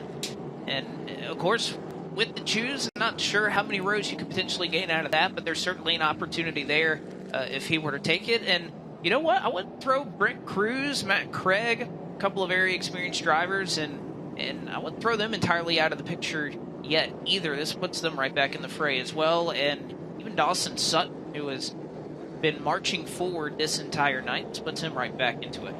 Word is this is going to be a quickie yellow, so the pits are not going to be open for any of the competitors, which means we should see the choose cone pretty quickly here. So if these drivers need some time to go over what their plan is going to be when they hit that point on the front straightaway, they will not have much more time to ponder the decision that lies ahead. Doesn't look like it's going to be this time by, but I have to admit, Blake, I'm a little bit surprised at Matt Craig kind of running just about where he started. In fact, right where he started. He was someone who, just like Hopkins, when you see that name on the entry list in any form of stock car competition, the odds makers automatically have to start placing him in as one of the favorites. Kind of just been, he's avoided trouble, just been riding in that 4th spot. 38 to go, perhaps could be saving something for the end. I think we're about to find out. We may see if he does, and he's had a lot of success in cars competition at Hickory. Hasn't been in the pro late model, but in the super late model has 4 wins, 3 poles to his name, so knows how to get around Hickory Motor Speedway very well. And I think I'm kind of on board with you there that he's one of those names you see it. It's not an expectation, but you certainly know that he will contend for the win. And who knows, here in this late run, he may just have that up his belt, something to notch in his belt for Matt Craig. Choose cone is on the racetrack. Robusto selects the inside, and it is going to be Hopkins trying the top side. See, Connor Zilich wants to be on the low lane. He'll in fact be just 2 cars behind his teammate Dawson Sutton. So Robusto and Hopkins going to make up your front row. Brent Cruz in 3rd, Matt Craig 4th. Dawson Sutton rounding out your top 5. Austin McDonald in 6th. Luke Baldwin having a very strong Cars Pro Late Model debut, currently holding down the 7th spot when they come to the restart. Christian McKee in car 7 alongside an 8th. Connor Zilich is going to be in 9th position, while Caden Quapple rounds out your top 10 as the restart order. We're a lap away going back racing. And I don't want to mention it too many times because, again, drivers would like to move on from some of their mistakes, but I think the response that we have seen tonight, not only in the qualifying lap itself, but in how Tristan McGee has handled himself in this race, been very impressive given the spin that he had in qualifying when he had it. Find himself up in 8th. I think that young man has done a great job here in this race. Still an opportunity to improve on that. Isabella Robusto brings us into the KRC Power Steering restart zone. Round 1 winner, Hopkins trying to keep her honest on the outside lane in turns 1 and 2. Robusto by half a car length has the edge to 3. It looks like she's going to be able to clear Hopkins. Oh, a big slide. That's Sutton, who was down onto the apron in 3 and 4. Looks like everything is good back there, but Hopkins is able to get back to the bottom, and he is all up almost into the fuel cell of Isabella Robusto off of turn 2. They still go side by side behind him for 4th. They're side by side now for the lead. Hopkins has a nose down low. Hopkins has a bit of a cheering section just outside of our tower, trying to urge that number 15 to get up to and past Robusto for the top spot. Cruz, 3rd. Sutton alongside Craig in number 54. And Connor Zilish is inside of Luke Baldwin, continuing his charge forward. That is amazing right there, and almost caught up to his teammate in that car number 26, as Sutton still stuck in that side-by-side battle for the 5th spot. But my goodness here, I mean, Zilish, he could still win this race. It is well within the realm of possibility that that could happen here with 34 laps to go. Needs a little bit of help to make that happen, but he's certainly just on a tear right now. No matter the outcome, you have to be impressed with his ability to maintain composure and put on a charge up through the pack of this nature. Austin McDonald, the 13, next in line. Now down nearly to the apron is that of Zilish as he draws even with the door of car 13. Little bit of contact there off the corner. All the while, Sutton and Craig continue to bounce off one another in what is a race just up ahead of Zilish in what would be 4th. McDonald trying to hold up the racetrack, and now Zilish going to get 2 for 1 in one corner. He has already found himself back into the top 5, side by side with Sutton, I should say, his teammate. He finds himself in 5th, and oh, by the way, Isabella Robusto still has her hands full trying to fend off Mike Hopkins. That time, Hopkins had a great drive off the corner. Look at him close in as they exit the corner. This is where Hopkins gained a lot of ground last time through, holding that car tighter on the exit of turn 4, but not enough to draw alongside Robusto, who continues to hold the lead with Brent Cruz lurking. Again, I think this is where experience is really going to help Robusto, and knowing if your car maybe isn't quite working as well as Hopkins, where you need to run on this racetrack to try to make that pass as difficult as possible. But you can see Hopkins trying a little bit of a wider line into 1, trying to keep that momentum off of turn 2. But I think this is where Robusto, having that experience at Hickory, is something that is going to help her once again. A little bit of lap traffic up the road, though. That's another factor in this race, that with 27 to go, you see the number 49 right in front of them. But they're about half a track behind, but they will catch that traffic if we continue going here. Zilish now up to 4th, ahead of Matt Craig. The right side of your double box. Left side, you see Luke Maury, 3rd place finisher at Southern National Motorsports Park. Brought on a new partnership for the start of this race. And the number 49 car of Maury is having a bit of a slide. In his Armed Society Meta Militia, number 49, he yields to the top 2. Robusto and Hopkins clear of Maury, who settles 3rd car in line between runner-up Hopkins and 3rd place runner Brent Cruz. Again, clean racetrack in front of them for now. It's been about a car length that has separated your top 2 for the last handful of laps. Fastest car on the racetrack, shouldn't be a shocker, was Connor Zilish, who now is clear of the 4th spot. But again, he probably needs a yellow to get back in contention of this one, as he's about crossing the start-finish line and needs to make up 2.7 seconds when they were heading into turn 1 there. The unfortunate reality for Zilish is Dawson Sutton continues to trade paint with Matt Craig, who moves him out of the way. Sutton gets a shot from behind from the super late model champion to fall back another spot and out of the top 5. Oh, you can see Sutton lit up the back tires. He desperately wants to get back to that 54 if he can. And McDonald, I think, kind of followed him up into the outside wall there off of turn 2. These prolates, and again, continuing to see smoke or potential tire rub right there for Dawson Sutton, perhaps after that contact. Yeah, you can see it into the corner, a little bit of smoke trailing that 26 car. Hopkins on the left side of your screen appears to have decided to settle in just a little bit to see if he could perhaps give it another go to get up to and around Robusto. That time, Hopkins lights up the backside of the race car off 4. That skate cost him just a little bit of breathing room, but he is still within a car length of Robusto as they race into turn 3. You see Connor Zilish getting by the lap traffic and perhaps even a little bit of contact there as he was trying to make his way by. Hopkins that last time you could really see trying to wrap the bottom. But again, remember what Hopkins was able to do a little bit earlier in this race on those restarts, was able to go way up to the top. I wouldn't put that outside. That happening especially with the fact that, oh, by the way, getting bigger in the windshield of Isabella Robusto and Hopkins right here, lap traffic up the road. One of the big things we've been talking about, Blake, time and time again, mental toughness.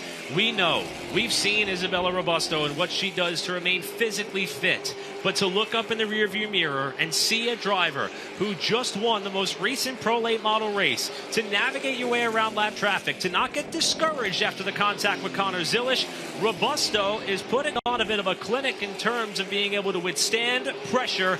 Can she do it for 16 more laps? That's going to be the question, and again, it's going to come down to who can get through this lap traffic a little bit better. You can see the number 24 goes out of the way. Robusto has to go to the high side, but letting them settle it amongst themselves as the other 24 machine gets out of the way, and Jaden Daniels to let these two fight it out with 17 to go.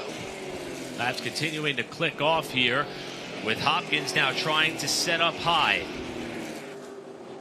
Robusto getting a little bit of pressure there as they come down the main straightaway. It appears as though the timing and scoring ticker has not clicked off the last couple of laps. We'll try to get that refreshed on our end, and we'll keep our eyes on the chief starter in Brandon Willard. Hopkins slides his way down to the inside as they go by Justin Whitaker to lap car. Yeah, that seems like a timing and scoring thing in general, but you know what? They can run a couple laps past the distance, Eric, and that wouldn't be a problem with me with how this race is playing out right now. Isabella Robusto, though, really put a solid set of corners together, has made up a little bit of ground. Rusty Skews, you can see bottoming out right in front of them, but Robusto still holding strong. Skews, the next car up ahead, as you mentioned. Robusto, though, doing a great job here. Now slides up the racetrack a little bit. Is it too much? Not quite. Chief starter Brandon Willard with open palms, 10 to go. I was about to say, Brandon Willard always does his job great. He can tell when 10 laps to go is, so we'll count it manually here if we have to. Side by side for the race lead, and Rusty Skews lap traffic up the road. Skews now slides up the racetrack, almost into Robusto as we hit the line. Hopkins sideways off of turn 2, and Robusto slams the door shut. And Hopkins has to try to find another way around. Skews running the inside lane, and now 8 laps to go for Isabella Robusto to try to hang on. Robusto with another good drive off the corner. Look at Hopkins, burp the back tires yet again on corner exit. Robusto with a little bit of clear track until the next car on the tail end of the lead lap. Behind them, Connor Zilish has caught Brent Cruz for the final spot on the podium. Leaders on the backstretch. What this would mean for Isabella Robusto, who has been off to a terrible start in the late model stock car portion of the Solid Rock Carriers Cars Tour through no fault of her own, but what it would mean for her to try to gain back that momentum after her great run in the Pro Late Models. But Mike Hopkins side by side for the race lead, door to door here at Hickory with 6 laps to go. Little bit of muscle, little bit of train and paint to decide this one. 5 to go at the line. Robusto leads by half a car length. Hopkins leans on the side of the 28 car as they work their way off 2. Doesn't slow either one of them again. They continue to rub down the back straightaway. 5 to go. It'll be 4 to go this time by Robusto using that outside lane as Hopkins another slide off of turn 4. Incredible Pro Late Model racing at Hickory. Hopkins sideways that time as he slides up in front of Robusto, who cuts underneath him. Robusto back inside. 3 to go. Oh, some more contact made. They're still side by side. They may have lap traffic coming to the picture as well. Robusto back down low, trying to gain back some time on Mike Hopkins. It'll be 2 to go this time by. 2 laps to go. It's already been physical amongst the front two. Who wants it most? Lap traffic ahead. Hopkins outside. Robusto falls about a half a car length behind, but dives to the bottom, coming to the white flag. Oh, Hopkins with a big slide. Here comes Isabella Robusto. Lap traffic up the road. Robusto. Oh, no. Terrible crash on the front straightaway after Robusto caught the backside of Mike Hopkins' car and slammed the inside wall. Boy, Robusto came off of turn number 4 and caught the left rear of Mike Hopkins' car and made heavy contact with what is a movable protective barrier there on the inside wall. The car that dominated most of this race is destroyed, but Robusto with the window net down to indicate that she is okay. Also, as Robusto is going to be climbing from the car, keep our eyes peeled down trackside to see if everyone down there on the inside of the pit wall is in fact okay. After what was a spectacular race up at the front of the pack, red flag is going to be displayed to the leaders as they will be stopping in turns 3 and 4. Again, Robusto is in fact okay. It looks as though there may be some work to be done to clean up the scene there down on the infield. Again, once we receive official word that everybody down there trackside is okay, we will pass that along to you as the rescue team is on the scene. Robusto, though, fortunately out of the race car and okay. You see the left front wheel of that car completely detached after the vicious impact that Robusto took down on the front straightaway to put this field at a standstill. Just a handful of laps to go. Just tough racing up at the front of the field between those two. Just a classic short track battle as Isabella Robusto and Mike Hopkins trying to give everything she had. You could see Isabella climbing out of her race car, just coming to the white flag and a couple of laps to go.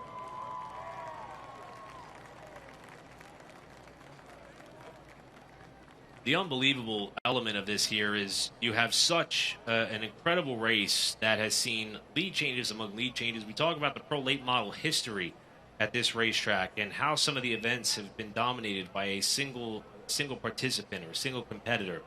This one was the polar opposite, with lead changing, battling up front and trading of paint. See it come to an end in this capacity for that of Isabella Robusto.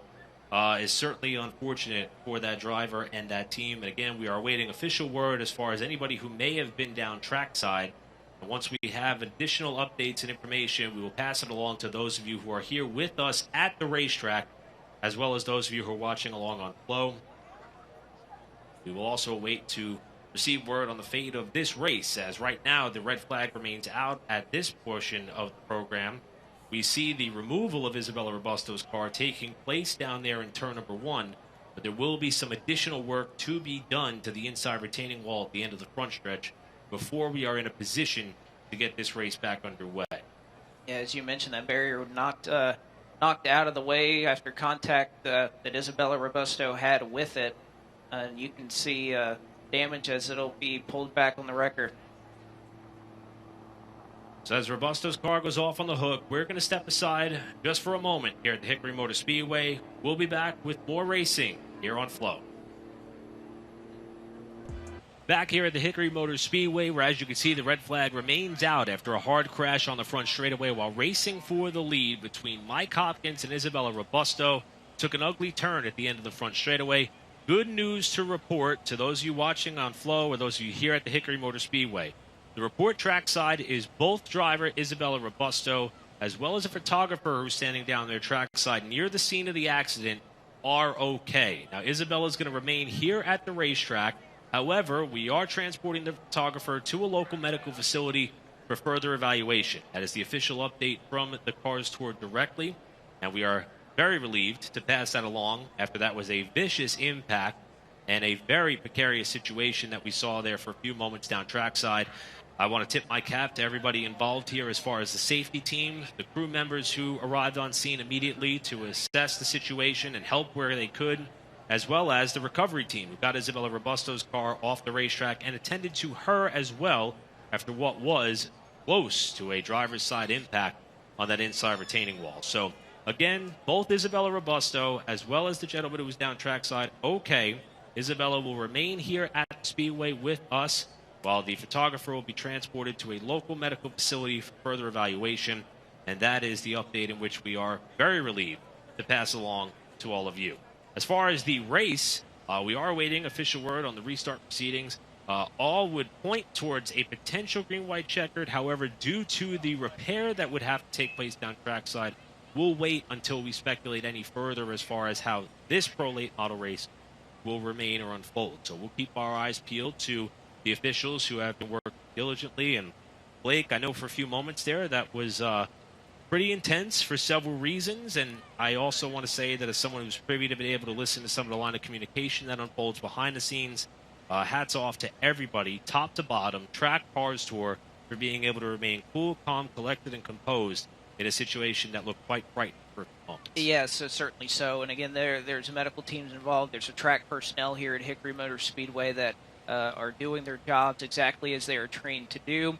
Of course, some work being done on that wall to try to put it back in the position it once was for pit road and the safety down there. So just a tip of the cap, I think, as you mentioned, to everybody here whose responsibility it is to keep these cars safe, keep these drivers safe, keep these crews safe, as they have all acted accordingly in how they are trained to do.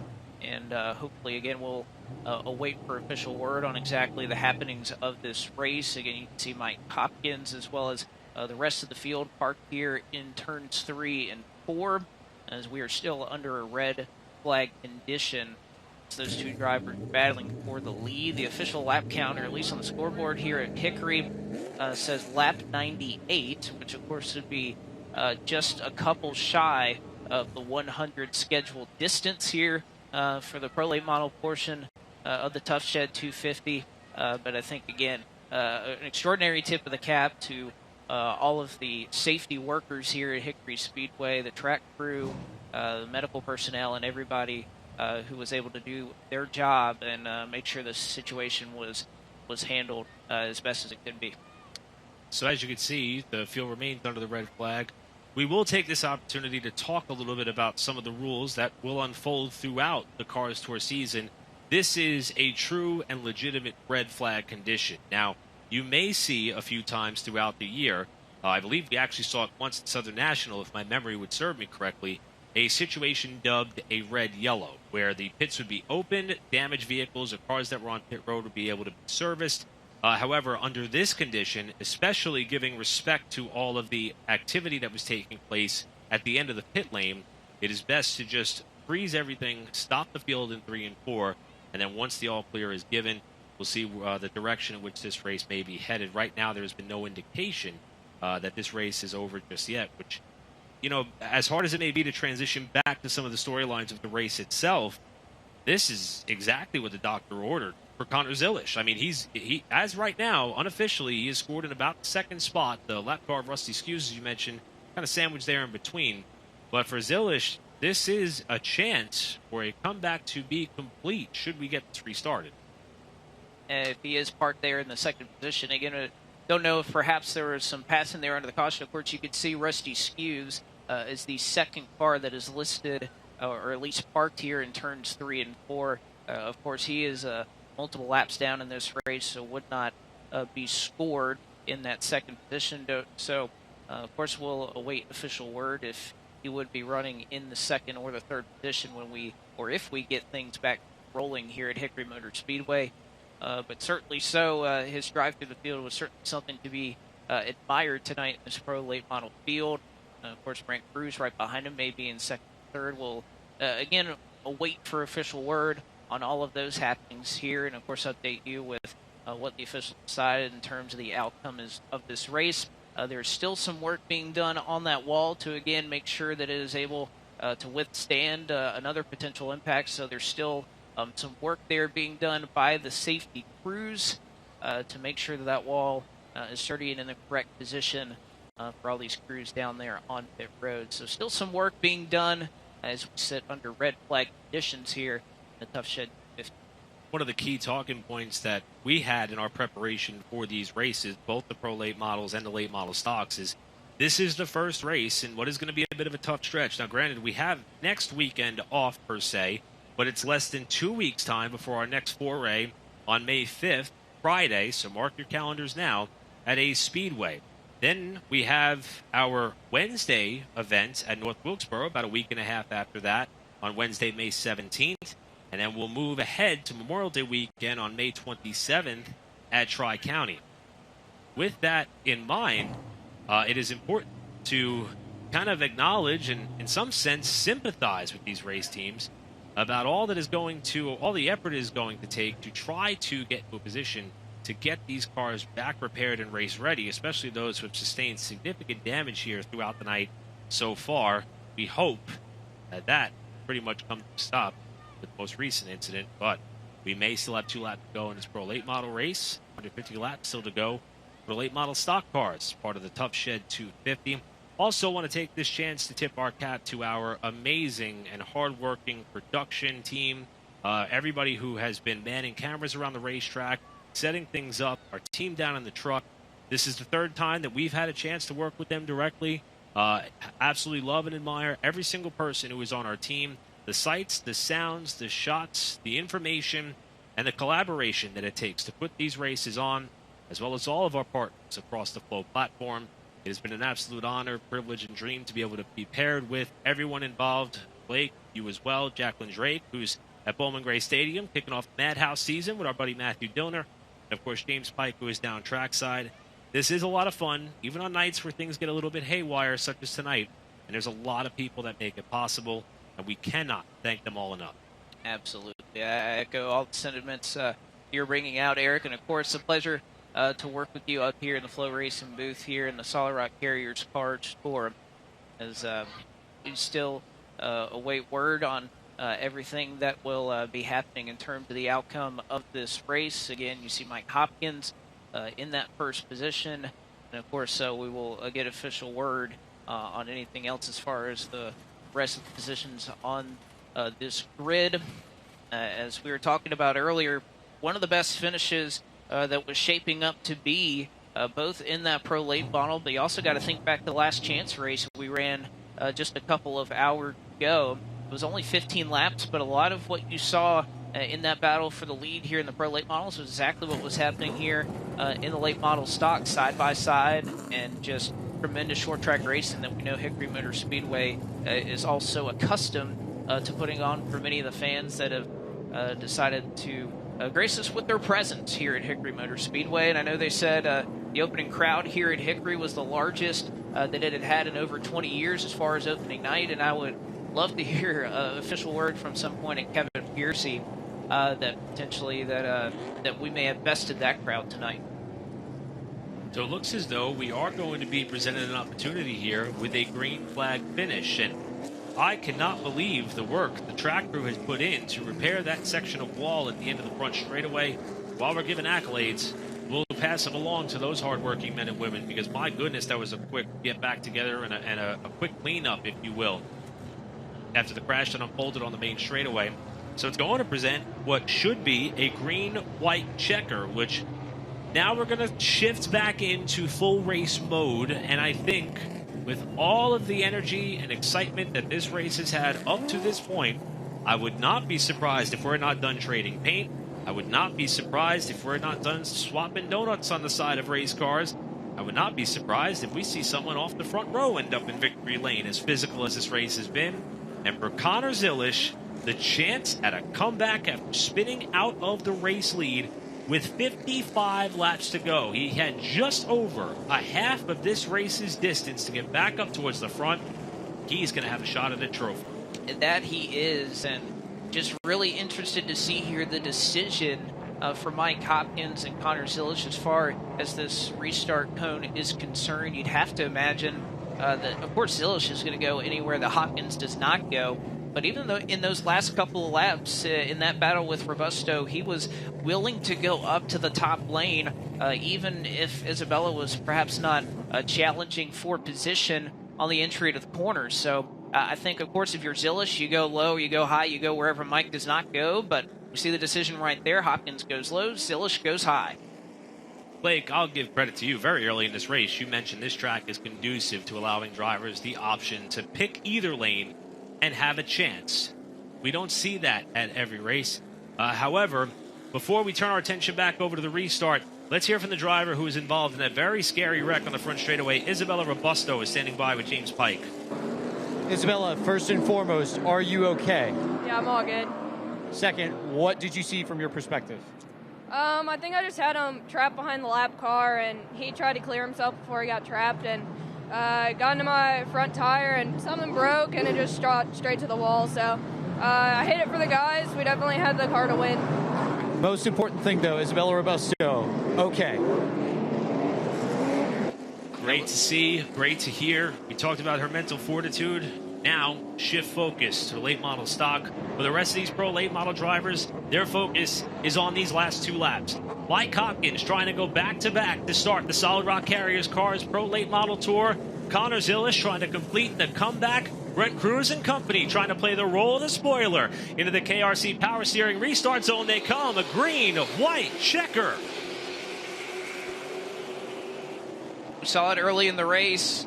Zilish got a great launch off that high side. He gets it off of turn 2, but it looks like they are at least going to call off the restart for now. So yellow, yellow, yellow once again as the restart is called off. And honestly, it looks like there may be a car that almost has a flat tire, I think, in McDonald. That white number 13 was somewhat slow, and I think he may have had a flat tire.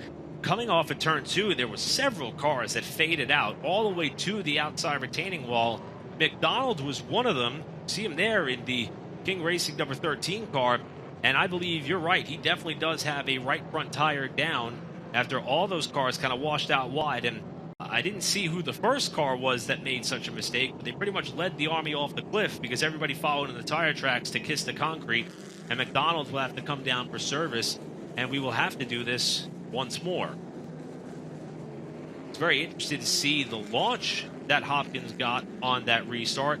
Not sure if that was perhaps the exact reason for the callback, if a warning has been administered to the driver, the number 15, just yet. But Zilish seemed more motivated to get in line and behind the 15, give himself a lap and a half to try to size him up, or at least try to edge him out on corner exit with just what would have been coming to the white flag. But we'll re-rack him and try it again. We will, and of course you don't see the cone put out, so it is a call on that restart. Perhaps Hopkins got a little bit of an early jump right there just before the KRC Power Steering restart zone. I believe would be the call right there for Mike Hopkins. But again, Zilish, we talked about in the opening, he got a great launch off that top side to start this race. Now, of course, track conditions have completely changed. They've been sitting under a red flag for quite a long time. So a lot has changed for Zilish. But if he can just contest and stay to the outside of Mike Hopkins, we saw how strong that car was when he was side by side those first couple of laps with Brent Cruz, and how much he can try to fend off as much as possible. I think this upper lane's probably gotten better throughout the night. So if he can just stay side by side with Hopkins into turn 1, I think it's game on from then. What a day it has been for all these drivers running in the front few rows here. Hopkins, of course, pretty much been in contention all day. We documented Dilish's comeback after the spin while leading. Brent Cruz had pace at the beginning of this race to battle door-to-door for the race lead. Matt Craig, kind of like a snake in the grass, just kind of sitting there waiting, biding his time. Hasn't shown top 3 pace just yet in this race, and this is where it's going to matter most. And how about Katie Hedinger?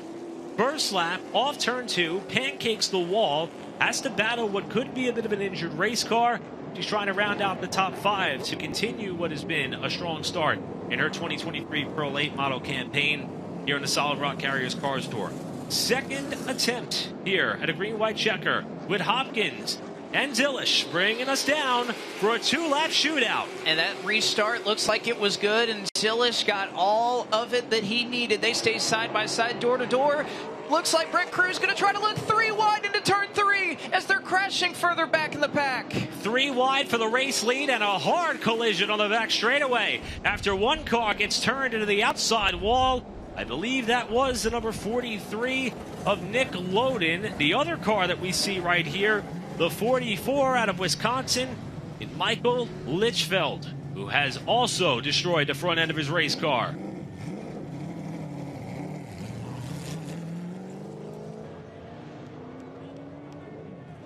See the number 43 there climbing out of the race car.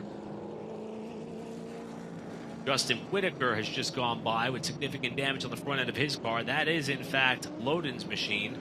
When we kicked off our race at Southern National, Loden was in a very bright yellow entry. Joshua Horneman, the other 43 in the field, has just passed us on the front stretch, so positive identification confirmed there. Litchfeld also going to need the assistance of the wrecker after yet another multi-car crash slows this field after what was about to be a 3-wide potential bonsai move by Cruz. Let's go back and see what happened here. You see Loden on the bottom there, about 6-car inside lane at number 43. And it's Litchfeld who gets way wide, slaps the wall, just as many have done before him. Caden Quapple bucking like a Bronco through the middle, and Loden gets hooked head-on to the backstretch fence. And I feel like the left rear tire on that 44 was down. I may be wrong looking at that replay, but I think that's what I saw. See it one more time here, going through the corner. You can see the 15 of Baldwin is really loose down there on the bottom, but yeah, that 44 is already having an issue. He's way up the racetrack. Even wrong diagnosis there on that flat tire, but he gets in the outside wall, pushes off the corner, and nowhere for Caden Quapple to go, and tough for that race car. Fortunately, at that point, if you're Quapple, you see Whitaker there on the right side of your picture in the 44 with the rear end deck lid ripped off his car. If you're Quapple at that point, you got a car that's going up to the fence in front of you. You've really got nowhere to go. You try to shoot the gap in the middle, and by that time, Loden was only anticipating one car to his outside driver's right, and that is a hard shot. Look at a couple of cars there, Blake. I saw you pointing out a few of them that did an amazing job getting through that carnage. How many times, we're in our second race, how many times are we going to have to call out Brett Suggs missing a wreck by just mere inches? He missed one at Southern National Motorsports Park. He's missed 2 tonight. He checked up earlier for that big stack up in 3 that he was directly behind. Everybody behind him gets in it, and he just missed that one as well. I mean, I don't know. I know Brett Suggs is a very avid iRacer, and I don't know, maybe some of those reflexes helping him out a little bit because, boy, he has missed a lot of crashes here today. Got to give a nod to the spotter stand out there and wherever his spotter is because, man, he's doing a fantastic job. See the Wisconsin native, Michael Litchfeld, being put on the record. What was his first Cars Pro late model start? Fortunately, second time tonight. We are under the red flag. This time the field stopped on the back straightaway. Allow the wrecker service here to tend to 2 stricken cars that have not been able to drive away from the scene at the entrance of turn number 3. Battle scars aplenty. Pretty much every car that you see in your picture has some sort of scuff mark, donut, minimal damage perhaps. What has been quite the heavyweight title fight. We're not done yet. No, we're not. We're going to have to re-rack them and at least try to get going once again, once all this cleanup is out. But again, the restart that Connor Zilish got was just incredible there, and that's exactly what he would have wanted. Then you have Brent Cruz there, 3 wide for the lead at Hickory. Is not something that you see very often, and he was able to make his way down there. And, you know, props to the top 3. They were able to figure all that out while all that carnage was going on behind them, but well managed by those 3. It'll still be Mike Hopkins, your leader, as we'll check in down on pit road with James Pike. Down here with Justin Whitaker. Justin, what did you see from your perspective in that incident? I just saw smoking cars everywhere, and I locked it up, got turned around backwards, just along for the ride. Started having motor problems towards the end, so just pulled it in then versus staying out there and trying to gain a few positions. But thought a few positions could help maybe later in the year, so my fault on that one. Did you pull any confidence from the pace that you had in this race? Did you like what you had underneath you while you were out? Yeah, my car's great. Jay Fogelman and them, they do a great job with my car and take care of it. The drivers just got to do a little better job working on his line and getting the hang of this track. It's a very tough track, and it's no place like it. So I'll live to see another day. The opportunity to come back more in the future, I'm sure. But for now, Justin Whitaker's night is done at the Tough Shed 250. Just another victim in what has been a wild night. And I hate to admit this, but in gauging the reaction and responses for some of the Pro Late Model drivers, this was a bit of a fear. We mentioned the fact that a lot of these drivers who have not committed to run in other races or other Pro Late Model events, patiently waiting for the opportunity to get back out under the Cars Tour spotlight in an event such as this. And Blake, every now and then you have this, whether it be on a touring level, on the local level. I know that it was a rough night for your home track at Ace Speedway last night. Judging by what I've seen on social media, it was a rough day down at Talladega today for the Xfinity Series. So, you know, it's not every race that is going to be like this, but when you try to put a gauge or get a read on what people's energy levels are, what people are kind of feeling, how eager are drivers at a certain point, you oftentimes do find yourself in scenarios where it is the wrecker service crew who ends up doing a lot of the work the night is done. Yes, they do. And again, the one thing that was just so important to so many of these drivers, I know we touched on it earlier when Kyle Campbell had his incident off turn 4, is just at this specific part of the season with so many races coming up back-to-back, pretty much every other weekend, it seems, over the next month that we'll be racing, if not almost every week.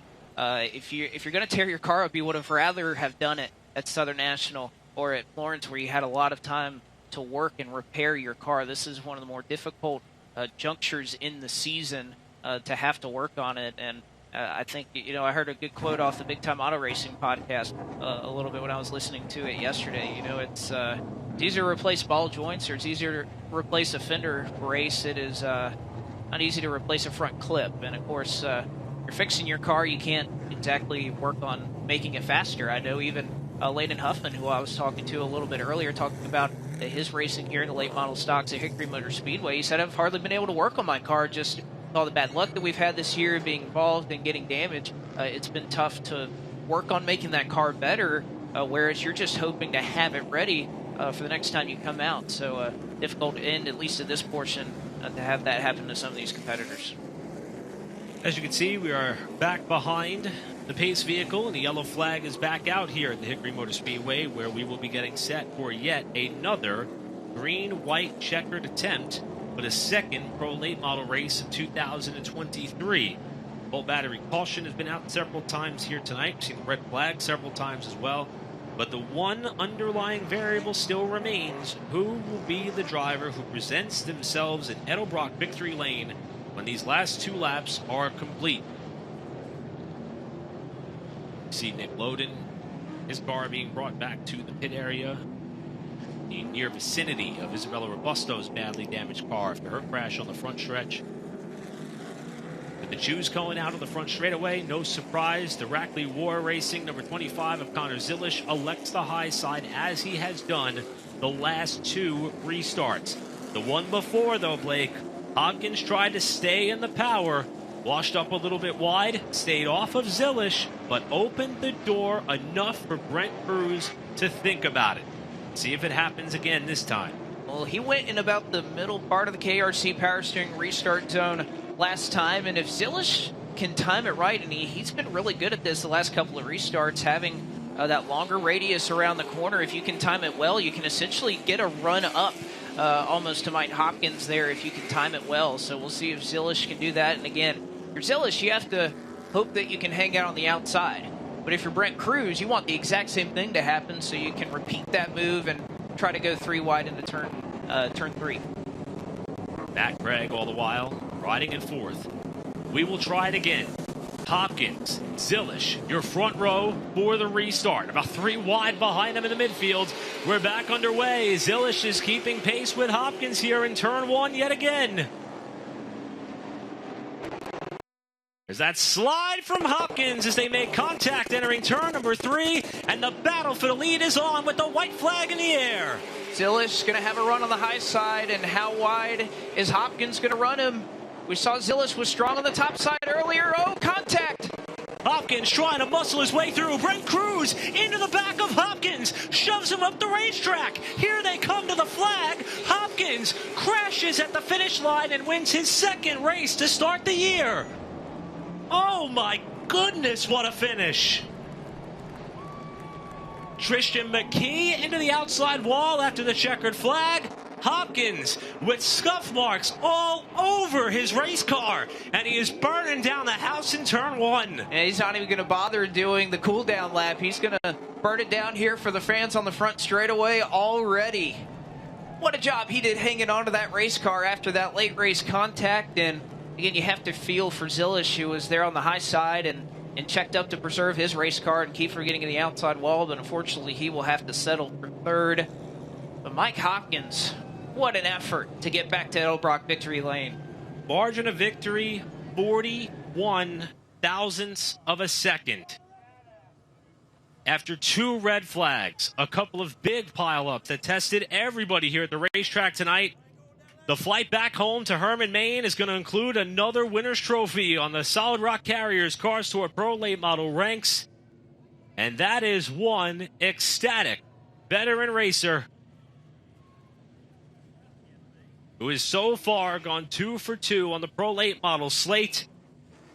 We're not sure how often we'll see Mike Hopkins, but we know that every time he unloads, he will be a threat to win, and he proved it here tonight.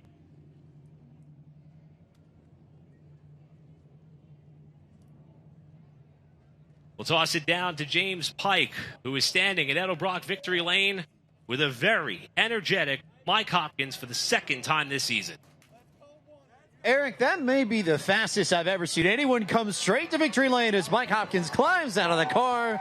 Winner in the Pro Late Models at the Tough Shed 250. Walks around and gets congratulations from the folks at Port City Race Cars and lots of congratulations from the team. But Mike, so he gets a little bit more here.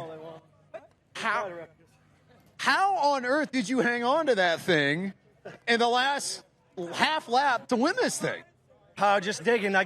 I've never got one here, and I wanted it bad, and it just I didn't want to see that caution at the end, but just can't thank these Port City guys enough, and Wes Weeder for coming on, help us with the tires. Can't thank him enough, and everybody. Sticky Graphics, Stayers Racing Engines, PFC Brakes, ProFab Headers, High Tower Transmission, just everybody that makes this possible. I've wanted one a lot simple way here, and can't thank all these fans, and I hope that was a show at the end. What makes a win here at Hickory so meaningful to you? Why does it have so much value?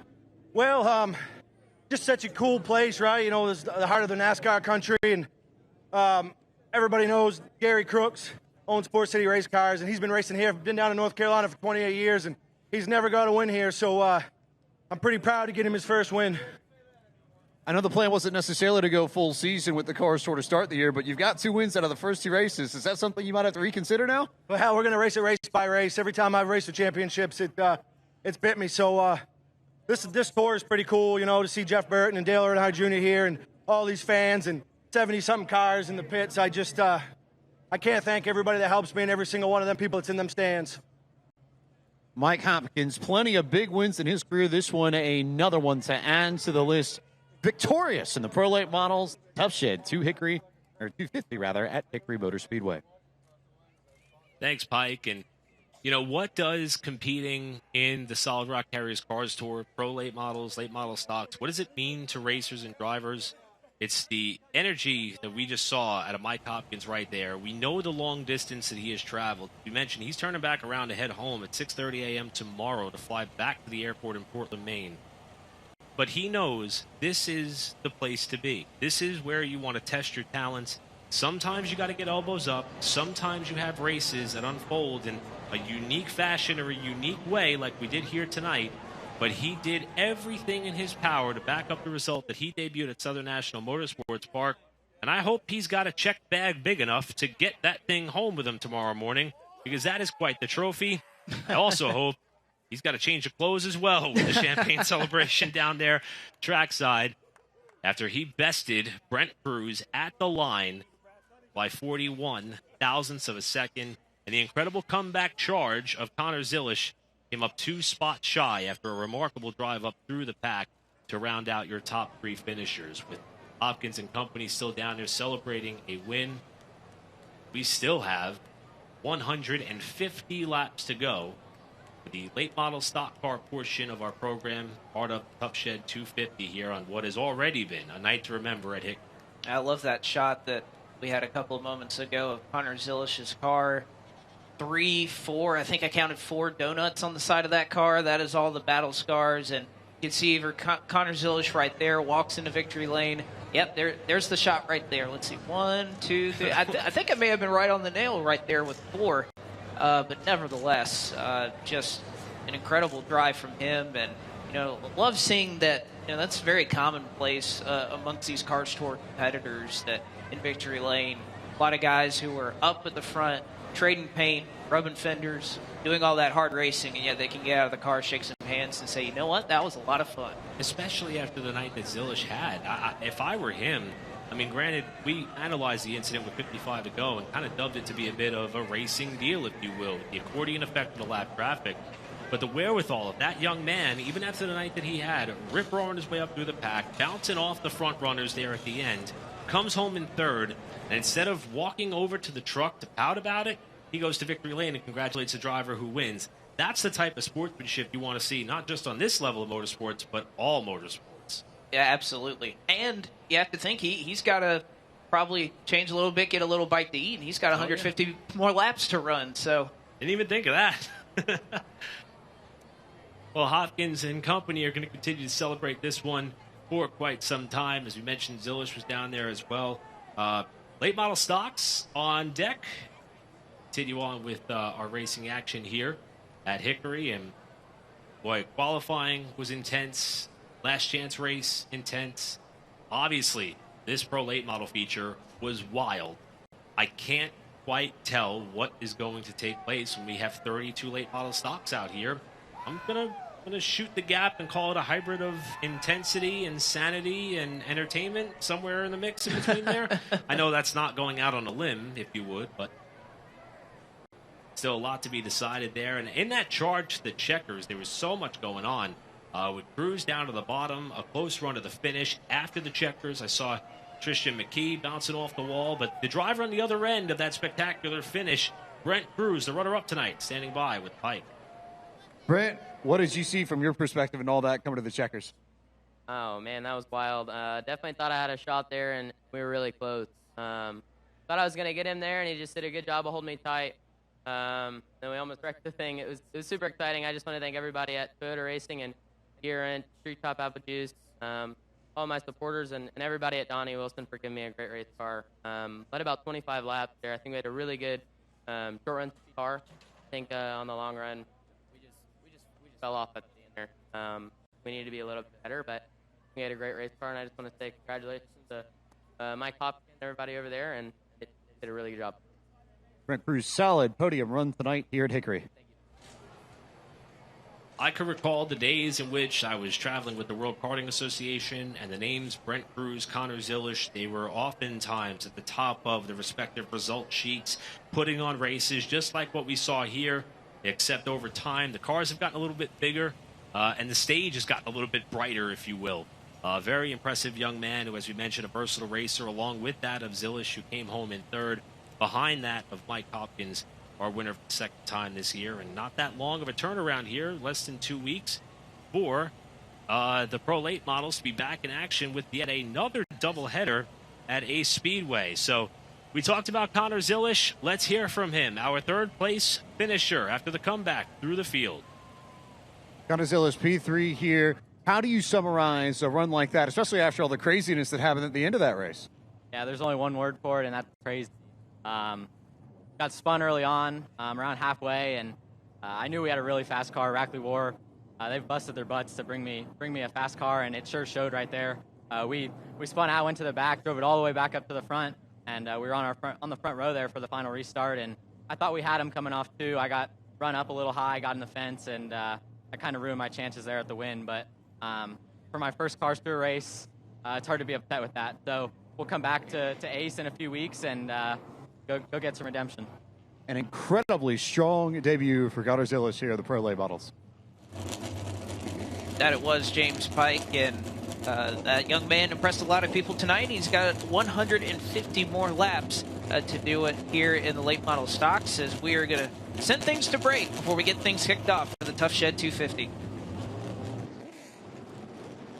Back here at Hickory Motor Speedway for the running of the Tough Shed 250, and as you can see, late model stocks are starting to roll their way around Hickory Motor Speedway, as we have one heck of a lineup set for you here to go. 32 cars set to compete for us tonight out of nearly 40 that showed up on the property and tried to make their way into this field. This is how they will line up here for the Tough Shed 250 tonight. And your starting lineup. As mentioned, Carson Quapple, quick time with a 14.749 second clip around the birthplace of the NASCAR stars. He'll start on pole with Cade Brown, who has won in Hickory Motor Speedway competition this season. Zach Miracle starts in third, the qualifying ace, next to Caden Honeycutt, who rolls off fourth. William Sawalich looking to try to get back to victory lane after nearly having it in the throwback 276 last year. Ryan Millington in sixth. Chad McCumbee lines up in the seventh position with Minnie Tyrell in eighth.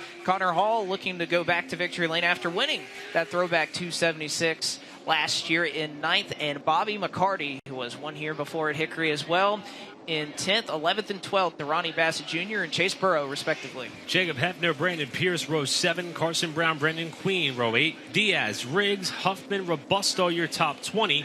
Connor Zilisch, Cameron Bolin, Colby Howard, and Cody Kelly take you all the way to row 12. We've got Charlie Watson, Laney Bice in the 14 this weekend. Ashton Higgins, Dylan Wilson, Connor Jones, Riley Gentry, the last driver to race his way into the last chance race, while Deke McCaskill and Andrew Grady had to fall back on provisionals to make this race. It's remarkable to think that those two drivers, one of which a winner already on the season, the other a member of the Touring 12, the field was this stout after sending many cars home that they had to fall back on another option to guarantee themselves a spot in the show. You know what? I love looking at old races. One of my favorite parts of the broadcast is the did not qualify segment of the race, because I think we have to list those off to be fair to those competitors who showed up here this weekend.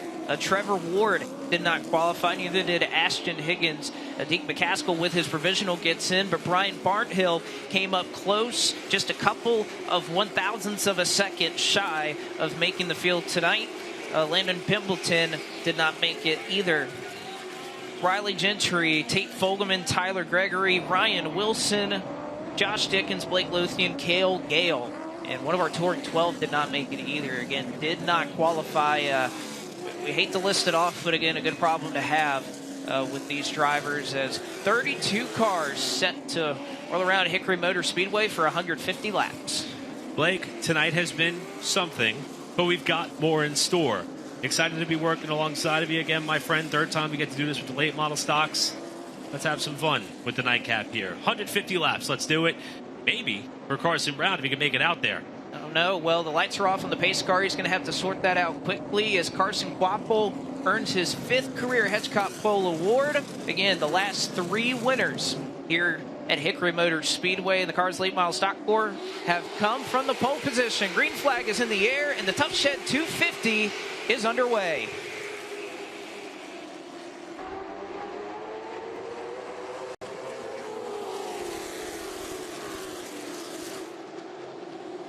Side by side up at the front. I thought Carson Quapple was going to be able to clear Cade Brown for lap number 1. He'll have it at the stripe just by a nose, but Cade Brown awfully strong there on the high side. Going to challenge here for the race lead on lap number 2. Brown, the reigning champion at the Florence Motor Speedway, will cement the lead on the main straightaway, driving for Matt Piercy Racing. That name sounds familiar to those of you who follow short track action here at Hickory. Piercy himself, a former track champion. Now the car owner for the youngster out of Denver, who leads reigning champion Carson Quapple, and Caden Honeycutt, who has moved to 3rd. Caden Honeycutt strong anytime he gets in that Mike Darn Racing Toyota. He clears up into 3rd. This is a side-by-side battle behind your race leaders for 5th. Minnie Tyrell making his way by Ryan Millington, so strong back at Southern National Motorsports Park. He really made his statement leading a majority of that race. Finds himself now in a side-by-side battle with Chad McCumbee, the defending winner of this spring race at Hickory. McCumbee may have been one of the drivers in the field looking forward to Hickory the most. You mentioned the success 1 year ago, led all but about 20, make that 30 laps en route to a dominating victory. He started off his year with back-to-back 11th place finishes. He's well up inside the top 10 at the moment. He's looking for more on Tyrell, while the battle is just behind them between McCarty outside, Sawalich inside of the 43. William Sawalich wrapping the bottom of the racetrack here in the opening laps of this Tough Shed 250. Bobby McCarty looking to try to make that second lane work. Again, 150 laps for these cars that are mostly starting to line the bottom now, as McCarty may look for some type of place to try to get down. He's not going to be able to do so, although it is heating back up front at the front of the field. Cade Brown, Carson Quapple, we mentioned Caden Honeycutt as well. And how about give a nod to Zach Miracle as well. Great qualifying effort for that number 32 car. He finds himself up here in fourth. Miracle is someone who certainly knows how to perform on tracks that may be a little bit abrasive in nature. Believe it or not, this is only his third late model stock start here at Hickory. Best finish was the 7th, while Honeycutt hunts the bottom of the racetrack on the Dale Earnhardt Jr. and Junior Motorsports number 8 car of Carson Quapple. Honeycutt has been in the headlines with much success in the Truck Series. Not sure when he'll be able to do that again, but he was all smiles in the pit area about his chances here tonight. And this battle for the lead is getting quite entertaining while things are stacking up here in the bottom portion of the top 10. That 77 is out of Connor Hall trying to make some hay, with Brandon Pierce just behind as we flash back up to the front 4. Well, I was talking to Caden Honeycutt before Ace last year, and he said, I think we could run about 7th or 8th tonight. He ended up winning that race. He told me yesterday he thinks he has a car that can win this race tonight. So I think a confident Caden Honeycutt could bode very well for the driver of that number 10 Mike Darn Racing machine. As Connor Hall, you can see, able to clear William Sawalich to get up inside the top 10. And Connor Hall is somebody else that, talking amongst some fellows up here in the booth a little bit earlier, he was definitely one of the favorites that I think everybody had their eyes on. We'll see if he can make his way further on forward, as you can see Brendan Butterbean Queen on the outside of Chase Burrows. And the car just behind him, the Carroll Speed Shop number 95 of Jacob Hefner. He's been a bit of a silent killer this year so far. Granted, we've only gone 2 races in, but he is someone who is not only very versed here at Hickory, 2018 track champion is that of Hefner in the 95, but we saw at both Southern National and Florence, he bided his time very patiently, very cautiously, and then rip-roared his way up through the pack to finish 6th and 5th, respectively, in the first 2 races of the year. I wouldn't be surprised if he does the same here tonight and floats his way to the top when the pay window opens. Would not be surprised to see that at all. And even just in front of them there, Brandon Pierce, I think that's somebody we may have to watch after he befell some issues at Florence Motor Speedway about a month ago. Back up front, though, half a car length separating your top 2. Cade Brown has led after taking the lead from Carson Quapple. And I can't tell you how many times, going back and looking at some of the film of some of these races here at Hickory Motor Speedway, that there's a junior motorsports car that likes to hang out in 3rd, 4th, or 5th, just hang out in the top 5 there, and then boom, last 40 laps is by far the fastest car on the track. Imagine that may be the same case here for a very fast and confident driver in Carson Quapple. The rip in the top up there, that is Minnie Tyrell, who has been so strong early in these races. Of course, he led a good portion of the early runnings at Florence Motor Speedway. And one thing about Minnie Tyrell is that he gets going as soon as the drop of the green flag comes out, as somebody that really loves these short runs. Tyrell's history here at Hickory consists of 1 pole, 2 top 5s, and 3 top 10s in 6 prior starts. In his 7th start, he is running up in the top 5, but for how long? As McCumbee continues to work the bottom side of the racetrack as they work their way through turns 1 and 2. That race will continue on as they exit the back straightaway. This may be a good time here to touch on a little bit of housekeeping. Carson Brown, we saw that car, as a matter of fact, just past your speed shot, just up the road by about a straightaway in front of your leaders. Brown did get back out on the racetrack, as you saw. However, he is about 9 laps off the pace of the race leaders. So a heartbreaker for Brown who is pretty much garnering as much experience in track time as he can here tonight. That he is. Connor Hall, you can see him moving up there. The number 6 RNS Race Cars machine of Bobby McCarty. He may take a peek down here underneath Ryan Millington, getting down into turns 3 and 4. He's not quite able to do just that. Oh, he does. 3 wide on the front straightaway. McCarty backs out of it as Connor Hall scrapes the apron, trying to make his way by the Leisure Time Rentals Chevrolet in Millington. I don't know how McCarty was able to keep that car off the wall. Thought for sure he was going to get squeezed as he now tags the left rear of Millington's car off 4. Millington, top side of the racetrack. McCarty, the 3-time winner here at Hickory, on the bottom with William Sawalich just behind. And we touched on this several times about the Pro Late Model feature. The 2 pro races that took place here last year were kind of stinkers because of William Sawalich. He won the pole in the race each time they came out here. Now trying to see what he could do in his late model stock after what was a very impressive NASCAR Craftsman Truck Series debut for Tricom Motorsports at Martinsville, grabbing a top 10.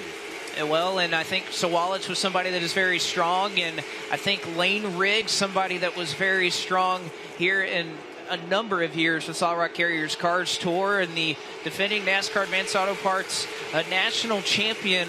Running back here, I think a little bit further back than what we would have expected. Running here in the 15th position. Somebody that has a lot of experience at this racetrack, and I know he's somebody that will look to make his way further forward, but he has a lot of very high expectations on himself as well. We are inching closer to what could be the first competition caution of the night. We mentioned in the Pro Late Models it was 35 consecutive green flag laps. For the late model stocks, it would be 40. So when you see the ticker hit the 110 laps to go mark, that's when we would be at that competition caution period, should we stay green for the next 10 laps or so, as things are getting close out there in several battles on the racetrack, as Connor Hall on the 77, Ryan Millington on the 15, make a move on Minnie Tyrell's 81 car, with McCarty next in line in the 6. Minnie Tyrell finally able to run his way down to the bottom, has been working the high side for a number of these laps. Is now McCarty once again will try to put the nose in there in turns 3 and 4. Is McCarty trying to chase down that number 81. You see Sawalich behind, and even Brandon Pierce just at the edge of your frame right there. Has not had the start to the season that he would have wanted, but thinks Hickory is one of those places where he can certainly turn it around, although he admittedly loved a lot of the early portion of the schedule at Southern National Motorsports Park and Florence Motor Speedway. Top 4, though, have not changed much since we dropped the green flag. And ironically, they really haven't caught up to Carson Brown since getting back out on the racetrack. And it appears as though we might have an opportunity here at some point to see how long these drivers are going to be willing to ride and bide their time, with the front 4 remaining pretty much unchallenged for the time being, about 5 laps away from what should be the first yellow of the night. Again, I know you can visibly see it, a little bit of smoke there from Carson Quapple. We'll keep our attention on that. You can see Laney Bice right there, side by side Ronnie Bassett Jr. A huge mover late in that race at Florence Motor Speedway. Was one of the fastest cars there late in the going at that racetrack. So impressive there for this team coming back to late model stock car racing. I think showing what Bassett Racing is capable of, as well as the High Rock Chevrolet. Landon Huffman, talked to him a little bit earlier. He was certain that he had a car that he thought he could run up in the top 10 with the defending track champion here at Hickory Motor Speedway, side by side there with Laney Bice. Not exactly running where he would have wanted to be in that 23rd spot. Huffman in that beautiful High Rock Vodka car, working the outside of Connor Jones. Bice in the 21 is actually being scored as number 14 here tonight. We believe that's a deal to try to pick up some owner points for JM Racing, who's fielded the car for Jared Fryer, with AK Performance working on that machine. Deke McCaskill making a move on Huffman as we are getting close to what will be the first Volt Battery caution of the night for your race leader in Cade Brown. It should be coming out this time through. We are watching diligently on Brandon Willard. As a matter of fact, they may wait for the field to cycle about, but it is Brown who continues to hold steady at the head of the field. As you mentioned, I think anticipating that, you see the lead somewhat grow there for Carson Quapple, and there they'll wait for Carson Brown, who was just in front of the leader, to cross the flag before eventually waving the competition caution for the first time tonight, and it's also for cause as well. Coincidentally enough, you could see Kelly there to the outside wall, so just as it was put out for the competition, I'm not sure whether this was the cause or this is a result of that competition caution. That's a great point, because we've seen several times the timing of the competition yellow at times could take place during some differing points on the racetrack. In terms of what drivers may be anticipating, it sounds like, based on what we've heard so far, that that may not have necessarily been the case. As a matter of fact, let's not ponder anymore. This was the lap before. Ashton Higgins in the 9, Cody Kelly in the 98, squeezing the 9 car into the outside wall. A little bit of initial payback there in 3, and I believe we were not necessarily done yet, as Higgins was seeing red. Yeah, I think he just saw the back of that race car, and he was going to do anything to get to it there. And again, this was coming to the competition caution. It wasn't the cause, but I mean, you could see the lights flashing just as soon as Kelly turns it around. So up off of 2, you could see Higgins get squeezed into the wall right there. Heavy contact for that number 9 car.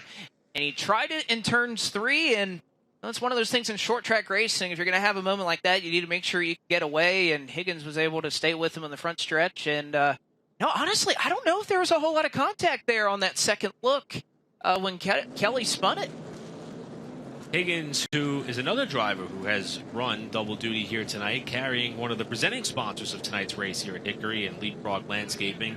Kelly, a fixture at the Florence Motor Speedway, in fact, won the pole there to what was a pretty loud and celebratory ovation from the hometown fans back in Florence.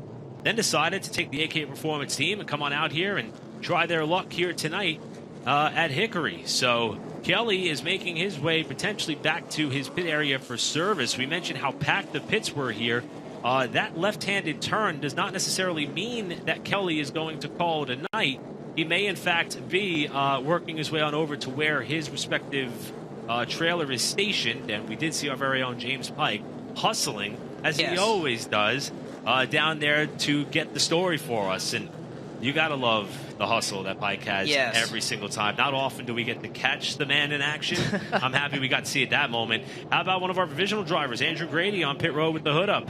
And this has just been a long, very long weekend for this driver. And Andrew Grady was talking to him a little bit earlier and talked about the fact that he had a spring go bad yesterday. They changed it out. He said in qualifying, I hope it turns left.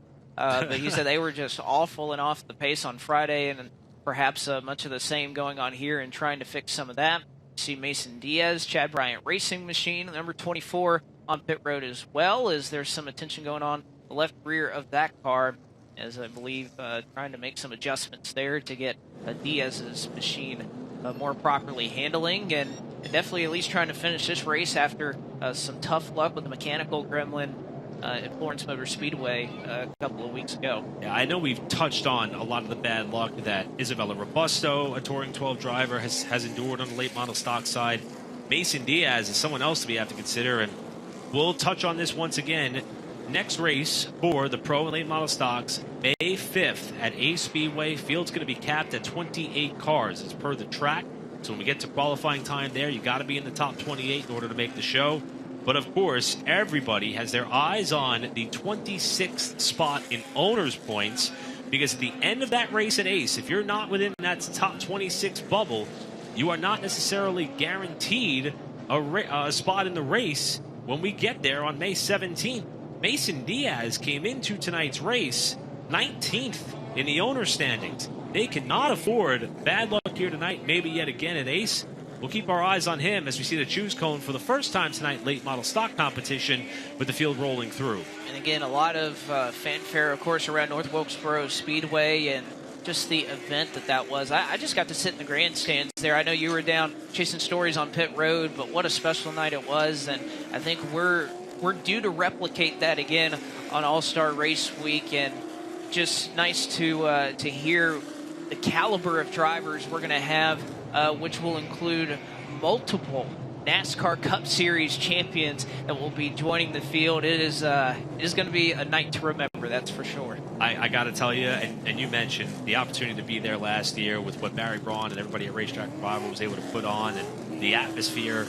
Believe it or not, tickets are still available for this running And looking at some of the photos, I believe we're going to see one to go this time by. For some reason, the newly painted undercarriage of the pedestrian walkway area just screams nostalgia to me. That bright red that I've been able to see. I think this year has the ability to be just as special, if not better, than the year before. I can't wait. It's going to be something, that is for sure. You're not going to want to miss it. You can watch it, of course, here live on Flow Racing, or, of course, you can go to North Wilkesboro Speedway.com to get your tickets to be there on that very special Wednesday night as they work towards KRC Power Steering restart zone. Kate Brown has control of the field, and we're back underway. Not a great launch, though, for that 23 car. Carson Quapple looks like he may have the race lead off of the second corner. And indeed he does. He will pull down to the bottom of the racetrack right across the bow of Cade Brown, who has his hands full inside, outside. It is Honeycutt on the bottom in the white 10. Zach Miracle outside in the black and blue 32, with McCumbee and Connor Hall wheel to wheel just behind them in the 16 and 77 respectively. Andrew Grady was late leaving the pits. He's still on the lead lap, but is about half a lap behind the rest of the field. And how about Connor Hall? Where did he come from as he gets by Minnie Tyrell? He gets by Chad McCumbee, and all of a sudden Connor Hall, one of the drivers that we knew would be a fixture here at Hickory, is smoke behind Cade Brown. And that may be the power plant, and yes, it is. Yellow flag on the speedway, and Cade Brown, who was running up in the second position, goes up in a heap of smoke. That is heartbreaking for that young driver. We saw it happen going down to turn number 1. Blake and you and I had the same reaction. We threw our hands up like we could not believe it. Hats off to everybody in the field to be able to navigate their way around that condition. And also hats off to Cade Brown for being able to stop there as you see a little bit of fluid behind the trail of that Matt Piercy Racing number 23. They say it runs the best before it's going to blow up. He had top 3 pace, was staying up there throughout the race. We were very impressed with his qualifying run, Blake. I mean, he was one of the first cars to hit the racetrack and stayed up towards the front throughout most of the qualifying session. It appeared as though this could be a career night for the young driver. Unfortunately, it looks as though it's going to end less than 50 laps in. And heads up driving there for Zach Miracle, who, I mean, he barely had any warning, even with the smoke. And, of course, Cade Brown, it just happened suddenly. There was no wave out the window before it happened. Of course, now he's slowing off the pace, but Miracle, no warning. And, I mean, that could have been another massive wreck. We've seen them a couple times this year in weekly racing at Hickory. Going down into turn 1, they wreck at the end of the front straightaway. And it's just one of those racetracks where there's seemingly not a whole lot of places to go, although there's multiple lanes here. Can have some vicious crashes. I know at the beginning of the Jack Ingram Memorial last year, there was a pretty massive crash, the opening lap of that. But we'll see fortunate end there for Brown as he goes up in a heap of smoke. 107 laps to go. We continue to pace around under the second Volt battery caution flag of the night as Carson Quapple has retaken the lead here at Hickory. Still pacing around under caution here at Hickory Motor Speedway. The Tough Shed 250 being contested for a large crowd that has come out here. Blake McCandless, Eric Brennan, and James Pike down in the pits, getting all the action for you here on Flow Racing.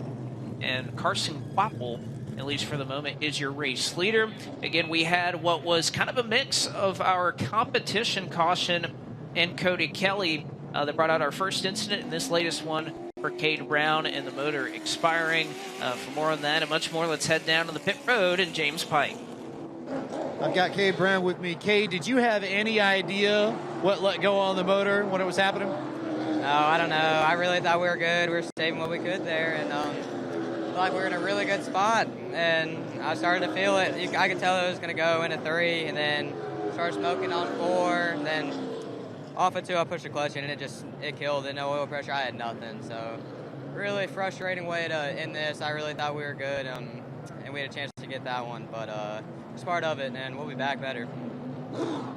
Tough end for Cade Brown after all the pace he showed early on in this race.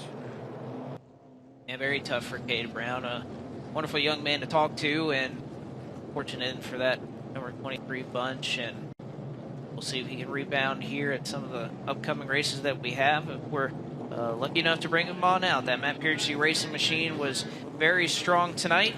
Of course, Matt Piercy, even somebody that experienced a lot of success here at Hickory Motor Speedway, 2015 track champion here at this racetrack is Matt Piercy. So tough to see for them in that bunch, and that 16-year-old out of Denver, North Carolina for Cade Brown. Unfortunately brings it out again, continuing to pace around as they continue to kind of inspect some of the fluid that was laid down as Cade Brown came to a stop. It doesn't seem like the backstretch is kind of the area of contention, but more so where he stopped in 3 and 4. They've definitely done some work to that area of the racetrack to try and clean it up, and I think they're bringing the cars to a halt to try to continue work at that end of the racetrack. Blake, I'm trying. I know that we're only, say, 43 laps in. I'm trying to figure out what the tone of the rest of this race is going to be. We kind of saw the tone set pretty early in the Pro Late Model feature that it was going to be physical. So far, I feel as though the majority of the late model stock field has been a lot more patient, a lot more courteous, but I feel like just prior, as we saw with Ashton Higgins and Cody Kelly, the pendulum is starting to shift, albeit even at a marginal amount. I'm wondering if this is going to start to continue to progress to a similar style of racing that we saw earlier tonight in the pro race, which may not be a terribly bad thing, but it's certainly not what some of these race teams or the track crew like to see. But either way, we've got 107 laps to go, still more than 2/3 of this race remaining, but there just seems to be a developing angst by drivers throughout the field, and I'm here for it. Yes, absolutely. I'm here for it as well, and I'm just really interested to see, by the way, hearings from some of the race officials that I think they're going to repark some of these cars. You can see them starting to make their way to the bottom of the racetrack, so I believe there's some areas as that engine expired at the very top of 1 and 2 that they may need to bring some attention to, so they're going to repark these race cars to where they can tend to the affected areas of this racetrack and try to get everything cleaned up. But I think you make a great point there, Eric, about the type of racing that we might see, because honestly at Florence, yes, it's a track that tire wear is of the essence, and it's what is on all of these drivers' minds throughout the race. How much am I saving? But yet we still pretty much saw most of those cars at the front of the field. There were very few exceptions to drivers who saved, albeit I think you could throw Jacob Hefner and Ronnie Bassett Jr. in that camp, but not exactly sure we have that same scenario at Hickory tonight. And you've touched on this several times already tonight, and we'll mention it once more. And a shout out to our friends over at Car Store Digest. If yes, you fans haven't had a chance to check out that website and all the information that this, I'll say gentleman, even though I haven't necessarily confirmed that it is a gentleman, but it's someone who I've exchanged a little bit of dialogue with. And this person is really happy kind of working within the shadows of the sport in which he loves. And I'll tell you, the information that is on this racetrack, including this stat that they put out prior to this weekend's event, and that is the fact that not only has the pole sitter won 5 out of 17 past late model stock races here at Hickory Motor Speedway, including the last 3 in a row, but 16 out of 17 races here at Hickory, the Cars Tour banner, the winner has come from inside the top 5 at the green flag. That should provide a maximum emphasis on qualifying and also show that you can perfect the pace at the front of the field. You don't have to fade or give up spots early. You can get the job done if you maintain your track position. So that's where the wrinkle comes in, and how this race will ebb and flow. Still a lot to be seen, a lot to be decided. But obviously you can see the track crew here who has earned their keep here tonight with all that they've had to do. And I will say, Cade Brown, who we just heard from a short while ago, did not do anything wrong by any stretch. I don't believe that he knew for sure what the exact problem was, or that he was laying fluid down until he got to the middle of the back straightaway, and he stopped just prior to the pit entrance instead of doing yet another lap around with fluid coming out from that car. So hopefully we get that cleaned up here momentarily and get back underway. I would hate to admit red flag count is up to 3. I think so. So being that cleanup is continuing, Blake and I, as Pike as well, we'll step aside here for a moment, as will our team. We'll be back here to continue on with the late model stock portion of our program here at Hickory. A superb job by the track crew. As you can see, they are starting to roll around here, and you can even see some of the fog that's being kicked up by some of the speedy dry that they've had to lay here in turns 3 and 4. But Eric, I know looking further back in the field, no one driver racing with a very heavy heart tonight in Cameron Bolin. You see Cameron Bolin on your screen right now, the driver out of Sharon, South Carolina, like many in the field here tonight. Started the progression or pathway of their racing career through legend cars. And oftentimes you run into people who are one of a kind, and Cameron and his family did just that with someone who we unfortunately lost just past Sunday. Cameron is racing in honor of Zachary Gocher, who was 22 years old when we unfortunately and tragically lost him in an accident just last week. Zachary was someone who was a fixture in U.S. legend car pit areas and paddocks, especially at summer shootout, winter heat, and some of the other events that would be held, especially since he worked in close proximity with NASCAR Xfinity Series driver Josh Williams. Josh, in fact, called Cameron and his team on Monday and expressed how much Zachary loved helping everybody, but also Cameron, and how proud he was to see Cameron take the next step in his racing career. In honor of Zachary, they put his name atop the driver's side door. Even though that team had to thrash to get their car repaired from a restart pileup at Florence, they said nothing could replace the agony that they felt when they got the news that Zachary was no longer with us. On behalf of everybody in the motorsports community, our thoughts, our prayers are with the Gocher family, and Cameron Bolin is going to do his best, he assured us, to bring home a great ride with an angel on board here tonight. Absolutely, and of course you can look at the nameplate there above the driver's side window, and you can see the name of Zachary Gocher at the top of that. So Cameron Bolin hoping to give it a good ride tonight at Hickory Motor Speedway, racing with a heavy heart as the rest of the field continues to pace on through. I think we're hearing from race control that they're going to double these cars up. Again, this will not be in anticipation of a restart because we haven't had the choose cone, but in an effort to try and get this track in a better condition, they're going to double these cars up and allow them to pace around here for just a little bit to continue to try and work this track in. Again, the third volt battery caution here of the night for an engine expiring for Cade Brown with 107 laps to go, just shy of lap 50. It was looking a little bit further back in the field. They may not be nose to tail now that they're double filed, but interesting, at least so I thought, the two of the drivers that we were just talking about having so much to do with how things played out in the pro late models. Of course, Isabella Robusto in that accident racing for the race lead, and Connor Zilish coming up just shy of trying to win his race. Well, they run nose to tail in 17th and 18th right now. Figured, well, they've been racing around each other a little bit already tonight. The irony of Robusto in terms of the performance, we were talking leading up to the contact that happened on the front straightaway about her ability to withstand pressure. Well, she had that major accident, caught up with James Pike there trackside, looked no worse for the wear, but she didn't have a week to shake that off. She had about 30 or 40 minutes tops before she had to strap into the late model stock that she's now doing battle with 31 other competitors who are going to be just as fierce, if not more so, than what she did with the 100 laps in the pro. So, tip of the cap there. And for Connor Zilish, again, same theme, same line. The ups, the downs, the humility that we saw with him congratulating Hopkins in victory lane. Now you got to kind of package that up and put it away for now, because it's time to get yourself back in competition and back in action, which he's doing right now. So great point to put a spotlight on a couple of the drivers who signed up to do double duty on a very tough racetrack and what's been a very tough night for some. Well, and I think, you know, she'll sleep, and Connor will sleep pretty well tonight. They will be well rested, I think, when they wake up tomorrow. And, of course, for Isabella, I mean, we chronicled many times the amount of time that she spends on her physical fitness. I'm sure hopefully she'll be refreshed when she wakes up at 5:30 to go to the gym on Monday morning at the TRD Racing facility. So it looks like we are doubled up. Pace truck is going to pull down to the safety of the pit lane. And after all the work to get this track ready, they'll work their way into the KRC Power Steering restart zone. Miracle, a slide off the top side, holds Carson Quapple at bay.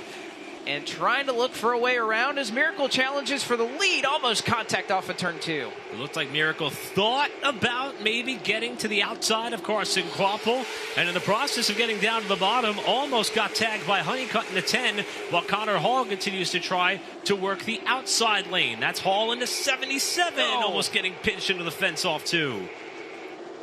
Tight quarters there, and honestly, a big checkup there in 3 and 4 that last time with Miracle, Caden Honeycutt. Everybody able to make that work out, though. You see Minnie Tyrell as he has spent many laps here on the top side. And you know what? I think this is a dangerous spot for Jacob Hefner to be in. We've seen him running in 30th and 31st, and he finds a way to almost finish up towards the front of the field.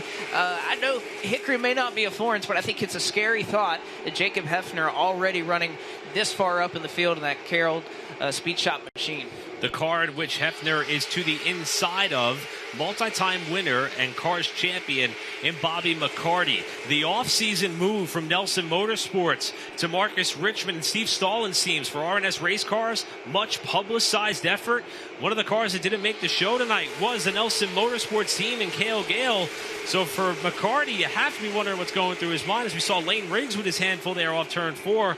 But the other bit of news we broke just not that long ago, Kenny Wallace going to be in a Marcus Richmond car. Can you imagine having Kenny Wallace as a teammate, per se, in a $30,000 to win race? That's going to be an incredible experience for McCarty, as we've got great racing going on all over the place right now. That we do. That was Charlie Watson in that battle with Lane Riggs and one of the other number 9 machines that we have out here on the Speedway tonight for you. This is the battle for 6, though. Minnie Tyrell on the top side. Ryan Millington holding serve on the bottom. Again, Millington, not one of the touring 12, but somebody that has shown up at all 3 late model stock car races and is really impressed in that number 15 machine at Southern National Motorsports Park. Is able to manage at Florence to get a decent finish there and finds himself side by side right now with Minnie Tyrell. Millington, 2-time track champion here at Hickory Motor Speedway. Oh, McCarty looks as though he may have had a line come undone under the hood as he slides up the racetrack in what may be fluid and a stack up behind him. McCarty, who slid up wide just as we were singing the praises of his efforts so far this season with the new team, evidently has something pop under the hood. You saw a sheen on the right side tires, and behind them, a couple of other cars tangled in turn 4. Saw Ronnie Bassett Jr. went really quickly down pit road. I think he was trying to miss that accident. See Andrew Grady turned around. As you mentioned, Laney Bice officially scored as the 14 car, despite having 21 on both sides of that race car. But all kind of a stack up and a reaction there to what befell Bobby McCarty, which, I mean, he looked like for a moment may have been a flat tire. But several cars will come down to the pit lane there, and I think that's what that should be, a flat left front tire, as far as what I can see up here in the booth.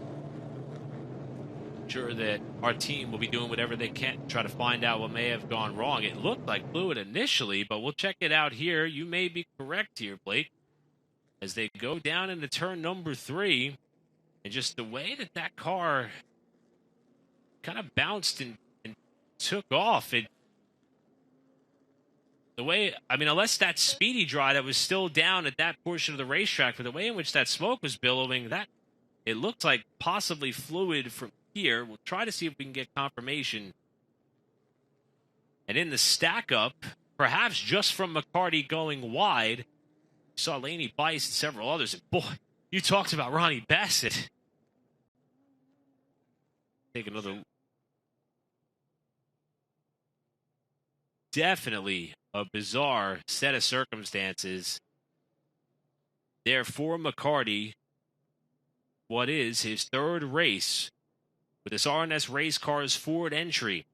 The 3-time champion in the Cars Tour, 2018, 19, and 21. And it looks like there is definitely some fluid there on the underside of the hood of that car as they've gotten the hood up now. The question is now, is it terminal? See them looking at the front end of the radiator, just behind the Mustang emblem on the bodywork of that car. And there does not appear to be too much emphasis in trying to get this replicated right now. About to say, not a great sense of urgency right there, just trying to diagnosed this issue. It all started with that issue from Bobby McCarty. You saw a couple others kind of have to dip and dodge out of the way to miss that one. Lady Bice got some damage. You see Mason Diaz right there, who has parked it on the racetrack. Mentioned he came down to the pit area a little bit earlier for some adjustments on his number 24 car. And even there on that replay, just at the tail end of it, how close that Colby Howard in that number 97 car got to McCarty as they crossed the flag stand here at Hickory. Awfully close there for Colby, who was filling in for Jason Kitzmiller this week. Yeah, Kitzmiller was actually in the ARCA Menard Series event that took place in Talladega earlier this afternoon. One of the unique facets that we found out is Kitzmiller is someone who is very tight with that of Cody Robaugh at CR7 Motorsports. As a matter of fact, Robaugh is his nephew, so Kitzmiller, Cody's uncle, being able to team up with Cody in order to field cars in this series and several others. So with Kitzmiller down in Talladega, it was Howard who got the edge. Let's try to learn what happened to the three-time late model stock champion Bobby McCarty. James Pike is standing by. Well, Eric, you noted that there was a little bit of water underneath the hood of Bobby McCarty's car. There was a reason for that, because that car lost the radiator hose. So they've gone back into the trailer to try and get another radiator hose to repair Bobby McCarty's machine. So the fix is relatively simple. They just have to execute the task here at hand. But a radiator hose, the issue for Bobby McCarty and RNS race cars. Thank you very much for that piece of information, James. As that's what that smoke was from. It was a little bit of mist there for Bobby McCarty, and hoping that he can find some way to fix that. As Andrew Grady, who was parked at the exit of turn 4 after spinning around, you can see just at the edge of your frame there, come to the attention of his crew as well. And a very tumultuous weekend it has been for Andrew Grady. He said if had any luck in the world, it'd be bad luck, and unfortunately it's just been that type of season so far for the Tory 12 driver. You can see Mason Diaz on pit road as well, Bobby McCarty, a couple of others who have elected to come down into the pit. So things haven't necessarily gotten rolling off in quick fashion, I guess. There's still 99 laps to go, still a long ways to go in this race, and just kind of pausing with these issues and whatnot. There's been a lot of pacing, some red flag conditions. These are when drivers are sitting in these race cars. They've obviously been amped to go all night. They're ready to get after it, but it can sometimes be after these long pauses that they start to get a little antsy, a little hot under the collar, if you will. Even up here in the booth every now and then, it starts to wear on you. In hindsight, I said replicated instead of some others sitting in for repair and trying to get Bobby McCarty back out there, so that's strike one on me. However, I'll wear it on the chin and own it and hopefully survive the next 99 laps along with the rest of the drivers who are out on the racetrack. You see, it looks as though potentially Carson Brown will get one of what is unfortunately several laps that he is down back by virtue of the free pass here. He just whipped his way around the pace vehicle to gain one of those laps back. Again, he was several down after being on the pit lane when the green flag came out. Still 99 laps to go in this race. We still have the iRacing halfway bonus that is up for grabs, which may make things interesting once we see Brandon Willard with the cross flags in hands to indicate that we are there. We also have the opportunity for the driver to score themselves a victory here. And momentum is a big thing in motorsport, Blake. We've talked quite often about this portion of the season. Ace, Wilkesboro, 30,000 to win at Tri-County. What could a win for any driver in the field do from a momentum perspective going into what is some of the most prestigious events that we have in the first half of the calendar? Well, again, momentum is a very powerful thing. No matter what sport you're a part of, but it certainly is the case in racing. And I don't think it's just momentum. As you see some damage there on Connor Jones as the part of the door is damaged on that 44 car. So just saw that scroll across her screen. But yes, of course, you want to be able to go in with all the momentum. I mean, look what it's doing for Carson Quapple right now. Got off to this season on the right foot. And has not missed a beat there in that Junior Motorsports number 8 car. He still leads here, and after a pole, a win, a second place run, 2 races, average finish is 1.5. I think that's pretty good if you're Carson Kvapil. And looking through some of the other stats in anticipation of this race, I think it's interesting that this far to Carson Kvapil's Cars Tour career, I know we're in the middle of his second full-time season, but a very interesting statistic for this young driver is the fact that if he is finished in the top 10 at all in the Solid Rock Carriers Cars Tour, it has been a top 5. Carson has 16 top 5s, and yet he also has 16 top 10s. So every time Carson Kvapil is in the top 10, guess what? He's battling for the win also. When you told me that prior to coming on air, that was one of my favorite statistics that I just never noticed. It is remarkable because the way you phrased it to me as well, as I think we're coming to want to go here, is he's never finished 6th through 10th. Yeah. Like, that's remarkable. Good stuff. And that's in 21 starts, too. So there's not a whole lot of races where he's finishing outside of the top 5, and at least it looks like he has a car capable of adding to that total tonight if he doesn't also end up in Edelbrock victory lane. See, he's on the bottom. Zach Miracle is on the top. Connor Hall as well, the outside of that second row. They'll give the pace truck some room as they work in the KRC power steering restart zone. Still 99 laps to go here at Hickory Motor Speedway. And Carson Kvapil, Zach Miracle will lead us back to the green flag.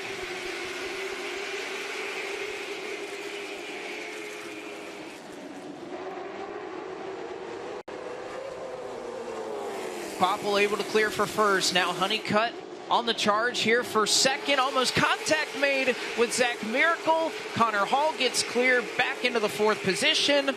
And Chad McCumbee, Minnie Tyrell still hanging out outside the top 5.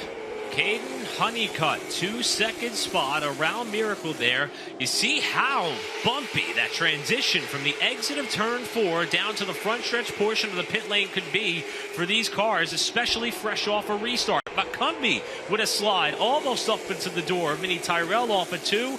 That's Chad McCumbee there on the inside of the 16, trying to get up into the top 5. And Jacob Hefner, just like you said, Blake, we're not used to seeing him up here at this point in the race. He's running just outside the top 5. And every time we look up, there's another spot or two that he seems to gain. So I think that number 95 is fast. Against Carroll Speed Shop, they won a little bit earlier on in a weekly competition here at Hickory Motor Speedway with Vicente Salas a couple weeks ago here at Hickory Motor Speedway. So definitely Carroll Speed Shop, the Eaton Notebook, helping out here tonight. I also see Brendan Queen running right now in 10th. He's made up a couple of spots since the drop of the green flag. Started back in 16th. Was accustomed to doing it at the front of the field at Florence Motor Speedway. He had led just 1 lap prior to Florence. Of course, that was a win at Langley in the Solid Rock Carriers Cars Tour, but led 31 laps at Florence Motor Speedway last week. And I think is somebody that if he has moved up this far already into the top 10, I think that 03 Toyota is dialed in as well. He seemed to think so earlier today talking to him. See some of the other racing going on in the midfield here as Queen now looks on Millington down in turn number 1. There's Lane Riggs outside of a driver that you mentioned just a short while ago, Blake, Connor Zilish in that number 57 car. While we're throwing out cool stats, we mentioned this one a short while ago at the beginning of our qualifying program while Riggs and Zilish battle side by side. Connor Zilish, we talked about some of the karting experience that young man has had.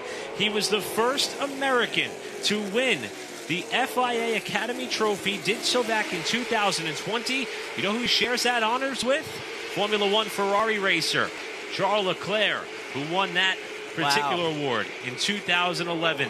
And this kid's just getting started. Yeah, he is. And newsflash, Connor Zilish trying to pass somebody and not just trying to pass anybody. The defending NASCAR Advanced Auto Parts Weekly Racing Series champion as he tries to make his way by Colby Howard down to the apron as I think somebody had something wrong with the exhaust. And now Landon Huffman gets turned on the back straightaway as well. 3 cars wrapped up in it, and the luck just cannot turn around this season at Hickory for Landon Huffman. Caution is out. Laney Bice looks like the front end of that car is destroyed. And a tough break there as another couple cars get wrapped up in it. Hate to see Riley Gentry in there as well. The feel-good story from the last chance race in Riley Gentry may come to a premature end here come feature time. See him trying to get the car refired as Huffman has major bodywork damage to the left front of his car. And you see there, just in the top section of the number 1, you see a 14 there on Laney Bice's car. We touched on the owner's points issues, but it started here off a 2 with Chase Burrow well off the pace. Connor Jones skates his way through, made slight contact with the wall, and then the accordion behind Bice comes through Riley Gentry to tag Landon Huffman. And again, another case where Burrow is slow in the middle of the back straightaway, not something you're looking for. Huffman can see it. Fortunately, Riley Gentry cannot, runs into the back of Landon Huffman. Bice goes down low, nowhere for him to go. Of course, those cars that are down there, Gentry stuck in the grass. We talked about how much rain had fallen this morning, so tough for him to get out of that anyway, despite the damage that he has. So it sounded as though down the front straightaway, could hear that exhaust issue. I think it was with Chase Burrow on second look about it, but definitely that last circuit around the last half a lap or so, you could hear it in the booth that one of those cars did not sound like they were running on all 8 cylinders. Well, you saw William Sawalich there have to get on the binders as Burrow continued to come down the bottom of the racetrack. Look at Jones. Yeah, Jones kept it off the fence, and I stand corrected. Gentry and Huffman made contact before Bice got there. Unfortunately for Laney, there was nowhere else for her to go. And again, this is a team that came into the night 9th in points after Jared Fryer ran the first couple of events. Jared not here tonight, so they did put an over 14 on there, we believe, for JM Racing owner point perspective, due to all that is upcoming. But for Riley Gentry, we touched on it before, this is a driver who has had to come back from a pretty serious injury himself that he suffered back at Greenville Pickens in 2021. He made one Cars late model stock tour start in 2022. Was at his home track, Greenville Pickens, after finishing up his road to recovery, where he finished 14th. This was his first start at Hickory. The only other starts that he ever had was at Greenville.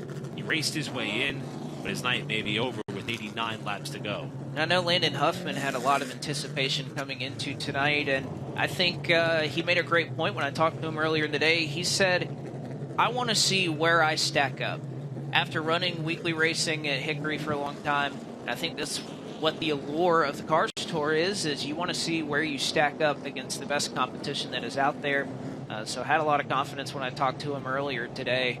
And unfortunately, just yet another example of something out of his control or out of his own doing befalling him here in 2023. If it wasn't for bad luck, he'd have no luck so far this year. You also love to see people who do things beyond the normal realm of what is expected of a race car driver, especially at this level in the short track ranks and regions, to be able to try to grow and expand not only the popularity of the sport, but the knowledge of the sport. I myself have learned a lot as the choose cone is on the main straightaway from a lot of the videos and blogs that Landon has put together, a lot of which describing what it takes to field a race car like a late model stock car. I invite everyone to check that out if you want to learn more about these particular cars and all that goes into making this possible.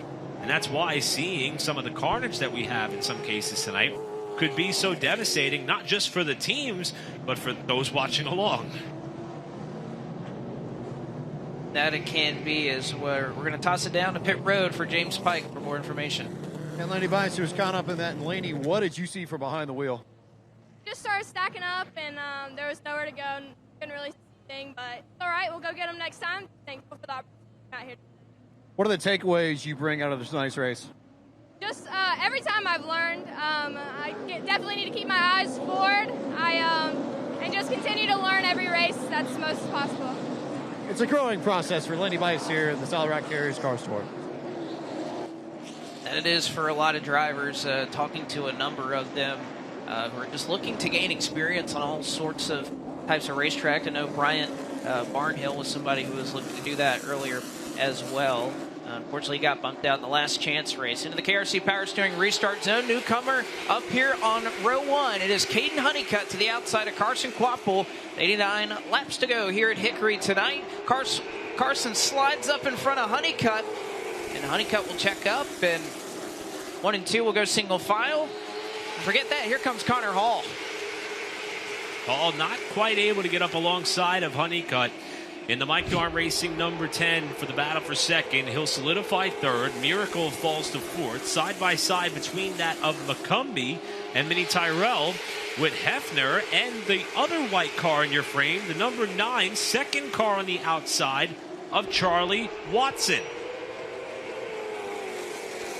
2 by 2, and this is a lot of what we saw in that last chance race, that when it's time to go, sometimes here at Hickory, they're stacked up too wide. There's just not a whole lot of opportunities to try to continue moving forward, and you can see it, what looks like a high-speed pace lap further on behind Mini Tyrell as he just gets in front of Chad McCumbee. Give him a little bit of a bumper as he moves him up the racetrack, and McCumbee saying you're going to have to clear a little bit better than that.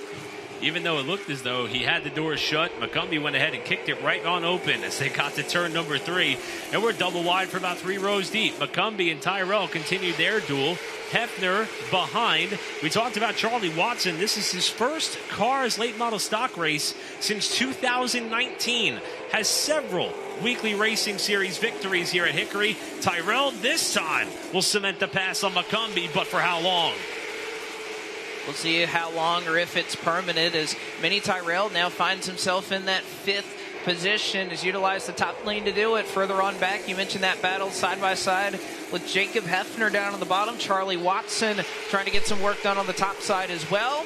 And every time we mention him, he gets further up in the picture. Brendan Queen, and now even Connor Zilish is a part of that battle as well. Things start to settle out a little bit throughout some of the front runners here as we inch closer to the halfway portion of our program for late model stock cars. There's your leaders on the double box, left side of your frame. On the right side, you've got Watson and Hefner, drivers who have had a lot of success here at Hickory Motor Speedway. In this short track's tenure en route to this portion of their racing careers with Ryan Millington, another frequent visitor to victory lane here on the weekly front here at Hickory, trying to get to the inside in the 15. One of 3 defending champions here at the Hickory Motor Speedway in late model stock competition, and now they run back-to-back in terms of position, but not now as Millington loses ground off the corner. Of course, that being Jacob Hefner, defending track champion here at Hickory Motor Speedway, one of 3 champions in Millington himself, and of course Landon Huffman, who have wrote their name on the wall here at this racetrack. Up the racetrack, though, goes that number 9 car, and here comes Brendan Queen trying to get around Charlie Watson. A member of the Touring 12 trying to work his way further forward. As you mentioned, Blake, the progress has been solid so far. Now looking to get around Watson for another position on the racetrack as they come off turn number 4. A couple of laps shy of the halfway point here with the iRacing money on the line. Quaffle leading Honeycutt and Hall, your top 3. Zach Miracle in the frame as well. 76 to go this time as things got a little bit tight there off 4 amongst the front runners. And now we're door to door for 5th yet again. These two can't escape one another. No, they cannot. And Mini Tyrell has been in a battle as long as we have had the cameras with the red lights on since this race started. We are halfway home, and the driver that had iRacing and Dorning, that number 8 car last year, leads the iRacing Midway race break here with Carson Quapple, your race leader. Further on up, though, Zach Miracle looked for an opportunity, had it, he thought, to try to get around Connor Hall. Not quite able to poke the nose down there quite enough yet, though. At this point in the race, you have to wonder, what is the pace that Carson Quapple is setting at the front of the pack? Is this just a moderate tone compared to what we're going to see when we get to the last third of this program? And how patient is Caden Honeycutt, Connor Hall, and Zach Miracle being, running in at the 2nd, 3rd, and 4th positions with McCumbee closing? Tyrell's lost a few positions there in the last lap, while Hall looks inside of Honeycutt, but there's not enough of an avenue to get by. And he'll lose a little bit of ground to Honeycutt after making that move.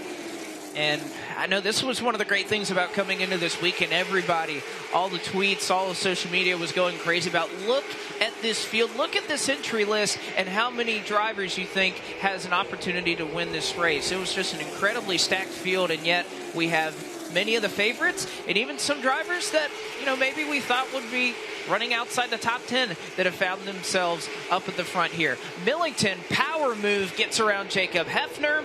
And I tell you what, that 15 and 16 cars, they look pretty good themselves as they're running down your top 4 and 5. Almost as if they're latched together, trying to get to the front collectively in a two-car tandem effort on a short track, no less, as they continue to work their way further forward. Also, thinking about Caden Honeycutt and how the last couple of weeks have gone for him. Blake, you've referenced several times how impressive he was in the NASCAR Craftsman truck at the Bristol Dirt Race.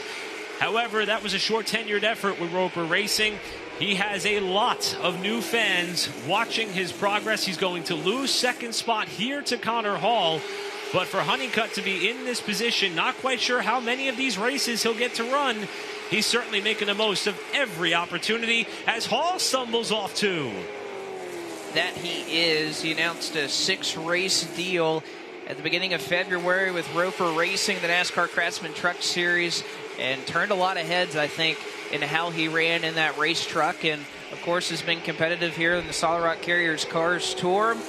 Has a trio of wins to his name at Langley, Florence, and at Ace last year. But I think his prowess and how well he runs in that Mike Darn racing car, he's definitely impressed. And hopefully more opportunities are ahead for him and many of the young men that we see up here at the front of the field. Connor Hall, Carson Quapple included.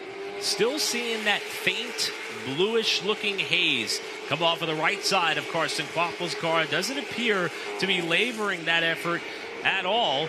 While Connor Hall, these are two drivers at the front of the pack looking to go back-to-back in a different capacity. For Quaffle, it would be back-to-back races in the late model stock portion of our program in 2023 after grabbing the victory at Florence.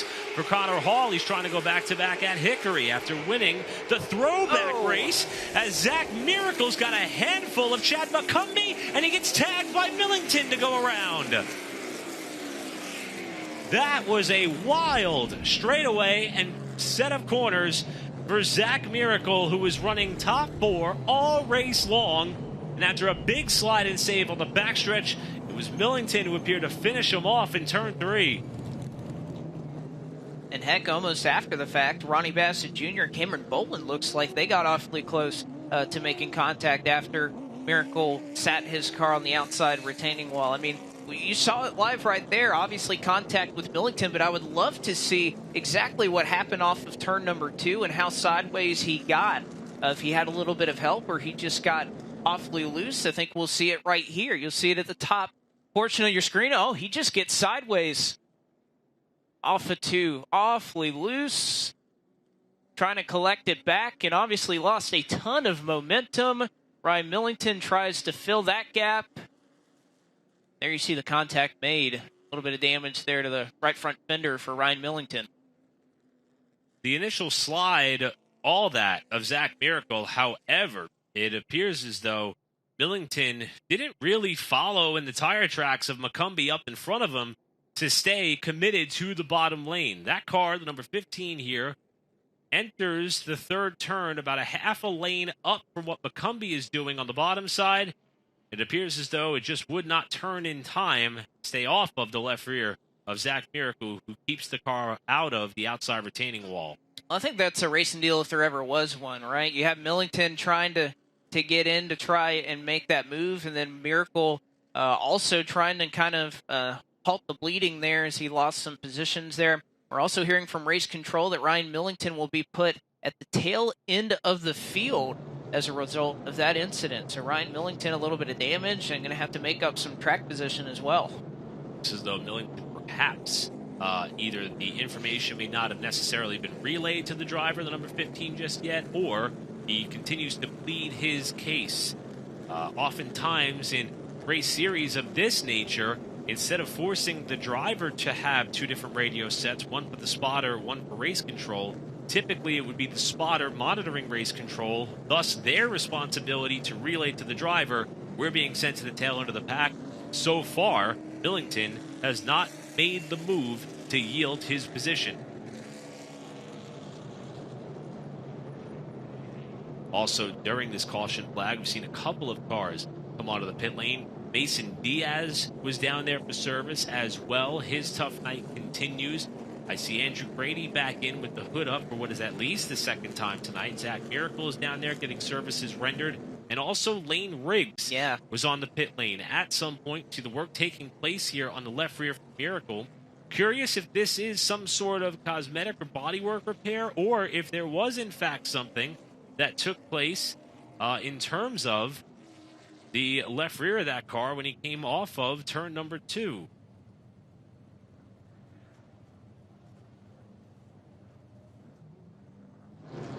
Couple more, Landon Huffman down in the pits, Chase Burrows as well, as a couple of drivers have taken the opportunity here under this yellow flag to try to service their race cars. But back up at the front of the field, this is where it's going to get really interesting. I think we get to see for real how much Carson Quapple has been saving. Again, time and time again, Junior Motorsports has been so good at just riding around here at Hickory before you put Josh Berry in that car and he takes off late and scores the win.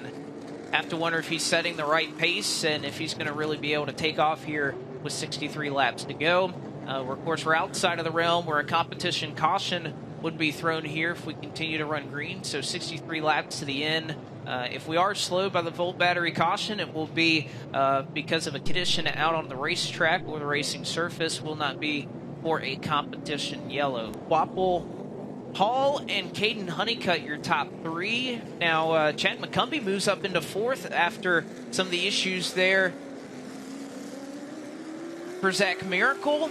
And even Jacob Hefner has found his way into the top 5. So no, our top 3 have really been the stars of the show. But I think in terms of drivers who have moved forward, I mean, Brendan Queen, same situation. Jacob Hefner, Chad McCumbee, Connor Hall. A lot of drivers who haven't necessarily enjoyed the track position that Quapple or Caden Honeycutt have, but yet here they are. And Connor Zilish as well. And how about Deke McCaskill? Yes. In the 08, just towards the bottom portion of the top 10 as they run right now, post-choose. This is a driver who had to take a provisional to make the show. Granted, he elected not to try to race his way in the LCQ. They pulled off after 1 lap. Our Southern National winner is slowly working his way to the front. What a story it would be to come from the back row to victory lane here at Hickory in just 150 laps against this stout of a field. Deke is coming. And he is the only driver to start outside of the top 5 and win here at Hickory in the Solid Rock Carriers Cars Tour. So perhaps has something on his mind to try and get the job done here tonight. Into the KRC Power Steering Restart Zone, Quapple and Connor Hall, your top 2. 63 laps to go and nearly a dead heat at the stripe. Quapple is clear off of turn 2. Connor Hall able to slot himself in line in 2nd. Honeycutt down on the bottom in 3rd, but he has his hands full with Chad McCumbee on the top side. The persistence of McCumbee and team has been evident all night long, slowly picking up 1 spot at a time as the race continues to wind down. And if he can cement this pass on Honeycutt, it would be the first time that McCumbee has been up into the top 3. But Honeycutt has been so strong on the bottom of the racetrack, and Brendan Queen also starting to surface his way to the top of the water levels here in terms of the scoring pylon. And Queen is working the outside of Hefner while things continue to tighten up amongst the top 2. Chad McCumbee up to the outside and looks like he may have his way clear of Caden Honeycutt. That outside lane, you see Queen make the pass. McCumbee may have it as well. Connor Zilish a little further on behind, also able to use that 2nd lane. Late in these races, that 2nd lane, when you watch Cars Tour races here in the past, that is how you're going to be able to make moves here. Here comes Deke McCaskill. And how about Dylan Wilson, somebody else who's found his way up into the top 10. 2 podcast mates nearly nose to tail there on the inside. That is a great point there with Wilson, who, as you can see, already has himself a Rookie of the Year stripe on the back of that car. It was the last chance to submit your efforts to compete for Rookie of the Year honors. Wilson in that neon number 4 with a 2 Burrows Performance and 2 Burrows Brewing car. That neon lager is going to be dropping May 5th. There may be some of it out there already for some of his race fans and team members, but Wilson having what he would most likely call the race of his season so far, maybe even his late model stock career. Well, again, he ran top 15 at Hickory. It was his first time in a late model stock in nearly 3 years. And yet he ran the Throwback 276 last year, was running up in the top 15. So good to see for Dylan Wilson, who has had so many racetracks that he's never been to before. And that's going to continue as we go along here in the Solid Rock Carriers Cars Tour. but we talked about it at the top of the show, experience at Hickory. This is where Dylan Wilson has grown up racing and is paying dividends here as he finds himself in the top 10. Oh, how about giving on to Ronnie Bassett Jr., someone else who's really coming on strong here late in the going. William Sawalich as well, just ahead of him. We talked about Ronnie Bassett Jr. during qualifying. The spotter who helped him get up to that podium finish at Florence Motor Speedway, Charlie Brown, well, he wasn't able to make it to today's race until the last minute. He had an ARCA commitment down in Talladega, drove his way back to the Speedway. I'm sure he was watching along to see how long that pro race was going to take to give him enough time to get back to the racetrack. Bassett, despite some damage to the front nose of that race car, working his way further forward, as is Mason Diaz, after the couple of problems they've had so far today, as McCumbee is up to third. Oh, man, that was close. That was Watson who nearly got the wall there after being side by side with Mason Diaz. You can see the left-hand side of your screen, the battle for the race lead, as well as the battle for third. Caden Honeycutt now going back around Chad McCumbee after McCumbee bested him on that restart. Looks like McCumbee not going to put up much of a fight for now, so Honeycutt back into third. And I know we were zeroing in on our battle for the race lead. Those last couple laps, Connor Hall was starting to get really close to Carson Quapple, let him know he was there. However, Quapple, the last couple laps, put some solid ones together and builds that gap back up to about 3 car lengths or so, now down to about a car length off of 2. Perhaps the most separation we've seen across the front 4 since this race went green, as we now enter the final third of this event, with Quapple continuing to hold steady at the head of the pack. The rest of the field flashes their way by. Deke McCaskill's charge further forward appears to have somewhat stalled in 8th. And just as we say that, here is Connor Hall knocking on the back bumper for the race lead. Carson Quapple, your leader. Connor Hall in second. Remember, there's a little bit of a, I guess you could call it a history between these two drivers and all that happened to Tri-County last year and what ended up becoming of these two. We'll see how they race each other here. Is Quapple still maintaining his position out front? Connor Hall, the last couple of laps, has reeled him in just a little bit. Trying to go back to victory lane at Hickory. These two appear to continue to pretty much match each other in terms of the stopwatch. Last time through, Hall was about a half a tenth quicker than that of Quapple. You see him able to hook the bottom of turn 4 a little bit better than what Carson's doing, leaving just a little bit of real estate there to allow that left front fender to get some air on it, especially coming through 3 and 4. We'll see if that remains the same here this time by. It appears as though Carson took a bit of a tighter apex off the corner as these two continue to trade quicker lap times amongst each other. We haven't necessarily had a run long enough to talk about it, but it will certainly be a case if we continue to stay green here in this battle for the race lead. And, of course, that will be that of lap traffic as Brandon Pierce loses a trio of positions here off of turn 2. And, again, Pierce was running up about where Dylan Wilson was, right on the outskirts of the top 10. Pierce has lost several positions, now finds himself in 16th in very short order. So you have to imagine something may have befallen that number 2 machine for Brandon Pierce, looking to turn his luck around at Hickory tonight. The Lee Pulliam Performance Machine, but loses a couple of spots here. You look right here at the battle for that top 10. It has been lockstep side by side between Connor Jones and Dylan Wilson, who has tried to find a way around Connor Jones. This has been a really good battle to watch, even when it's off camera. Wilson, who is knocking on the left rear quarter panel of Connor Jones' car, who is a very interesting character at the racetrack. If you were able to join us for qualifying, you saw him making a couple of impromptu appearances during James Pike's first stand-up of the night. You got to love the charismatic attitude and nature of a driver who has a lot on his plate. Missed the season opener because of an ARCA racing commitment. He is back in action here in the late model stock car, trying to fend off another member of the Touring 12. Jones, an annual entry. Wilson in the Touring 12, with Mason Diaz closing up just behind him, another Touring 12 competitor battling back in 12th spot. I got to tell you and give a nod to the crew of Mason Diaz. Whatever they have changed on that race car has brought it to life, as he was struggling running outside the top 20 a little bit earlier, and he is surging up through the field. He gets by Ronnie Bassett Jr. It looks like he may make quick work of Dylan Wilson here, and I know Mason Diaz, somebody who's searching for something to kind of get the ball rolling in the right direction, could certainly use this. He goes side by side with Dylan Wilson for the 11th position. That battle will continue here through 3 and 4, with Ronnie Bassett starting to close up there. Let's touch on one item we mentioned under the last caution. Lane Riggs, your 2022 NASCAR Advanced Auto Parts Weekly Series champion. We saw him go to the pit area under the last caution. It appears as though his night is over. He has not returned to the racetrack and will finish in 27th spot tonight. Lap traffic, you mentioned it, it's here in a big way trouble. Just in front of Quapple, he gets it wound down just before making contact with Andrew Grady, as Carson Brown and Cody Kelly have spun off at turn 4. And boy, that was not easy for Carson Quapple. Got up into the marbles, yet was able to slow that car down before any more trouble befell him. So heads up driving for your race leaders as they wreck just in front of your top 3.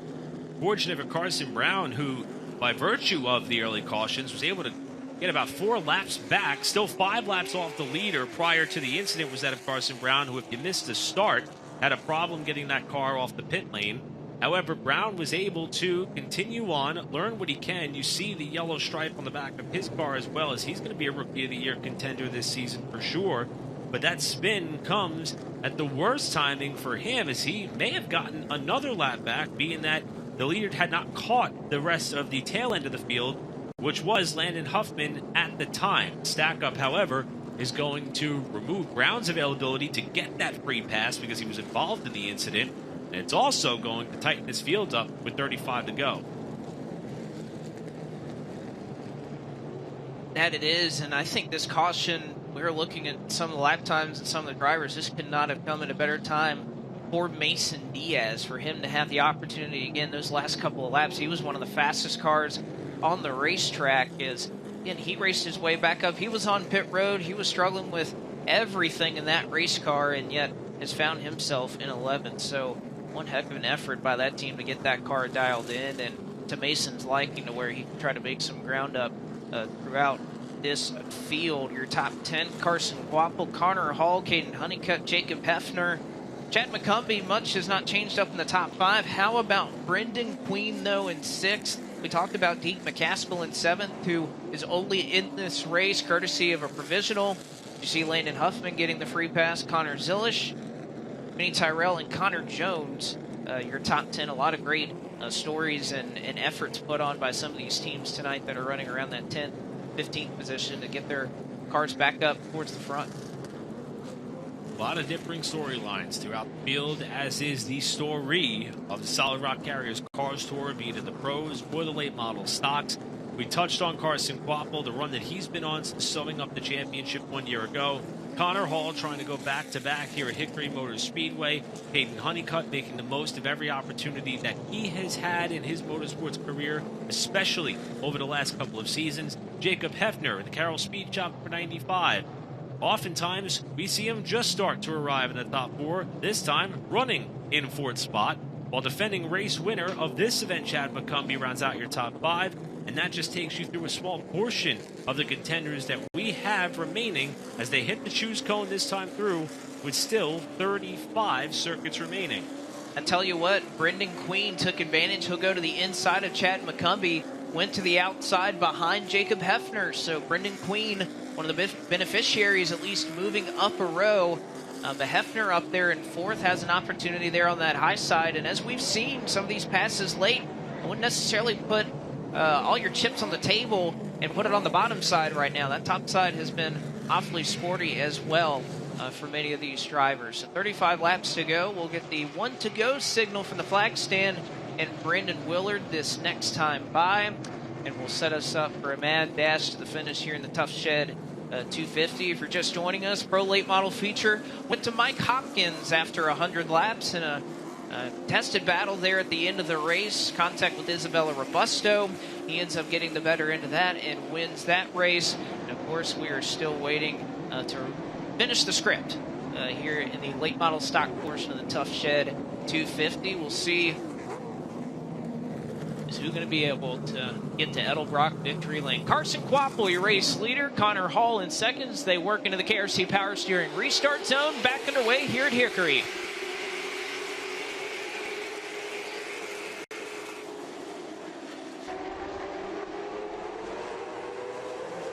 Quapple once again able to clear for the top spot. Caden Honeycutt down on the bottom, going side by side with Connor Hall. Now Hall gets a run, and he may have a shot at Carson Quapple here in turns 1 and 2. They nearly touch. Might have seen that bodywork crinkle up a little bit on the left rear of Carson's car there. I believe there may have been a little bit of paint traded as Diaz is trying to buffalo his way up back into the top 10. 3 wide there on the top here at Hickory goes Dylan Wilson. Back up front, this battle has not ceased between your top 2 competitors. Jacob Hefner in 4th. Now McCumbee. Oh, Tyrell spins. Grady, Watson, Millington, and Bassett all collected. No major contact for the majority of these cars. I believe Minnie Tyrell may have gotten the worst of it. And for Minnie, unfortunately, this has been 2023 for the most part for this driver, who, as you mentioned earlier, oftentimes able to be up front, show pace quite early throughout the event. However, if you look at Southern National, it was a 22nd place finish and led 74 laps en route to a 6th place result at Florence. It looked as though tonight may be on a similar pathway. Tyrell gets spun out of a top 10 spot to slow the field with about 32 to go. One more look is Wilson. Oh, Wilson caught the wall there side by side with Mason Diaz, and one of the many chain reaction wrecks that we've seen so far tonight, where somebody sees something going on in front of them, they check up for it or change their course to try and react to it. See Tyrell, Bassett, Millington, and Watson as well. Tell you what, Bassett did a good job getting that car woe down. Didn't make that situation any worse. But there's the initial contact. Diaz not quite clear of Dylan Wilson off of turn number 2. And Bassett in reaction to that hits Minnie Tyrell. You can see the left rear goes down immediately for Minnie Tyrell. Remarkable to see the save that Diaz had. The wheels turned just about as far right as they could be to keep that car from heading towards the inside wall. And I'll say heads-up move there by Charlie Watson in the number 9 to kind of just lock the car up and whip it around before damaging the front end of that race car. We've seen where the heavy front-end damage could be terminal several times so far here tonight. Even though Watson sent that car for a slide, that may be the move that keeps him in this race. Mentioned Blake, tire being down on the left rear of Minnie Tyrell's car. See them tending to that with one of the spares that will be approved by the officials to put back on that number 81. The hood is up right now on Ronnie Bassett Jr. kind of parked right at the entrance, or what would be the exit, I guess you should say, of the pit lane here on Hickory Motor Speedway in weekly competition. Can't necessarily say the same about all the cars that we have parked in the infield as they exit off of turn 2 exclusively here this weekend. As you see the left rear that was pulled off Minnie Tyrell's machine. So for Carson Quapple, this is not really similar to the pathway to victory that he had at Florence last time out. That race did not really have as much yellows. There was that one incident that took place on a late race restart, which lessons learned have been applied to the drivers, at least in the form of race control. The drivers meeting earlier today, drivers were reminded that they are to maintain their pace, specifically the front row starters. They are not to be performing any yielding of pace, any brake checking. If anything, they would like to see them gradually pick up the pace until the go point within the restart zone.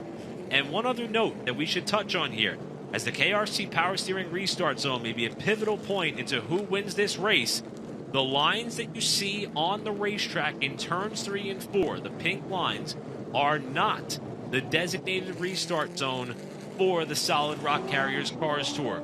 The series has the Restart Zone banner outlined along the catch fencing with fluorescent orange markers as well. So again, if you're watching along with us at Flow, or if you're still with us here tonight at Hickory on what's turned into a long but fun night at the racetrack, the Restart Zone is designated by the Cars Tour markings, not the lines you see in Turn 4. The field continues to work their way here with the choose cone being out on the main straightaway, meaning we are close to the restart. No surprise, Quapple selects the low side with Connor Hall choosing to go up alongside your defending late model stock champion. See there with the choose cone, and you kind of see at the edge of your frame exactly what Eric was talking about. A great point made that the pink lines on the racetrack are not necessarily what these cars are going off of in terms of the KRC power steering restart zone, of which Carson Quapple, who will once again be able to choose when he goes anywhere in that restart zone. As we saw in the Pro Late models, that outside lane on these restarts was awfully good, but I think one thing, honestly, that has hurt it on some of these restarts here, Eric, is the fact that we've had so much cleanup on the outside lane, especially there off of Turn 4. I mentioned Cade Brown there. I think there were a lot of drivers who were somewhat wary of restarting there on that high side and haven't quite seen the same launch for a lot of these drivers out there. I think one of the great equalizers, as we see Ryan Millington stopped over there in turn number 1 and 2, for the top lane in particular, would be the fact that when we do allow these cars a chance to slow down, let the tires cool off their heat cycle momentarily, let the air pressure kind of dissipate, albeit for just a little bit, it kind of makes that inside lane a little bit more of a handful, especially when you're dealing with some of the repairs or transitions that make up that inside row, whether you be it at the pit entry, the pit exit, or somewhere else on the racetrack. Now what we're seeing now here is the field being brought down the pit lane, and I would not be surprised if this is fuel concerns. Yes, so this was something that was brought up in the drivers' meeting a little bit earlier. Caden Honeycutt told us it's about 175 to about 180 laps is the fuel window for these cars, and of course we're only counting green flag laps, so you see 32 laps to go. We're obviously not to 150, but we've been pacing around. We've had a number of yellow and red flag conditions, and I think that's exactly what is going on, James Pike. You know, I literally was just down in Minnie Tyrell's pit. They were fueling up on that car, and then talked to one of the Cars Tour officials, and he looked, and I think we're getting close. Hadn't necessarily had the word from Denny Willard yet, but no later than about 30 seconds after that, the cars came down pit road. So yes, this is to give these cars an opportunity, the chance to fuel up, get a little bit more gas in these things, finish off the final few laps for the Tough Shed 2. Thank you very much, James. And again, no adjustments allowed to be made. Anybody who does will be sent to the tail end of the field, I believe is the penalty for that. So all these drivers sitting down in the pit lane right now, and as mentioned, they will all have the opportunity to fuel up their cars here for this dash to the finish. I recall an expression, I believe I heard Johnny Sauter utter it once. It may be an old school military saying, but proper planning prevents another P word, performance. So yes. With that in mind, the Cars Tour knew this was a possibility, and they had spent the time to map up that specific amount of laps that you and Pike were alluding to here. And it is clear that even though, and this is why I do not envy the job of any race director anywhere, you're having to juggle so much between your team, the orchestration of the event itself, officiating the event itself, all while keeping in mind what the total lap count is in order to get this done. So pretty remarkable here as we are going to step aside here with 32 laps to go. They'll get refueled and recharged. We'll do the same. See you back on the other side for the finish of the Tough Shed 250 at Hickory. Back here at Hickory Motor Speedway, the Solid Rock Carriers Cars Tour, running the Tough Shed 250 here at Hickory Motor Speedway. And, you know, we don't often see this looking at the bottom of your frame. Brandon Willard taking a break right now, gets a nice cold drink. He's sitting there on the ladder, getting refreshed and ready to go to wave that checkered flag here in just a couple of moments. But we have more happening down in the pit lane with James Pike. I just talked to Deke McCaskill, who is now 7th after starting tonight right at the end of the field. I had to go through the LCQ. I talked to him. I asked him, was this always the plan to find speed at the end of this? And he said, no, honestly, we completely missed the setup in qualifying. We were way, way off, but we sort of accidentally lucked into a situation where with all the yellow flags and the colder temperatures, everything with the weather sort of played into our favor, and our car actually feels pretty good right now. So it's a classic crafty, veteran, experienced sort of race from him. Wouldn't be shocked if he gains a few more spots, but that's just a mixture of all the laps that he's run everywhere in the Cars Tour and all the knowledge that he has as a driver coming to the fore and making the best out of what could have been a very bad situation, but this may end up being a very good night in the end for Deke McCaskill. That is the case, and he has made the most out of a situation. And again, he is in this race quite literally because of his performance at Southern National Motorsports Park. Being able to win that race gave him so many points that when he wasn't able to fall back on a Touring 12 provisional or anything like that, that he put himself in position to have that provisional to begin with. And of course, you never want to use that provisional, but he earned it through his performances early on in the year. And I just think it's great that the car can go so awry, or you can miss that qualifying lap, and yet this is why he had that provisional, is he has driven all the way back up through the field and finds himself on the bottom in 7th on this restart. Kept talking about the fact that he wasn't one of the initial annual entries. However, he stated he intends to run all the races, which is a sight to see for anybody who has known Deke and the family-owned operation and everything that his family means to this particular paddock. So, in typical Deke fashion, veteran prowess, there may be scuff marks aplenty on many race cars out there. His looks relatively clean, and that is a great job by he and company to be able to cycle their way up to the front in an organic and not so physical manner.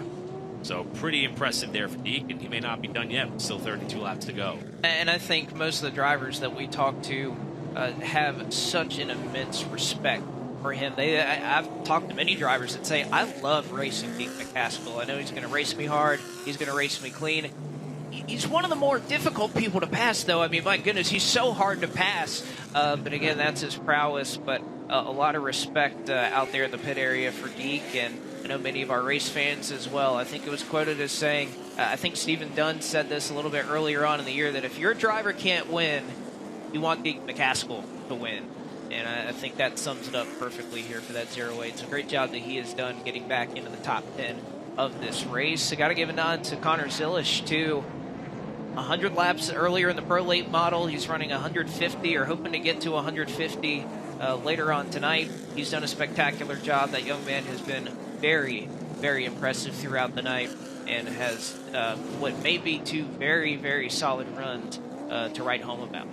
While we're giving out some accolades, let's hand out 2 more. One of which would be to a gentleman who we see at the racetrack, and he provides services to several race teams with his product, Race Trace. It's a video overlay system that teams utilize to compare with one another, and they're continuing to expand on that technology on this level. Adam Zirkle is not only one of the nicest people I've ever met at the racetrack, but he was exceptionally helpful today. When the fans started piling in here, it was so hard to keep up with timing and scoring at times. He offered us the assistance to make sure that we had a clear, direct connect to the lap times as we saw. Adam, we appreciate that so much. As we come to one to go, I'll give one additional shout out to my brother-in-law, Anthony Ciccarelli. Wrapped up a 24-hour stint with the Greensboro Fire Department. Said he did not care what the forecast looked like. He wasn't missing this race. Drove all the way out here to see it. And I think he's going to be in for a thrilling final 32 laps. I would tend to agree with that, Eric. And, of course, you may mention that he's sitting behind us and is kind of laughing a little bit right now at that latest comment. But nevertheless, Carson Quapple and Connor Hall once again back up at the front of the field. Caden Honeycutt, Chad McCumbee in row number 2 through the KRC Power Steering restart zone. It's time to get real at Hickory. 32 laps to go. Connor Hall battling for the race lead side by side, and one of the better restarts we've seen him have tonight. Yeah, the top side has not had that momentum up to this point. However, it's not going to maintain through 3 and 4, but Hall will be able to get clear of the bow of Caden Honeycutt in turn 1. He tried to shut the door, but Honeycutt was there. Hall tried the crossover, and you can see Caden Honeycutt not going to allow him to do that. They run side by side, but man, what a great drive off of the corner for Connor Hall. He will clear Caden Honeycutt down into turn number 3. And of course, Chad McCumbee trying to fend off some 2 very hungry hounds, and great race cars that are being driven tonight by Brendan Butterbean Queen and Jacob Hefner. We're really impressed by the wide arch that we're seeing Butterbean take, most notably in 3 and 4. It seems to give him a lot of pace down the front straightaway. Runs a little bit of a tighter line in 1 and 2. You see the amount of space that he's given between himself and Hefner. And just as I say that, they come together off turn 4. The contact continues. This is for 5th spot with Deke McCaskill waiting in the wings. Shocker, the dirt racer tries to go up to the top in Brendan Queen. That is no shocker there, as now he is all over the left side door trying to pinch down Jacob Hefner. Some good hard racing here for that 5th position, although the door is open here for Caden Honeycutt to try to steal second away from Connor Hall. 27 laps to go. This is exactly what Carson Quapple wants to see in his rear view mirror. These two cars duking it out for that 2nd position. You have to wonder if at this point, if Honeycutt is starting to grow a little bit impatient, seeing Quapple drive away at the head of the pack, coming to 25 to go. Caution, Bassett and Robusto, turn 2. It will slow the field just before we get to the 25 to go marker. And Isabella Robusto's bad luck night and bad luck stretch in the late model stock car is evidently going to continue here in the 2nd corner. It doesn't appear to be too much damage to that car, but it is yet another Bolt Battery caution flag here tonight at Hickory. And tough there for Bassett. He's going to climb out of that race car. That team did so much work to get that car ready for his incredible run at Florence Motor Speedway after pretty much the whole left side door was ripped off of that car. New sponsor, you can see on the hood of that race car, bringing on Chase as well as Jerry Hunt Super Center that's been with that team for a long time. And it's going to be tough for that family operation. You can see smoke billowing out of that race car as he climbs on out. He looks to be okay. But tough luck there for the bright neon orange 04 as he'll walk away here on the inside of turn number 2. We talked about the tone of this race. the madness has been ensuing. It just hasn't worked its way up to the front of the field just yet. The hope is that time is not going to come tonight, but either way, very unfortunate for Ronnie Bassett. I mean, Charlie Brown, we've talked about a spotter 3 or 4 times so far tonight, but I got to wonder how he feels knowing that he trekked probably above speed limit pace to get here from Alabama in order to try to help Ronnie maybe even progress off of that podium finish that you alluded to. And their night is evidently going to come up short by about 26 laps or so. Yet another cleanup will take place in turn 1. Let's take this opportunity to check in with Pike. Pike, what you got?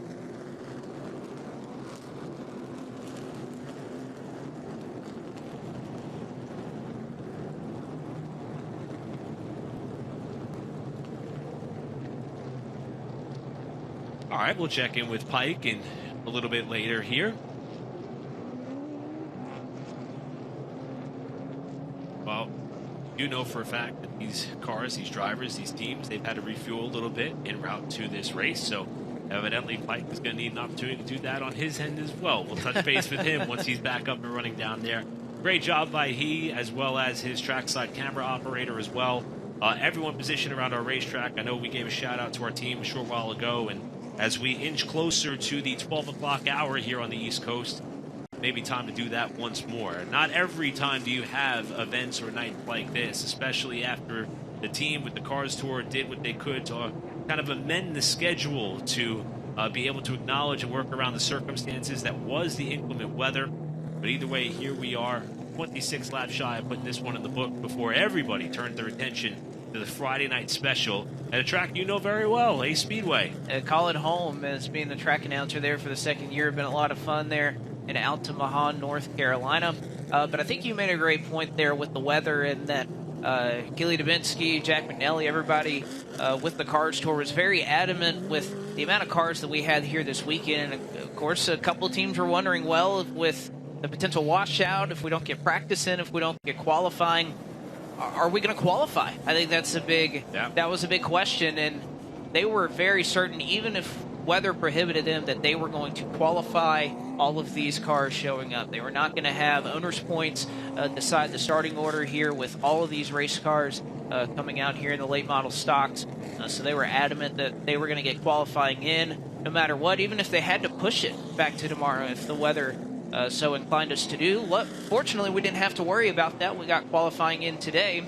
And, you know, one thing that is very evident here, looking at some of the shots with these cars pacing around, look at the bottom side of the racetrack. It is completely covered in speedy dry, and you even saw Carson Kvapil kind of have a little bit of a test turn, I guess, maybe, or he was going kind of closer to what you would think at full speed. And, you know, with 26 laps to go, that attention to 1 and 2, I wonder if that plays into the choose cone a little bit for which lane you want to pick on this restart, if you're a little wary that there may not be as much grip down there in 1 and 2, as we will once again try to go back down to James Pike. Yeah, I think it's interesting that you all talked about Brendan Queen on that last green flag run. He talked to me earlier and he said, I figured that this track is going to change a lot over the course of the evening, especially because it was green at the start of the race. But he said, I'm not afraid of that. I come from dirt racing. We have to adapt to changing tracks all the time. That's part of the reason why I figure he probably went to the top. He also told me that contrary to a lot of other drivers who are more focused on tire wear and how their cars would handle over the course of a long green flag run, he was more concerned about just racing the difficult characteristics of this track, the bumps, the ruts, everything that makes Hickory so unique. He wasn't worried about the competition. He said, if I race the track, the competition and the finish will take care of itself. If I focus on racing the pavement, the asphalt in front of me, we'll be okay. You know what? I think that strategy has worked out very well for Brendan Queen here tonight, as we see cars looking like. Let's see if the restart cone was out there. Nevertheless, they are doubled up regardless. Carson Kvapil down there on the inside, Connor Hall on the outside. And again, I have to wonder here, we're going to get the 1 to go signal this time. Some of what we were talking about there with a little bit of the speedy dry down there in turn 1, I would be pretty nervous if I was down there on the inside right now. It's ironic because you were just mentioning 20, 30 laps ago that it was the top side that was covered in all the speedy dry. After the 8 had a problem, the 6 had a problem. Cade Brown blew up in 3 and 4. Now the role is reversed, but Kvapil has picked the bottom, all the top. 26 to settle it. Hold on tight. For the fans who stuck it out here tonight, we're not done yet. Thanks for staying with us. Blake, we're getting close to wrapping this one up, buddy. Yeah, we are. And it's the same, too, that we've seen a number of times here into the KRC Power Steering restart zone. Kvapil on the bottom, Connor Hall on the outside. Green flag is back out. Great launch for Connor Hall. Have to say the same about Caden Honeycutt, who looked to have a run at Carson Kvapil off at 2. Kvapil just clear. Hall, though, back to the bottom, looking for the inside, and Kvapil will give him the space. Hall got underneath the backside of Carson Kvapil going into 3. Now he washes up the racetrack to allow Honeycutt to have a fender inside, but he slips off too, as does Brendan Queen. Honeycutt backs out of it, out of that 3-wide situation. That allows Chad McCumbee to get up into 3rd. He may want 2nd as well. McCumbee to the outside of the racetrack. He'll bring Brendan Queen along with him, who's got his hands full with Jacob Hefner and Deke McCaskill. McCaskill now also with his hands full of Mason Diaz, who was just behind in the 24, as Hefner and Queen continue to run side by side. Here is Hall up in a 2nd spot. Contact there between Queen and Hefner. McCaskill just waiting to figure out which lane is going to move. Yeah, I think Mason Diaz is waiting in the wings as well, looking to figure out the answer to that exact same problem. Chad McCumbee has launched great off of a couple of these restarts, and Caden Honeycutt may try to get his way around him. Almost went side by side into turn 3. Not quite able to do it, though. You see that battle on the left-hand portion of your screen. Right-hand side, you see Jacob Hefner pulls away, as now he'll leave McCaskill, Queen, and now Diaz 3 wide into turn 3. May have caught the backside there of McCaskill, who somehow kept it out of the left rear of Brendan Queen's car in 3 and 4. Diaz pedals it on the right side of your picture. Left side is the fight for the final spot on the podium, as McCumbee and Honeycutt continue to be tied together at the hip. Neither driver able to gain an advantage, but they have lost quite a bit of time to Connor Hall in 2nd, who in turn is trying to chase down your race leader in Carson Kvapil. Queen looked like he slipped up and may have lost a couple of spots off of turn 2. He falls behind Mason Diaz. Zilish will try to pass him as well. As you can see, Caden Honeycutt on your screen, able to get his way by Chad McCumbee. Honeycutt has been doing a remarkable job holding off McCumbee. The question is, can he do it for another 17 circuits? As Zilich is now alongside of Brendan Queen, who had a moment off too a couple of laps ago. William Sawalich in the 43 has an ARCA Menards East Series win under his belt at Five Flags Speedway for Joe Gibbs Racing so far this season. And he almost hooked the reigning South Carolina 400 winner on the backstretch. That was close. And how about Brandon Pierce? We were just writing him off a couple of laps ago after he lost a handful of spots. Now he's up here in the top 10, trying to battle and improve his position. So Brandon Pierce, although he makes contact as well with William Sawalich into turn 3. Everywhere we look, there are cars sliding and making contact here at Hickory. And I can't help but wonder what things would look like if we were to have another restart. I think Hall took a big shot at Carson Quapple on the last attempt. He may not get another opportunity should this race stay green to the finish, as Zach Miracle is trying to come back up through the pack. Ironically, Ryan Millington is the car just behind them. Reports from Motorsports reporter Matt Weaver is that Millington was furious that he got sent to the rear of the pack earlier on with his involvement in that contact. He's doing a good job, though, coming back up through the field is Adam Millington, trying to follow Miracle back further towards the top 10. It was stopped on the racetrack, heard earlier. That was him running out of gas, and what prompted many of the competitors to have to come down and refuel. Side by side, Zach Miracle, somebody else who was spun late in the going, trying to fight his way back into a top 10 position. Remember, he was running up in 3rd and 4th with Connor Hall, with Carson Quapple early in the going. He's trying to have a nice solid rebound effort here as one car pulls onto the pits late in the going. It's Mini Tyrell. Tyrell is going to retire a little over 10 laps shy of the finish of this one as Connor Hall is trying to reel in Carson Quapple. The gap last time through, 0.4 of a second. Connor was a little bit faster than Carson. That time through, they are clear third place runner Caden Honeycutt by 2 seconds. This may be a shootout amongst these two drivers. Last time by, it was another gain for Connor Hall. Nearly half a tenth of a second. It'd be enough to try to chase Carson Quapple down with 9 laps to go. Last handful of laps, that 77 car has been quicker than Carson Quapple. Perhaps a battle for the lead starting to brew here, as once again Carson Quapple will lose his lead or part of it to Connor Hall. And how about Deke McCaskill? We talk about the provisional he had to rely on to get in this field. This is for a top 5 finish for the driver out of Raleigh, North Carolina, working alongside Jacob Hefner, whose fantastic start to 2023 continues. This battle rages ahead of the front windshield of Mason Diaz, who's had a great comeback, while Diaz's teammate Connor Hall continues to try to dig closer to the leader. That time Carson was a tick faster. 6 laps to go. Don't believe lap traffic will come into play, but Carson Quapple may catch the tail end here of Cameron Bolin. Brandon Willard, hand is out. 5 laps to go for Carson Quapple to try to hold off Connor Hall.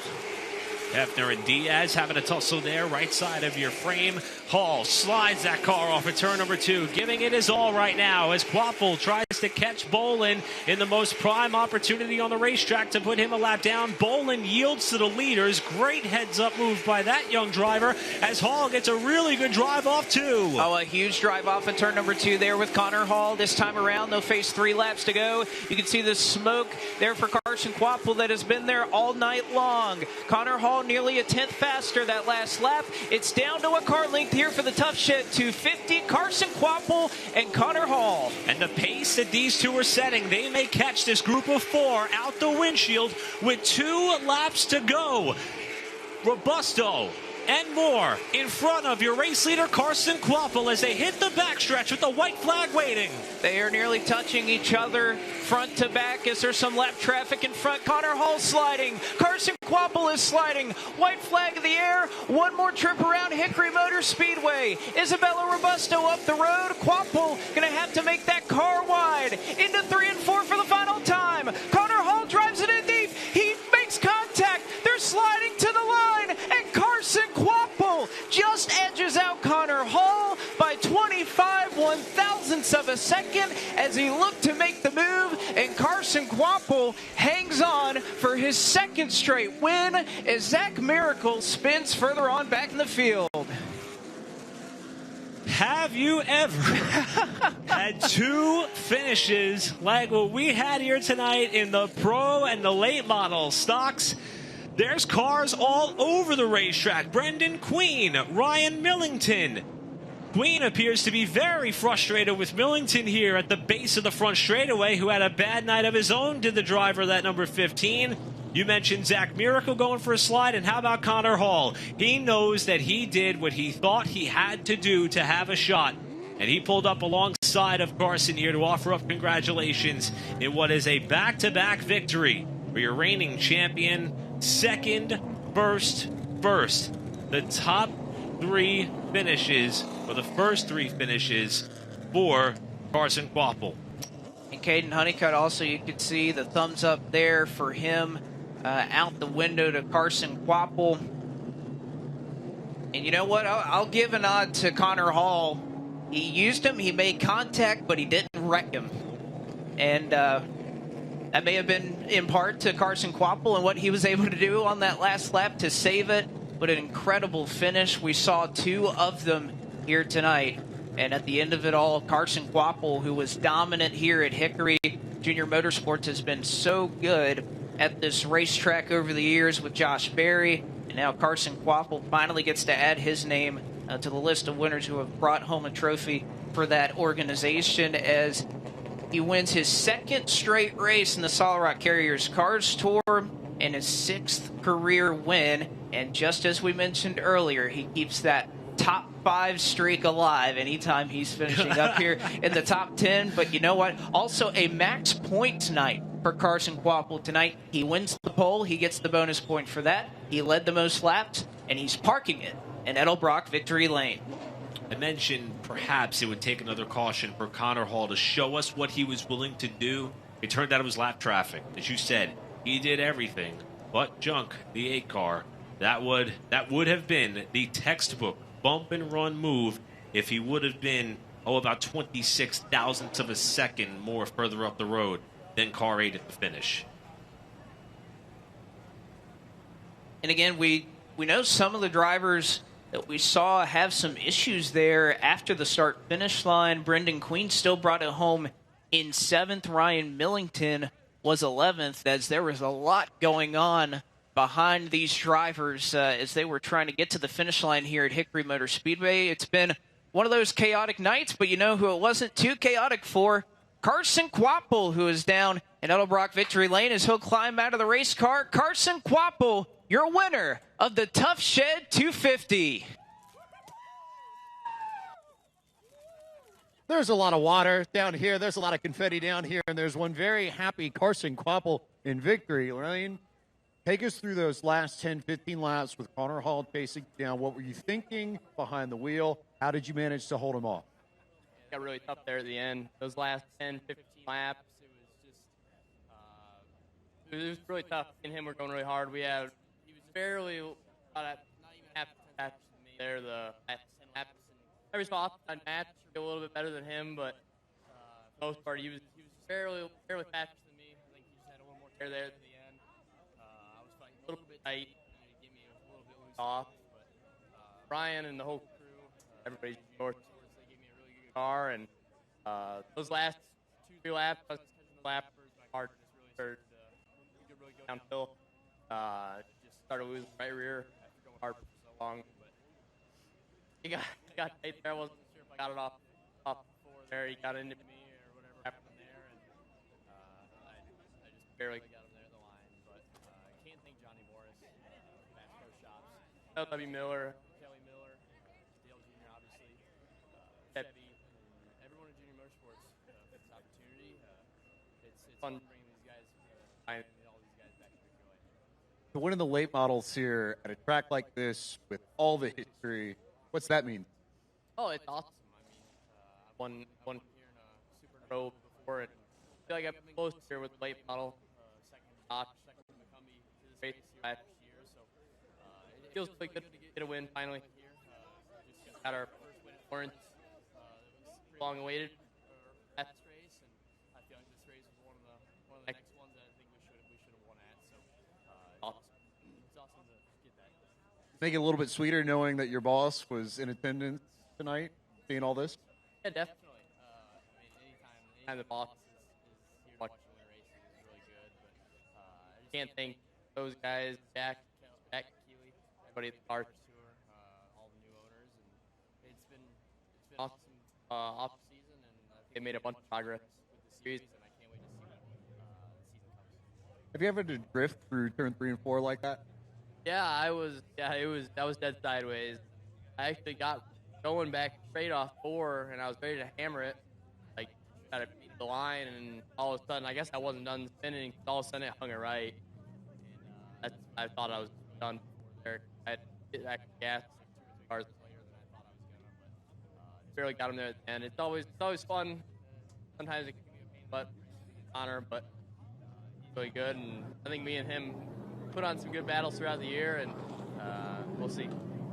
Fans here, we're treated to an incredible battle at Hickory Motor Speedway, but Carson Quapple, Junior Motorsports, comes out on top of the late models here at the Tough Shed 250 at Hickory.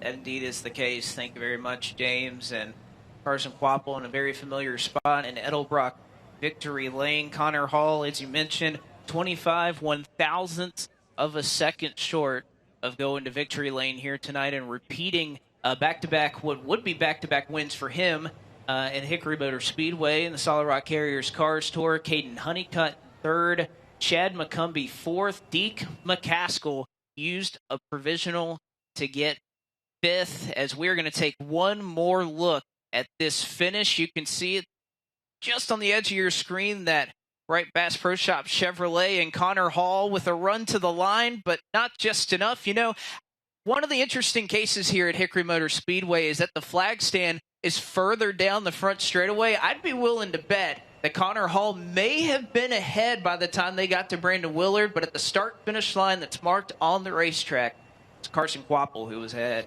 You can see just how sideways Connor Hall was himself, trying to commit to staying in the gas and not willing to break traction.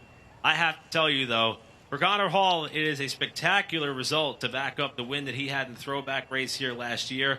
Came up just less than 0.03 of a second short. Let's hear from Connor Hall, who's standing by with check that. We'll check in with our third-place finisher, and Caden Honeycutt first. Got Caden Honeycutt with being Caden after the length. How grueling this race. A third place, you'll take that, right? Yeah, absolutely. I knew when the 77 came in the picture, it was going to be really tough. Ultimately, they were just better than I was. 8 and the 77 were, so that's off them. They were better. I want to thank Mike Norton, Jason Stanley, Tyler, Braden, everybody worked hard. Speed Ranch, setup shop, quality tire pre-owned. I appreciate Adam Murray's help very much. So, and I hate it. I really thought we were good. They were just a little better than we were, and it seemed like they were. I broke away from the fresh back. They broke away from me, so it was close. Tight on speed. So, all good. Hats off to them. They had a good race. We'll try to fight back to Casey and see if we can be a couple spots better. I don't want to be finished third a lot. Second time in a row, but we'll take it. We're still starting. You know, this team is getting this new rental pricing chassis, so we're still learning every time, and we'll have a good piece of race. That's for sure. Same Caden Honeycutt that's gone to Victory Lane in the Solid Rock Carriers Cars Tour before. So P3 tonight at Hickory. That he does, and again, a lot of impressive efforts for him in that number 10 Mike Narn racing machine, even with Nelson Motorsports last year going to Victory Lane. And he was somebody that was saying he probably wants to run about anywhere between 8 to 10 or so the remaining races that we have in the Solid Rock Carriers Cars Tour. So won't be here full time, but rest assured when this driver out of Toledo, Texas pulls up to the racetrack, may have your hands full trying to hold him off, as Carson Quapple did tonight. And I hope that docket of race schedule gets bigger and bigger for that young man. I mean, whether it be with us, whether it be on additional national tours, whatever it may be, he's got a lot of talent. You see someone who is that polished of an individual, even got to catch up with him with you a little bit earlier. You just can't help but want to see them succeed. All right, we teased this earlier. Let's hit the reset button on that. Let's hear from the driver who is 0.03 of a second short of his first win of the season. Connor Hall, our runner-up, is standing by with Pipe. We have Connor Hall. And Connor, just take us through that final 20-lap run, everything from running Carson down to front of the white flag. One of those things, like I can't even tell you the last 30 laps throwback race. Wanted to kind of black out, and I thought we were pretty equal, and then there with like 30 to go, I thought, it seemed like he had a little bit more drive off. I was a little free in the gas pedal all evening. As far as the race, he did. He executed. He did what he needed to do. He had good restart. Held a good wheel. They're really hard to beat. So at this rate, I have to kind of finish without an ailment. Kind of sucks that you're interviewing me right beside Victory Lane too, but no, I just have to thank everybody. Sound Bank, Breeden Concrete, First Team Automotive, GSX Wraps, Armory Electronics, First Team Automotive, Let's Talk Trash, Colonial DJs, AT Lawn Care Service, Let's Not Done Yet Sport Fish, Release Fighting Chairs, Harpoon Larry's, Durham Mechanical Services, Schaefer Soul. There's so many people that have tried to get me to the level, and I just really want to prove that I belong. We'll be back. First. That is 2 straight top 2 finishes in Cars Tour competition at Hickory for Connor Hall. Thank you, James. And obviously you can hear Connor Hall. It's just one of those things, being a racer, being right next to Victory Lane. But if anything is sure in this world, it'll be that Connor Hall will be contending for wins. If we see more of these type of performances out of that young man. Went to Victory Lane 3 times last year. And I think he is set for bigger and brighter things here in the Solid Rock Carriers Cars Tour. But, of course, a long night here, Eric, but we are set to go, as you said, in my backyard, Ace Speedway in Altamaha, North Carolina. 13 days is all we have to wait for some good Friday night short track action here on Flow Racing. Can't wait. Friday night, as you mentioned, May 5th, Ace Speedway. At the end of that night, if you are top 26 in owners points, you are locked in to the May 17th race at North Wilkesboro. Blake, this was a night where I know everyone who is either getting set to either tune out on Flow Racing, perhaps find another bit of racing program to watch, or those who came out here to the racetrack.